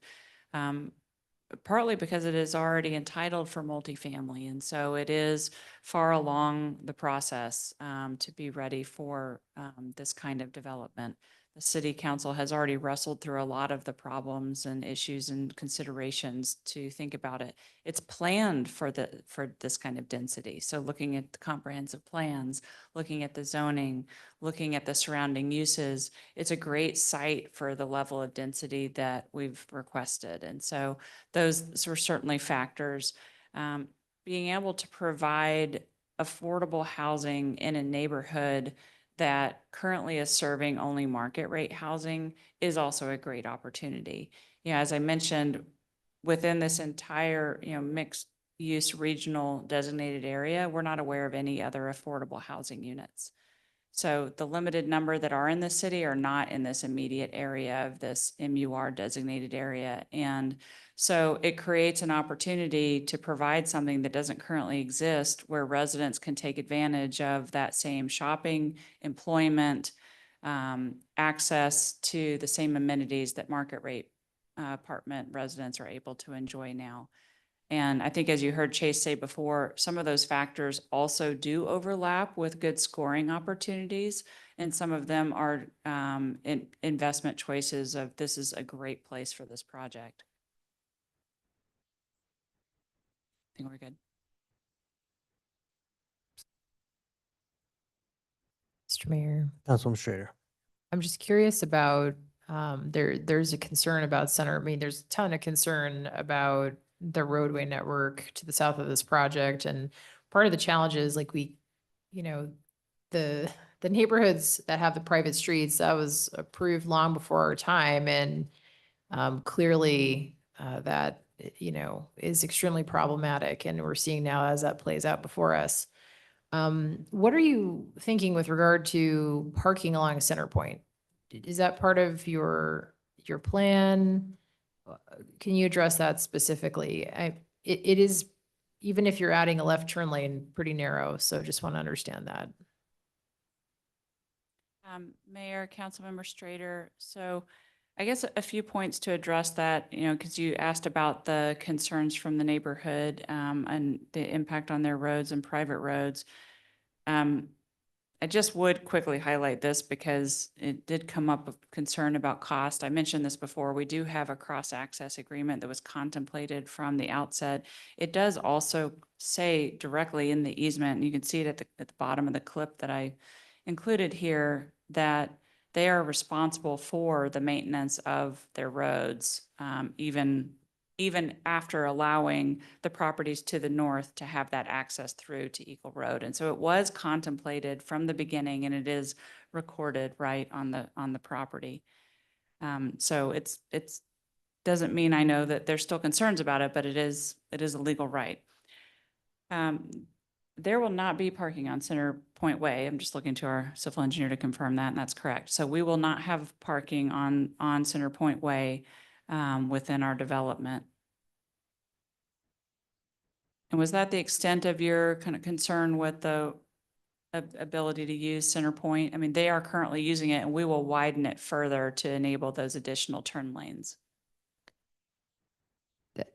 No, it doesn't alleviate all of my concerns generally about the traffic issues, but it does address my specific question about parking on Center Point, which is what I was looking for. Thank you. Mr. Mayor. Councilman Cavanagh. Sticking with the subject of parking. Had a lot of multifamily that comes through Meridian, and typically those projects exceed our parking standards. And yet if I drive through a complex, I see significant parking on the street. Which I think is a frustration for residents, for commuters, anyone that feels like that they're more compressed with their travel lane. I think that helps to slow things down, but that's neither here nor there. So get that you exceed the parking requirements. I also get that you're saying, hey, we're not going to park on Center Point. But inevitably, people are going to park there. And people are going to park on these private lanes. And that's the part, Ms. Nelson, that I'm concerned about, is because when Luke Kavanagh, who lives in your complex, and either it's more convenient for me to park on the private lane, or I don't know if you're charging to park, if you have to pay for a spot, people find a way to do what is most convenient for them. And then one of these residents, existing residents, calls the police department and say, hey, we've got somebody who's parking illegally. And our law enforcement is going to tell them we can't enforce that because it's on a private lane. So to me, that is my big crux of this issue, is how we resolve that. And you are incredibly way smarter than I am. So help me understand how we're going to solve that particular problem. Mayor, Councilmember Cavanagh, well, we have a few things that we're trying to do to make sure that we're addressing parking concerns. One is to overpark the property. And so we exceed parking requirements under the city code. And that means even under your new city code, which you know increased parking requirements to address the concerns that you're raising. So that is also a benefit of this update, is the prior development came under your prior code for parking. So the number of parking spaces required per unit will be higher for this development than previously. The number of parking spaces actually provided per unit is higher under this development with this update. So the ratio is improved.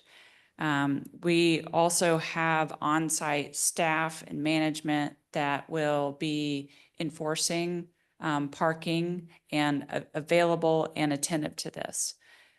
There are careful restraints on the number of people that are actually living and residing and participating in these apartments. And that's part of just regular management of any apartment, but it's also especially enhanced here because of the income restricted nature, that they have to carefully vet their tenants to make sure that there is not a violation of the income restriction. And so having, 6 people in a family changes the numbers versus 5 people in a family and the residents that are living there. So that's why it's they're extra careful here and have additional on-site protection. They will have cameras to help monitor this as well. So, and then finally, I'd point out that the number of parking spaces is important, but also the distribution of the parking spaces, because I think your point is, you know, people will go where it's more convenient. And that's why, and this was an issue for the council in the last approval, and it was taken care of here, the project is self-parked, meaning that the convenient parking spaces that are needed for the numbers serve each building in their locations. When you have parking that's distributed further across the site, then you have more of a concern for that. So all of those things help us to, you know, try to address your concerns that come up with any apartment living. And I think you've got a little extra protection here. Mr. Mayor. Councilman Cavanagh. One more interesting aspect about our project is we do not charge our tenants for parking. So typically you see people parking on the street. I have done so myself when I lived in an apartment building because I didn't want to pay additional money for parking. We do not charge for parking at our projects. It's a tax credit mechanic. We can't charge for something and then claim tax credits on it if it's not a housing unit. We're not burdening the tenants unnecessarily. Therefore, they are more willing to park on our site because they are not being charged for their cars to park within the community. Mr. Mayor. Councilman Cavanagh. So I feel that you have addressed parking within your complex. My question still remains though about the challenges that will exist, that your residents, whether by choice or obligation, whatever, will not park within your complex and will rely on these private drives for parking. I just think it's inevitable. And so how do we resolve that? Because if I'm a resident, I live over there, like in my neighborhood, if somebody parks on the street for 4 days, I call code enforcement leaves a warning, we work with the neighbor to get it resolved. The residents that live over here that are adjacent to these private drives are not afforded that same opportunity. Mayor, Councilmember Cavanagh, there is, to the extent, I mean, again, this was developed this way, so this is the way that was done. There is a parking restriction as a matter of the recorded easement as well. And so now to enforce that is a burden on, again, the development that has been set up this way. So it is not allowed. And so ultimately there would be a remedy in enforcing that. Practically, I understand your concern, but it is also the nature of this infill development. This property was developed this way. There are private streets there. We've done a lot on this infill property to address those concerns, and we are confident that this is overparked enough and convenient enough in parking that it isn't convenient for them to go down to the private streets. And so, you know, we can't, I don't know that I've got a better answer for your what ifs, but Ms. Nelson, with all due respect, it's not a what if. It's something that we see in apartment complexes throughout the valley.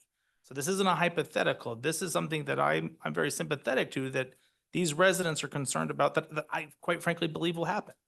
So it's not a hypothetical. It is, we're trying to mitigate what is going to be a future problem. Mayor, Councilmember Cavanagh, I appreciate that. And I do think that was a lot of the discussion when you guys increased your parking numbers. So, Mr. Mayor, maybe a quick follow-up or a secondary question. Councilman Cavanagh. So my only other question is about the testimony that we heard about the proximity, I think, of one of your buildings being within 60 feet of a residential unit. And in your rebuttal, you provided some commentary about that. Would you as an applicant support a condition that would prohibit windows looking out to any property that's within 65 feet of your development? they'll have to consider that. I'll look to the developer to say if they want to say something different, but I think the answer I'm seeing on their face is that no, they don't want to limit the livability of these residential apartments.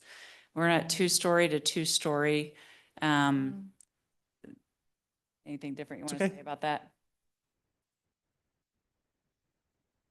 I just wanted to add that the fire code requirements for the International Building Code will likely require a window of some kind on the southern property line to have habitable space.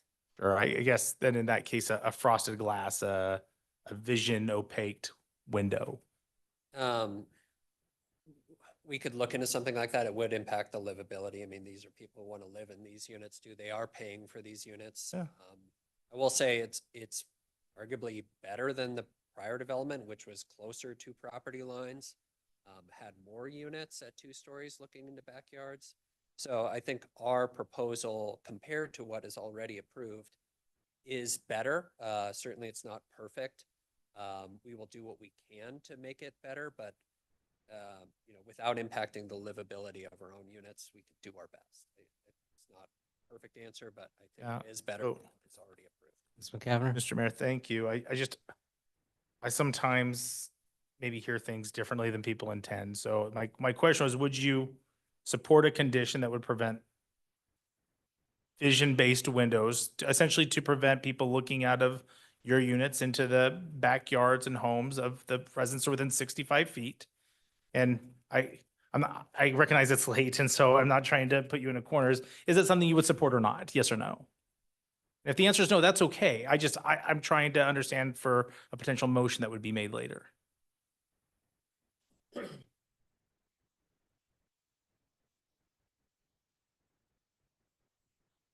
I can promise we could do our best. I don't know what that means, Yeah. but we don't want it 2-story to 2-story. It goes both ways. I mean, people will be looking into Sure, but they were there this first. as well. They are there first. We will do our best to not have windows align and units match up. That is allowable by building code.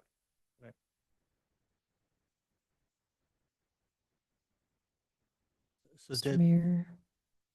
Councilman Schrader, Councilman Schrader. Yeah, I just like thinking out loud and brainstorming. I mean, I start to get concerned actually about, I think there's a precedent for it when we've limited like the second story of a single family residence. Like there's a precedent for that, but where I would get concerned, is also just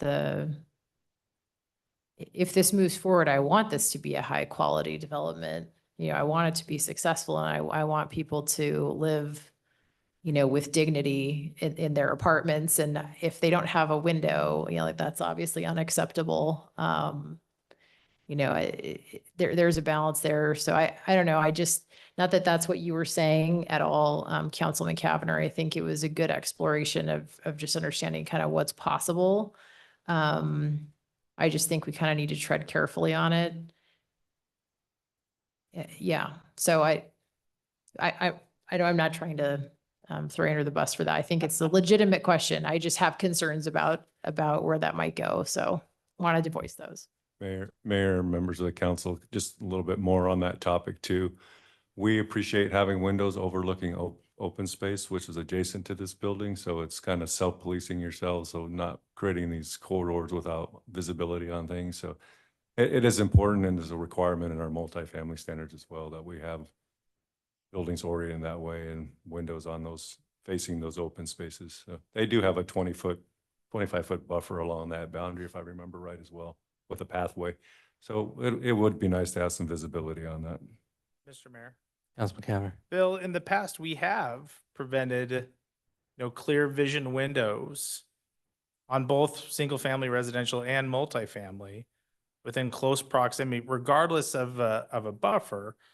The council has supported that in the past, though, regardless of if there's open space or not. I can think of a handful of single-family residential and at least 2 multifamilies in my time where the council said, hey, we don't want a clear view window. We want, a masked glass. So we have done that though in the past. Mayor, members of the council, I don't remember the multifamily, but I'm certainly remember the single family where we're like, do your bonus rooms so the windows are facing towards the street, but it's rear yard to rear yard. Or I think there was another development where, but it's been mostly single family homes. I don't It has been recall us mostly doing single family, yes. on multifamily that I can recall. The other thing, going back to the no parking, certainly that's a condition of approval. You can put on the applicant to put no parking signs on those roadways. And that would give the police department the authority to do something then. With the center point, North Center Point way across behind Coles, a portion of that is marked for no parking in part of the newer residential multifamily to the north. So again, it's because there is such short stacking there. I'm with council. It makes sense to put no parking on that section because that's where a lot of the people are going to be coming and going within the development. So I think that's certainly within your purview. Not necessarily DA, but you certainly could put it in there, have the applicant work with ACHD on the appropriate signage, but at least make it a condition of approval in the conditional use permit. And then that way, when we go out there, we can verify those requirements. And same thing with the other driveway, which is, it's interesting because typically we don't allow parking on private streets unless they're widened, and that section is only 25 feet. So it's not going to be parked on. It's going to be a fire code issue if they're blocking with vehicles and everything. So but as a precaution, you can require them to do that. And I think Deb has testified this, is it's a cross access easement, and that easement is defined either 20 or 25 feet. I would imagine it's 25 feet. So it's not approved for parking. It needs to be open for vehicle access. And so any cars parking on it, they're violating that, and realize it's not a city issue, it's a private property issue, but they have to maintain that easement remaining open so vehicles can use the access points as well. So just at least wanted to give you a little more commentary on that. And with Deb's slide, I'm not sure, it's a little convoluted, and I don't know all the context of it because she probably looked at the CC&Rs or however the private street agreement was written up or however the cross access agreement was written up. But Sadie Creek is actually the property that they're developing, not Bienville Square. So there's a lot of different moving pieces and a lot of history on this site. And so I just wanted to be clarify on the record that that cross access language that is being displayed tonight is actually what's on this particular property, not what's governed in Bienville Square. So I don't know what that says. All we did was show you the plat that granted the cross access and where they could access and utilize that private road. So just want to make that point of clarification for the record. Deb, could you go? Can I address that briefly? Yeah. If you wouldn't mind. So based on what's recorded in the title, the entire property to the south is what's described as parcel B that is giving cross-access easement to parcel A, which is, again, in the title records, our property. And so that is how it's shown. Deb, could you pull up the the current site map compared to the proposed site? That one, yeah. Just a curiosity question. I don't have any idea where this is going tonight, but if council says no more than 213 units, would you prefer the right side alignment compared to the left side alignment? Does it make any difference? Because we talked about the cost difference between having a building D and building E compared to going to a building C only, as well as, the size of the outline of the one F and D. Is there a preference? Or don't even bother going there if the number isn't elevated, just call it good and don't worry about making any additional modifications? Mayor, I'll answer that, and the applicant can weigh in if they feel something different, that it doesn't make any difference. There's no need to modify the site plan if the numbers are kept at 213. Okay. That these are accommodations and adjustments in the plan to address concerns from the neighbors, but the original development will stand and it'll be developed if, market rate housing as is. These are changes, the 4 stories, as you heard from the applicant before, creates that cost efficiency to have one roof, one podium base or one platform base, one set of the heating and cooling. Everything about it creates such cost efficiency that 4 stories is really important. The number of units is the other piece of that equation. So they have dropped it to the point that that's what they need to proceed. So. Okay. Mr. Mayor, Councilwoman Schrader. Just looking through the list of concerns, I did not hear you address, and I don't know if this is an issue, but there was a comment made about Nampa Meridian Irrigation District and a concern that this development will not get enough water because they had some challenges. Can you speak to that? Yes, Mayor, Councilmember Strader, we will use city water as needed for landscaping. Mr. Mayor. Thank you. Councilman Whitlock. Mr. Mayor and Deb, can you just talk to me about the parking? I'm intrigued by the renewable energy and reducing the energy costs for the residents. I'm just looking at the site plan on the right here and just wondering, those solar panels, can you just talk me through the engineering of those, how they're faced, and I'm going to ask the applicant if we're talking about engineering of the carport panels. just aesthetically, I'm just wondering what impact they may have, both, well, to the neighbors to the west, to the neighbors to the south, and even the residents in the complex. In terms of energy efficiency. Just how are they sloped? Are they reflections? Is aesthetic? There is no reflection. They will sit on structured carports, so they will look identical to a traditional carport. Just the rooftop structure will be solar panels. There will also be rooftop arrays on the buildings where allowable, depending on, we try to get between 90 and 100% energy offset. So our tenants our system is able to generate enough electricity to support the project, the common areas, and the clubhouse. That is our goal. And I can confidently say we can achieve that goal with the amount of carports at this site. We have maximized all of the required covered parking to be energy efficient, so that it not only is an impact to our tenants, but it's green and works well with our all-electric appliance package that we plan to provide at the project. It will not be noticeable. There won't be glare. They will, just like any other solar rooftop array or carport array, you won't notice the difference from the street. Thanks. Council, any additional questions for the applicant?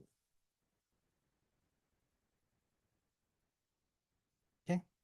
Really appreciate your consideration. Thank you.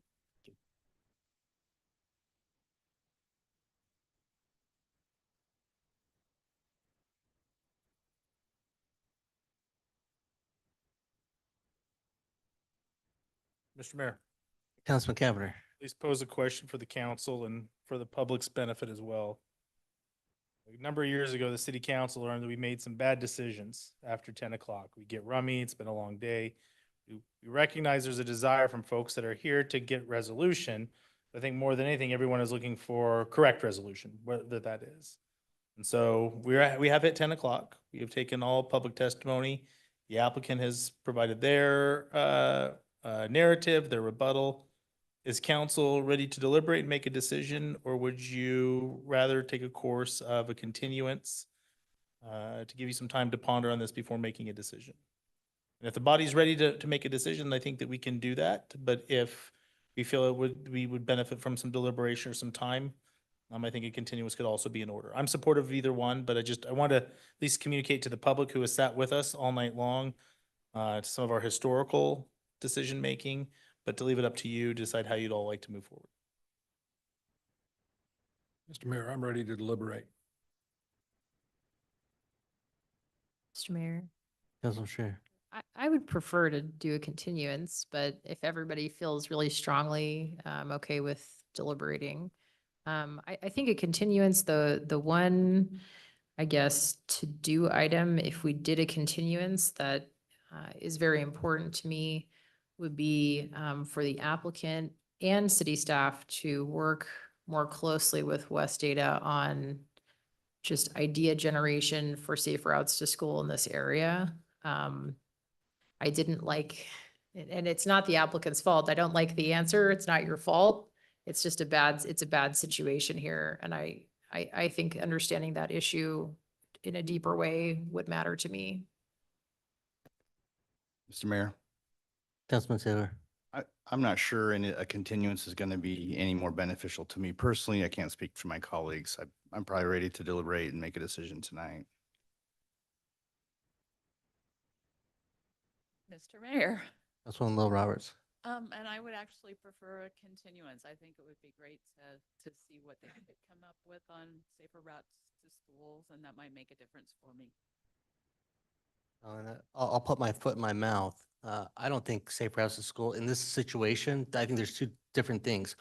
What council may want to see along the roadway, but West Ada will never have this be a walk zone. They will never have kids walk along Eagle Road to the school.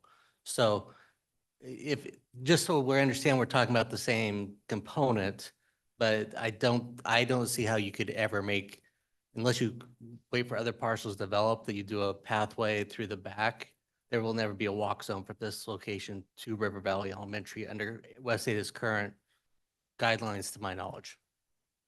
But doesn't mean you can't ask for more sidewalks along Eagle Road over time. Mr. Mayor, I'm ready to deliberate. Mr. Mayor, Councilman, it's always hard. I kind of support, if one or two of us feel like a continuance is ordered, I try to tend to support that. But the majority is ready to make a decision.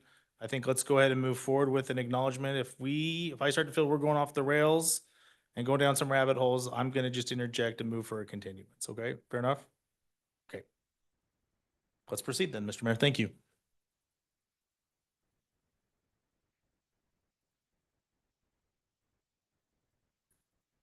Mr. Mayor, Councilman Taylor. make a motion that we end public testimony.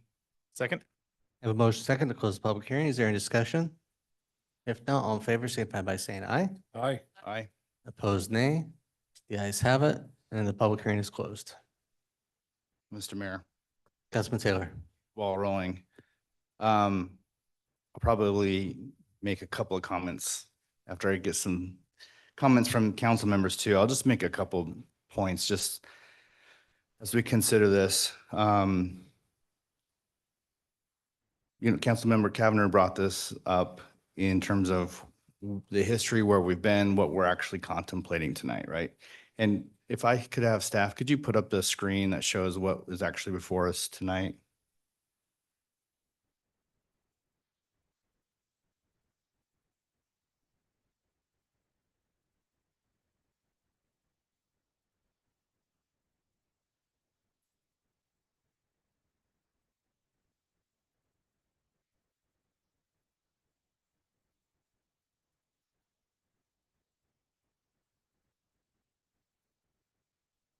I think while staff is pulling it up, I just think it's good that we are able to focus on what the decision is before us. I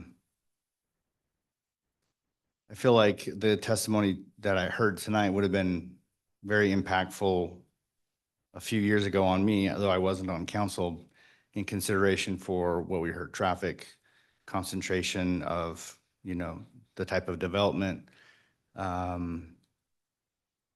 In some regards, I'm not sure while I'm sympathetic to all those concerns, I'm not sure that's really what is before us tonight, though there's some concerns about parking I think we can address.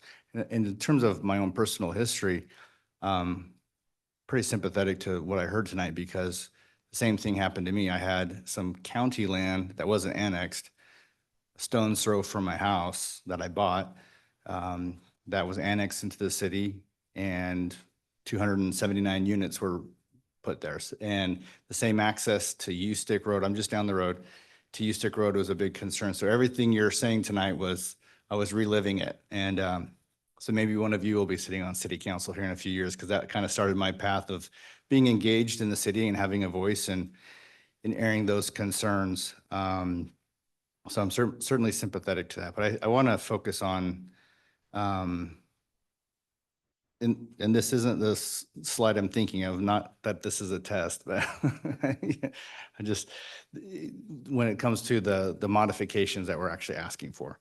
But I think what's really before us is, are we as a city going to look at an opportunity to bring on a type of housing that doesn't come before us that often.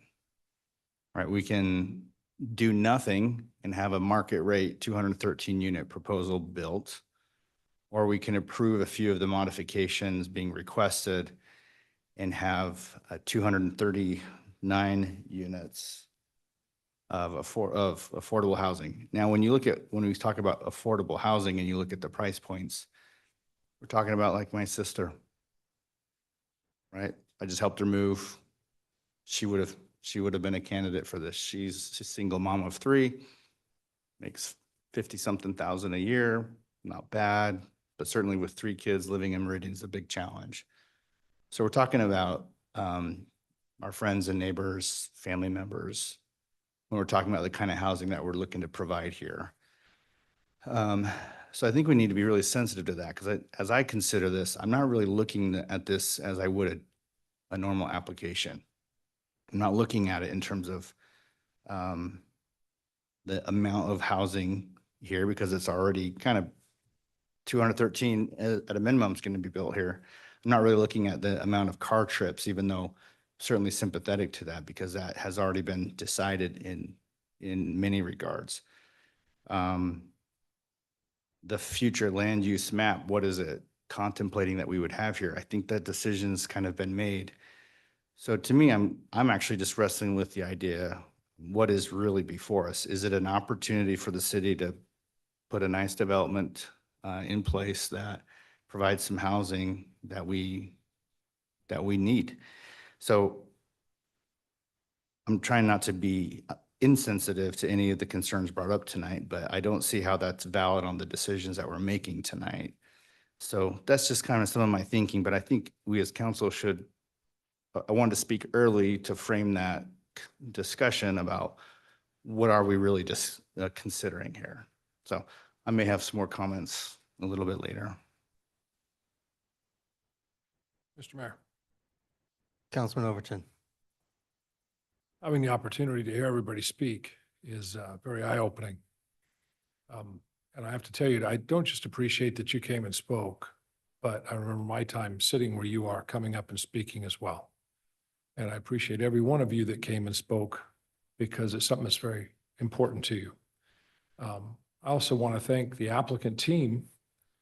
You've got a heck of a business model, but I don't see it the same way. If we really want to have this as a pinnacle project for the city of Meridian, then we got to make sure it's in the right location. And I am not convinced this is the right location. We do not have safe routes to school. In fact, we don't have safe routes from here just about anywhere. Everything is going to have to be done by car. And we want to see projects. We see this all the time. We dealt with it in the past few weeks, where we want to see how many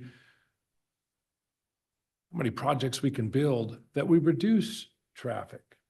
But we're talking about Eagle Road. We're talking about a road, as much as we fight with the Idaho Transportation Department, it's still 55 miles an hour. It's one of the busiest roads in the entire state of Idaho. And we're buffered right up against it.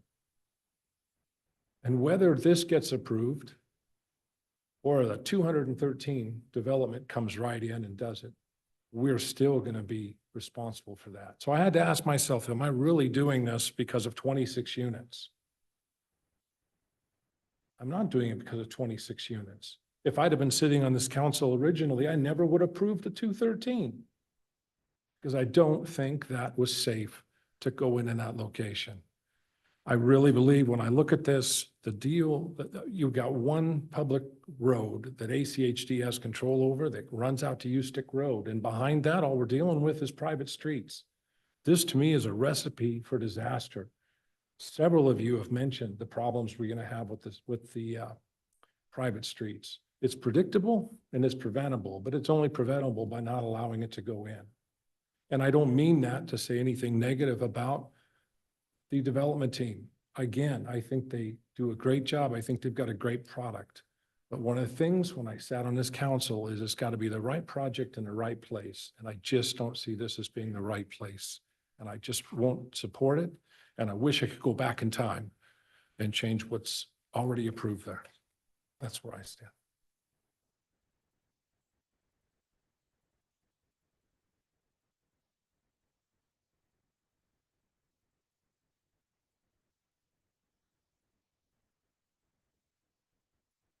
Mr. Mayor, Councilman Whitlock. Mayor and fellow council members, earlier tonight, we approved an application that allowed starter homes at $300,000 to $580,000. Starter homes.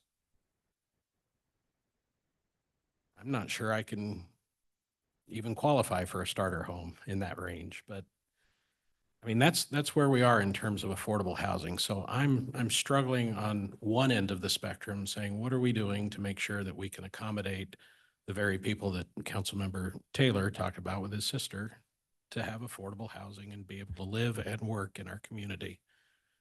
On the other hand,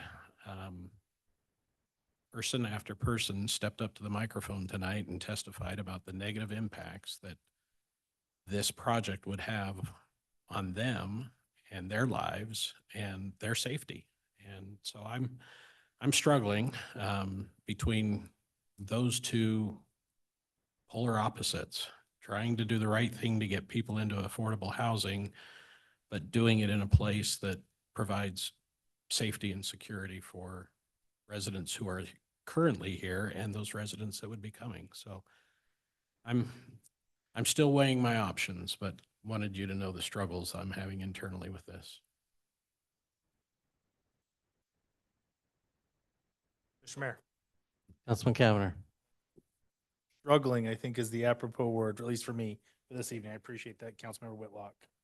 A couple quick comments, then I'll share kind of where I'm at. First, to everybody here that participated in testimony, I appreciate you keeping it neighborly. I can tell there's some passionate feelings about this. I want to commend my good council member Strader for reminding us, like, these are our neighbors, these are real people. And you really heard all of that and kept that in your testimony, so I appreciate that. And I also appreciate Ms. Nelson taking my arrows. I have tremendous respect for you, and I appreciate your candidness. Where I'm sitting at is, I think a lot of the testimony we heard tonight was not necessarily about what is being requested before us, but really about what the project could be. And again, some of those decisions are already made. I'm sympathetic to the feelings about that, especially if you weren't aware of it or you've moved here since then. That's always really frustrating. And we have all heard at the council, public who've came up and provided testimony and said, when I bought my lot, you know, the realtor or somebody said it was gonna be X. And man, that makes me so angry because we've been here long enough. We know lots of times things can change, and we hate when somebody who you trust believes what is true at the time, but something inevitably changes. They don't do that, you know, good enough due diligence to say, hey, this could potentially change. It could be this, but it could be that. So where I'm focused on tonight is what the requests are for us and where the applicant can take action to mitigate essentially a higher use. To Councilmember Taylor's point, we need, and again, let's use the word affordable loosely. It is workforce housing. And we want to allow people who actually work in Meridian to live in Meridian. I want my kids to be able to afford to live in Meridian. So I appreciate what the applicant's trying to achieve. That said, you're asking for more units than what's previously approved. You're asking for additional stories than what's been previously approved. And those to me are the two things that I have hung on, which is, okay, I think I could be supportive of additional units as long as you're working to mitigate some of the parking challenges. Okay, I can support additional stories as long as you're making the effort to mitigate some of the challenges to the existing residents, the existing neighbors. I haven't drawn a conclusion that we can get around those two. And so I am right now gravitating towards not supporting the DA modification for those two reasons.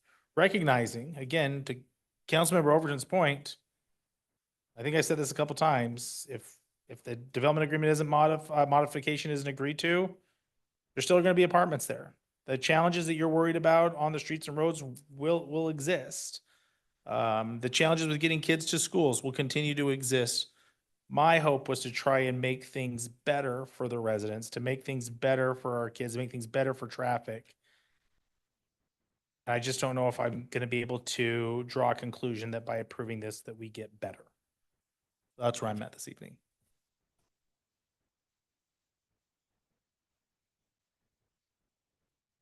Mr. Mayor, Councilwoman Little Roberts. struggle seems to be the word of the night because this feels like a teeter-totter with the previous DA versus the new DA with modification changes. I love the thought of workforce housing. It has been something that's been on my mind and my heart through my years of economic development, and something we desperately need. My newly college graduate son lives in another town because he couldn't find anything in Meridian that was within his, new college graduate salary budget. So,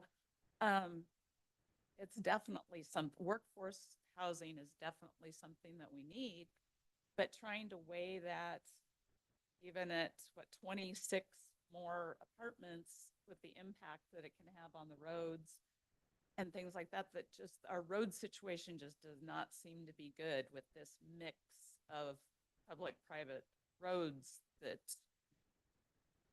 can create their own issues. So, yeah, it's just kind of a dilemma at this point. I'm probably leaning more toward saying yes, because I do like that the parking numbers come under the new rules of the city, and so that the parking does have more parking. But I don't feel like either way we're going to come out with a win-win because of what we're either keeping or approving. That they're just, I think we would all agree if something was before us now that is already in place, we wouldn't be having it. So, yeah, struggle.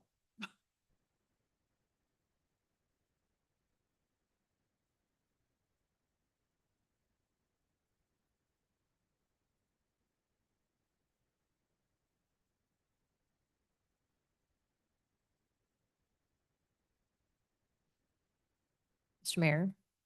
Councilwoman Schrader.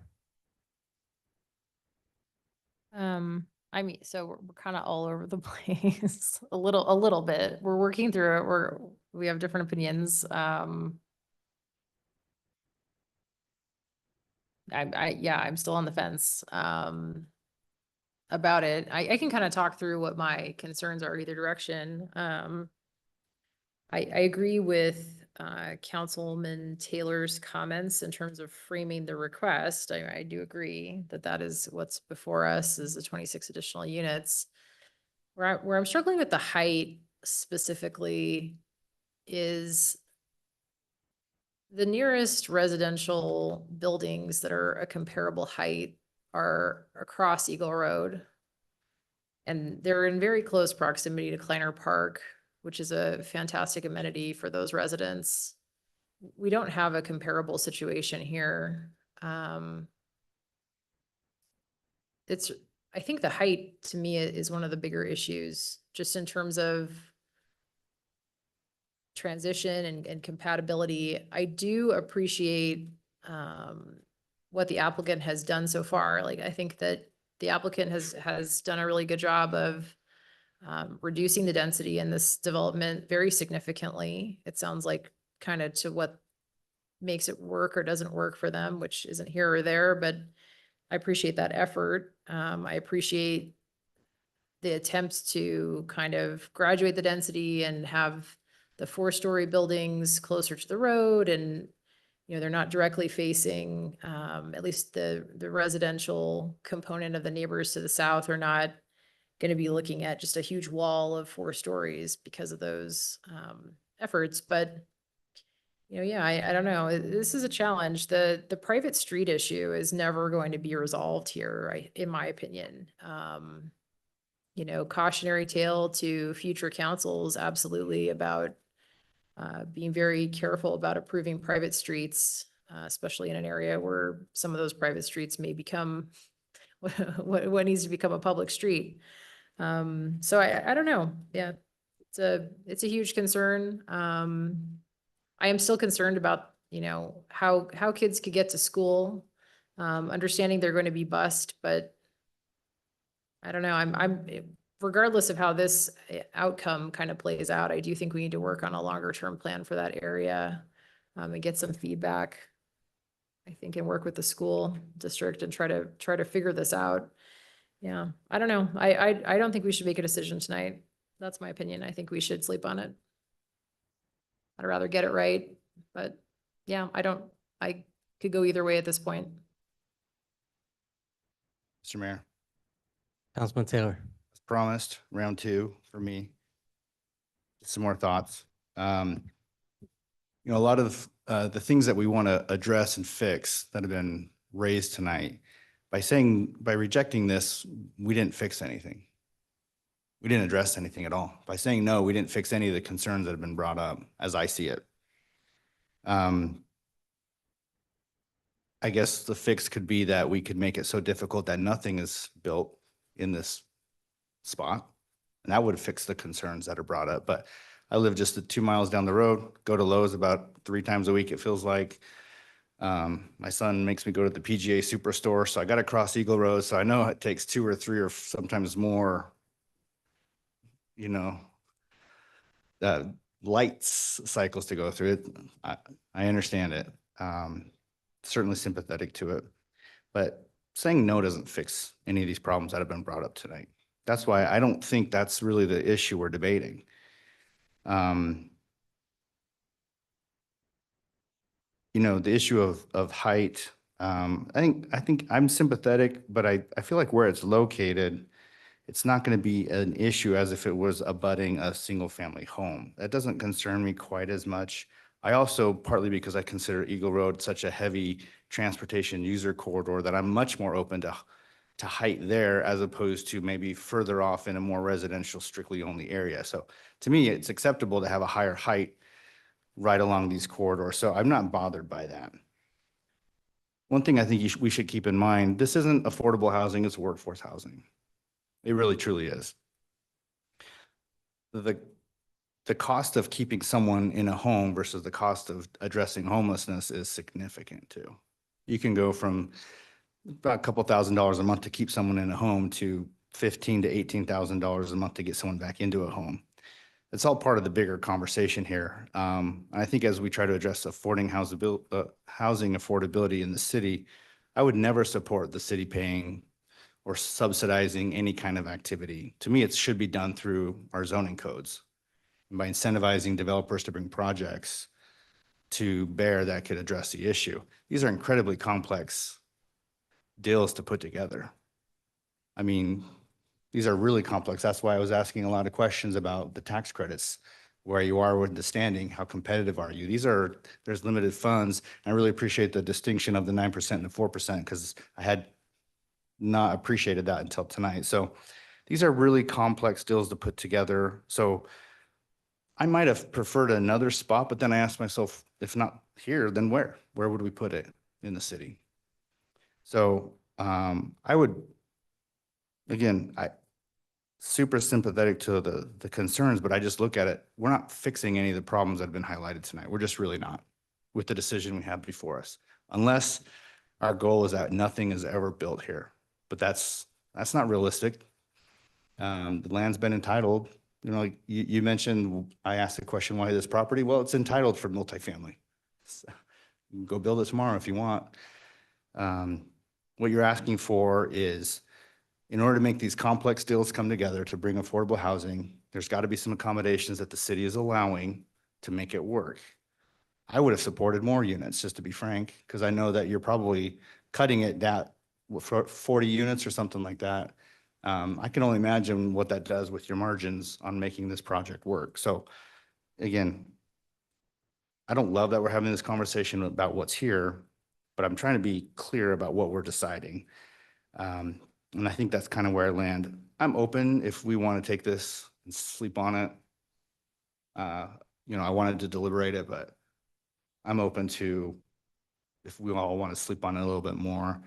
But anyway, just share my round 2 thoughts. Round 3 might be coming.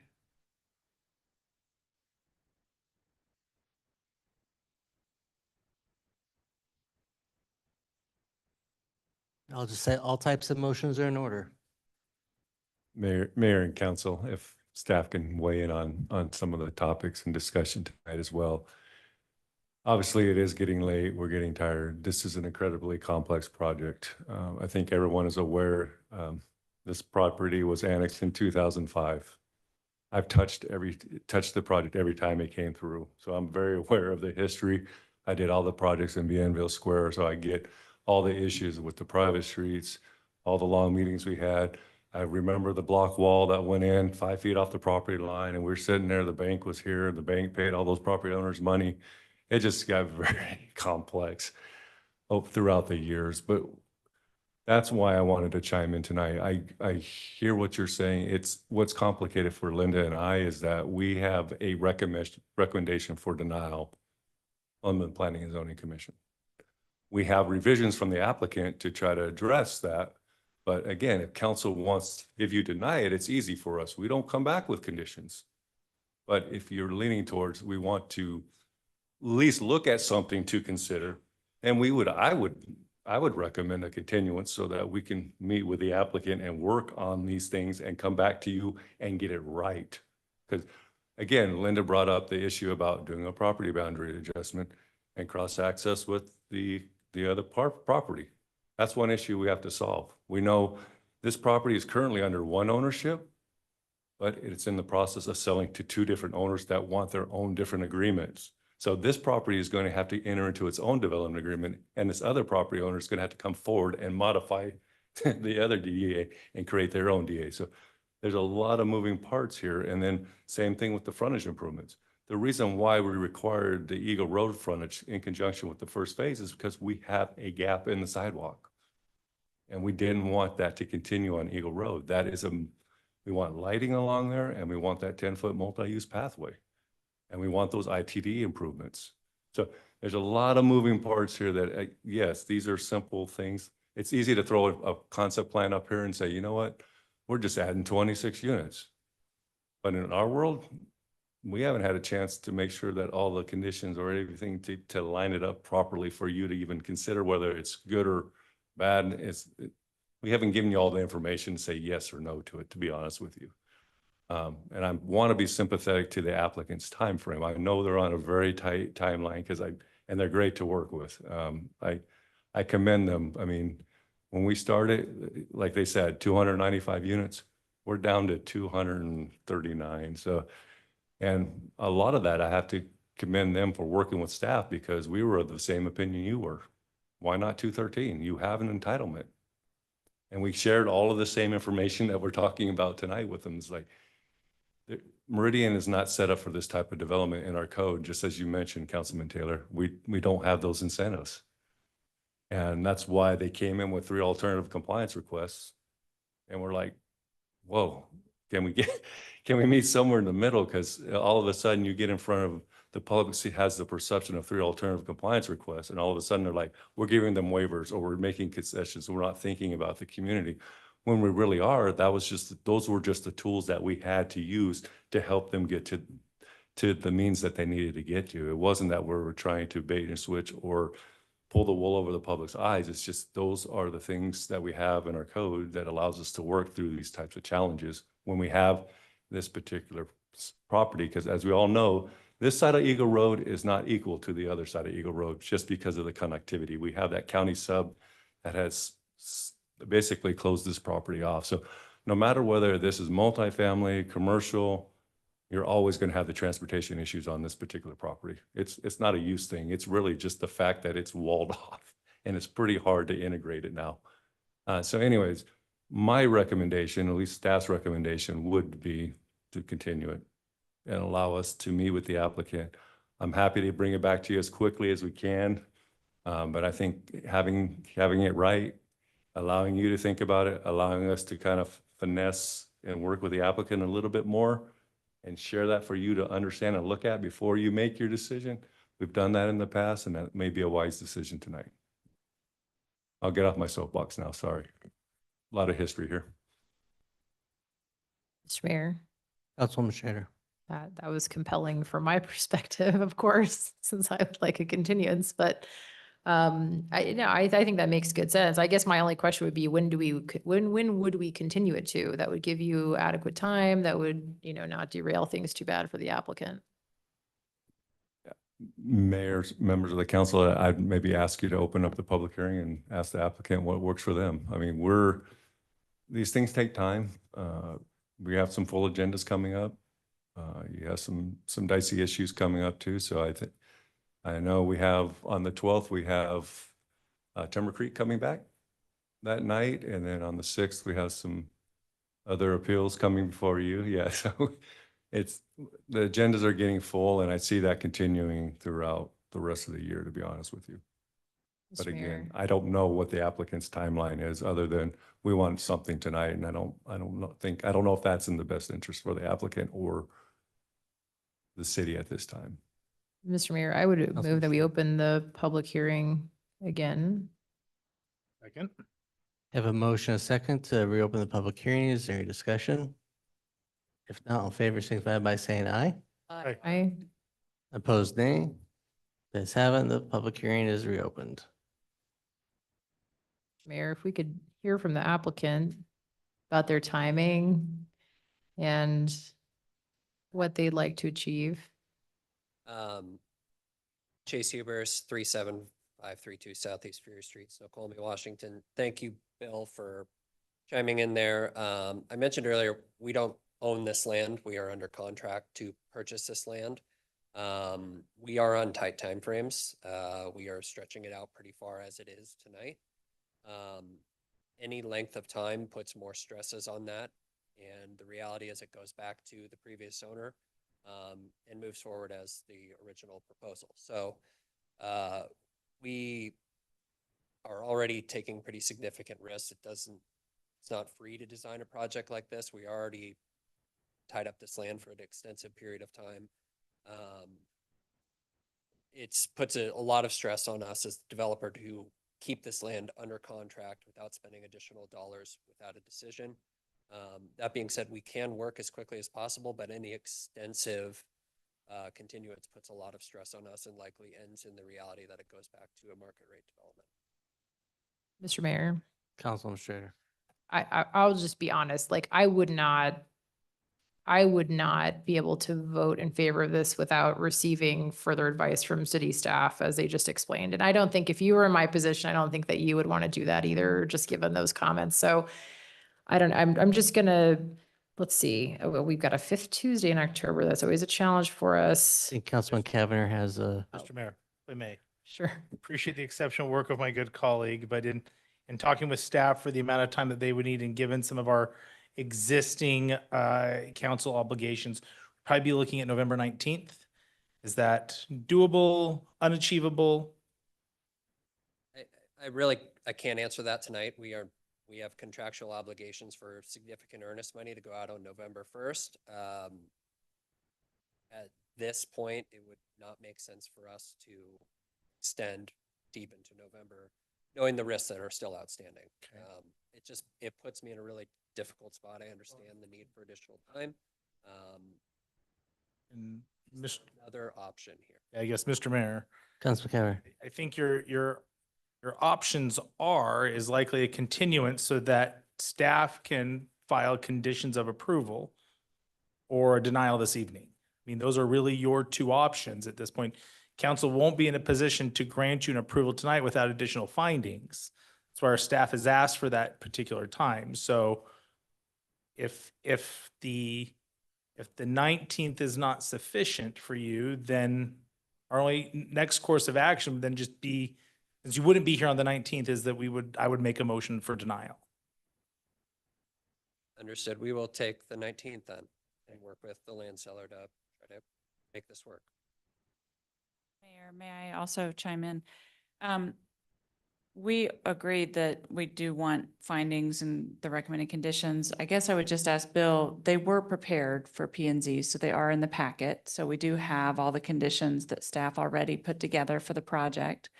And so I think there would be, if anything, minor adjustments, but that would be at council's discretion of conditions you want to add. So I suspect they are there. given that and maybe a minimal amount of adjustment, is it possible to get on in October to review that? Just a question if that's at all an option to avoid the strain of going into November, given that they have been drafted. Mr. Mayor, I don't want Yes, to, I don't want to speak for staff, but I asked staff kind of what the minimum amount of time that they would need, and that was the 19th. So I want to be respectful, so I don't want to speak for them, but I don't want to take away their opportunity to speak. I just wanted to convey that that's what staff had shared with me, is the 19th would be the earliest. Correct, Mayor, members of the council. I mean, the last hearing in the month is next week, isn't it, the 22nd? And then we're into November, so I don't know how we get you Can't- turned around and get it back to you. Yep. It's just a difficult time of year for us to be able to pivot that quickly. The applicant isn't wrong. We do have some general conditions, but again, things have changed. We want to bifurcate this out of the existing DA. We want to require cross parking. So again, I want some time to at least have a conversation with the applicant to make sure those things work. I don't want to sit here and try to work from the dais and come up with conditions of approval on certain things that have kind of transpired based on the sale of this property and the other owner. I'm working with both of them, to be honest with you. So one calls me, and then I know the current owner of the property, and then he asked me, what if we do this? Can I do this? So it's just very, very complex, and I just want to be sympathetic to everyone involved so we don't inadvertently miss something getting this one to the finish line. And then we talked about other things as well, like no parking signs and those things. So I mean, there's That a is lot already here. in the conditions. I guess if it's possible at all, can we have 5 minutes with staff? I actually, reading through this, I think everything that's been proposed is in the list. Mr. Mayor, you run the meeting. I'll defer to you. I'm happy to take 5 minutes. I'm also happy for a 1-week continuance. I mean, either staff will get it done, or either you got the conditions ready or you don't. And you come back next week with, you get your 1 week to figure it out and get stuff in. But we do have 2 council members minimum who won't be here, who are here tonight. And, you know, that is a challenge. You don't like to have people that have gone through this to not be present. Yeah. So that's the dilemma. Mr. Mayor. Councilman Cavanagh. And this is where, again, you can see, this is why we don't do a lot of meetings after 10 o'clock. We tend to get off the rails. Mr. Mayor, I'm going to ask you to grant a 5-minute recess to give the applicant a quick conversation with staff, and then we will come back for likely motions in 5 minutes. Okay, 5-minute Very recess. much.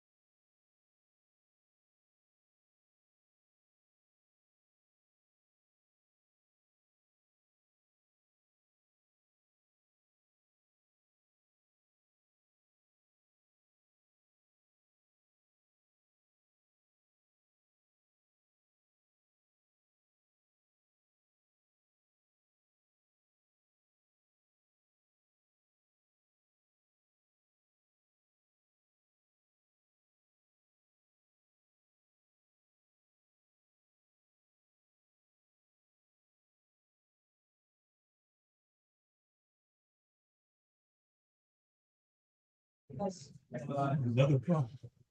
That's a bad deal.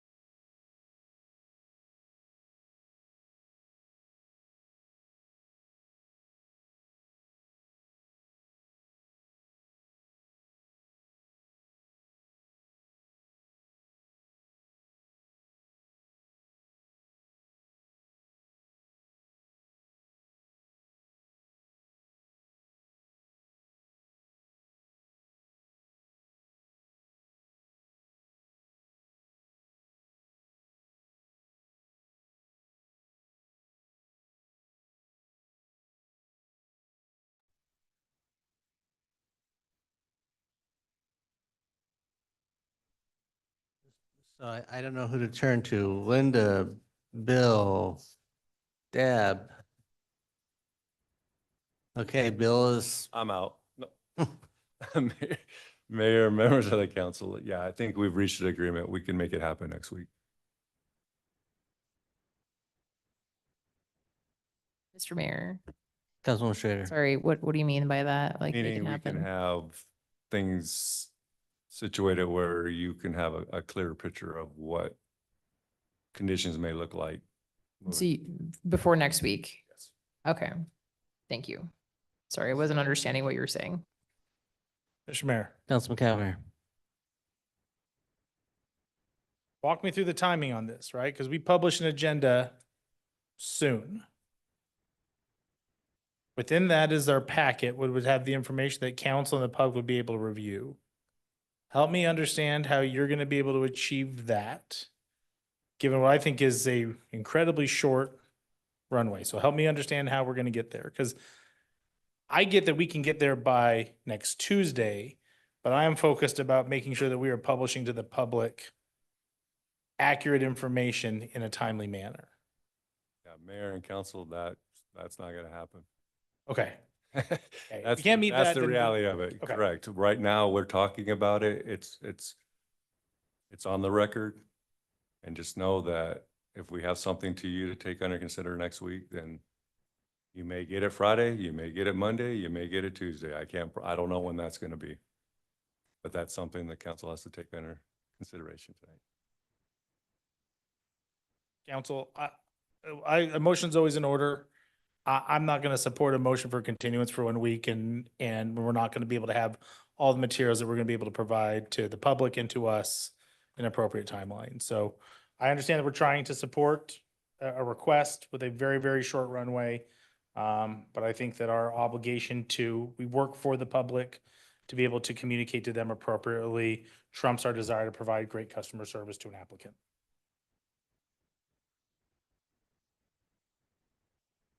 Mr. Mayor, Councilman Overton. I'm in agreement with Councilman Cavanagh. I won't be here next week. I'll be out of the country, so and I feel very passionate about this subject matter. So either we make a decision tonight or we find a date in the future that we can continue it to. That'd be my call. So, council, to maybe move things along, I'm going to make a motion that we close the public hearing on this item. Have a motion second to close the public hearing. Is there any discussion? If not, all in favor, signify by saying aye. Aye. Aye. Opposed, nay. The ayes have it. The public hearing is closed. Mr. Mayor, Councilman Cavanagh. I move that we continue item H 2024-0019 to November the 19th. Second. Have a motion a second to continue this item to November 19th. Is there discussion? Mr. Mayor, Councilman Cavanagh. to speak to the motion, this was the timing that staff said was appropriate. I think that obviously gives staff enough time to evaluate and then certainly more than enough time for us to notice this appropriately. So that the public who has taken any great interest in this application has ample time to review and be able to provide any follow-up testimony on the 19th. Mr. Neri. I realize I may need to get clarification. Mr. Neri, close the public hearing. I want to continue the public hearing, don't I? Yes, sir. All right, so Mr. Mayor, I'm gonna revise my previous motion, which is that we continue the public hearing on item 3, H 2024-0019 to November the 19th. Second concur. Have a motion second to continue the public hearing to November 19th. Will it be the intention of council at that time to take testimony from the public on whatever information is shared, assuming any new on that? So public will be invited to testify if it moves forward. Okay, we have a motion second. Is there discussion? If not, all in favor, signify by saying aye. Aye. Aye. Opposed, nay. Nay. The ayes have it, and the item is continued to November 19th. Okay. Mayor, Councilman Cavanagh. anybody jumping up for future meeting topics? So I'd move we adjourn the meeting. Motion adjourned. All in favor, signify by saying aye. Aye. Opposed, nay. The ayes have it. We are adjourned.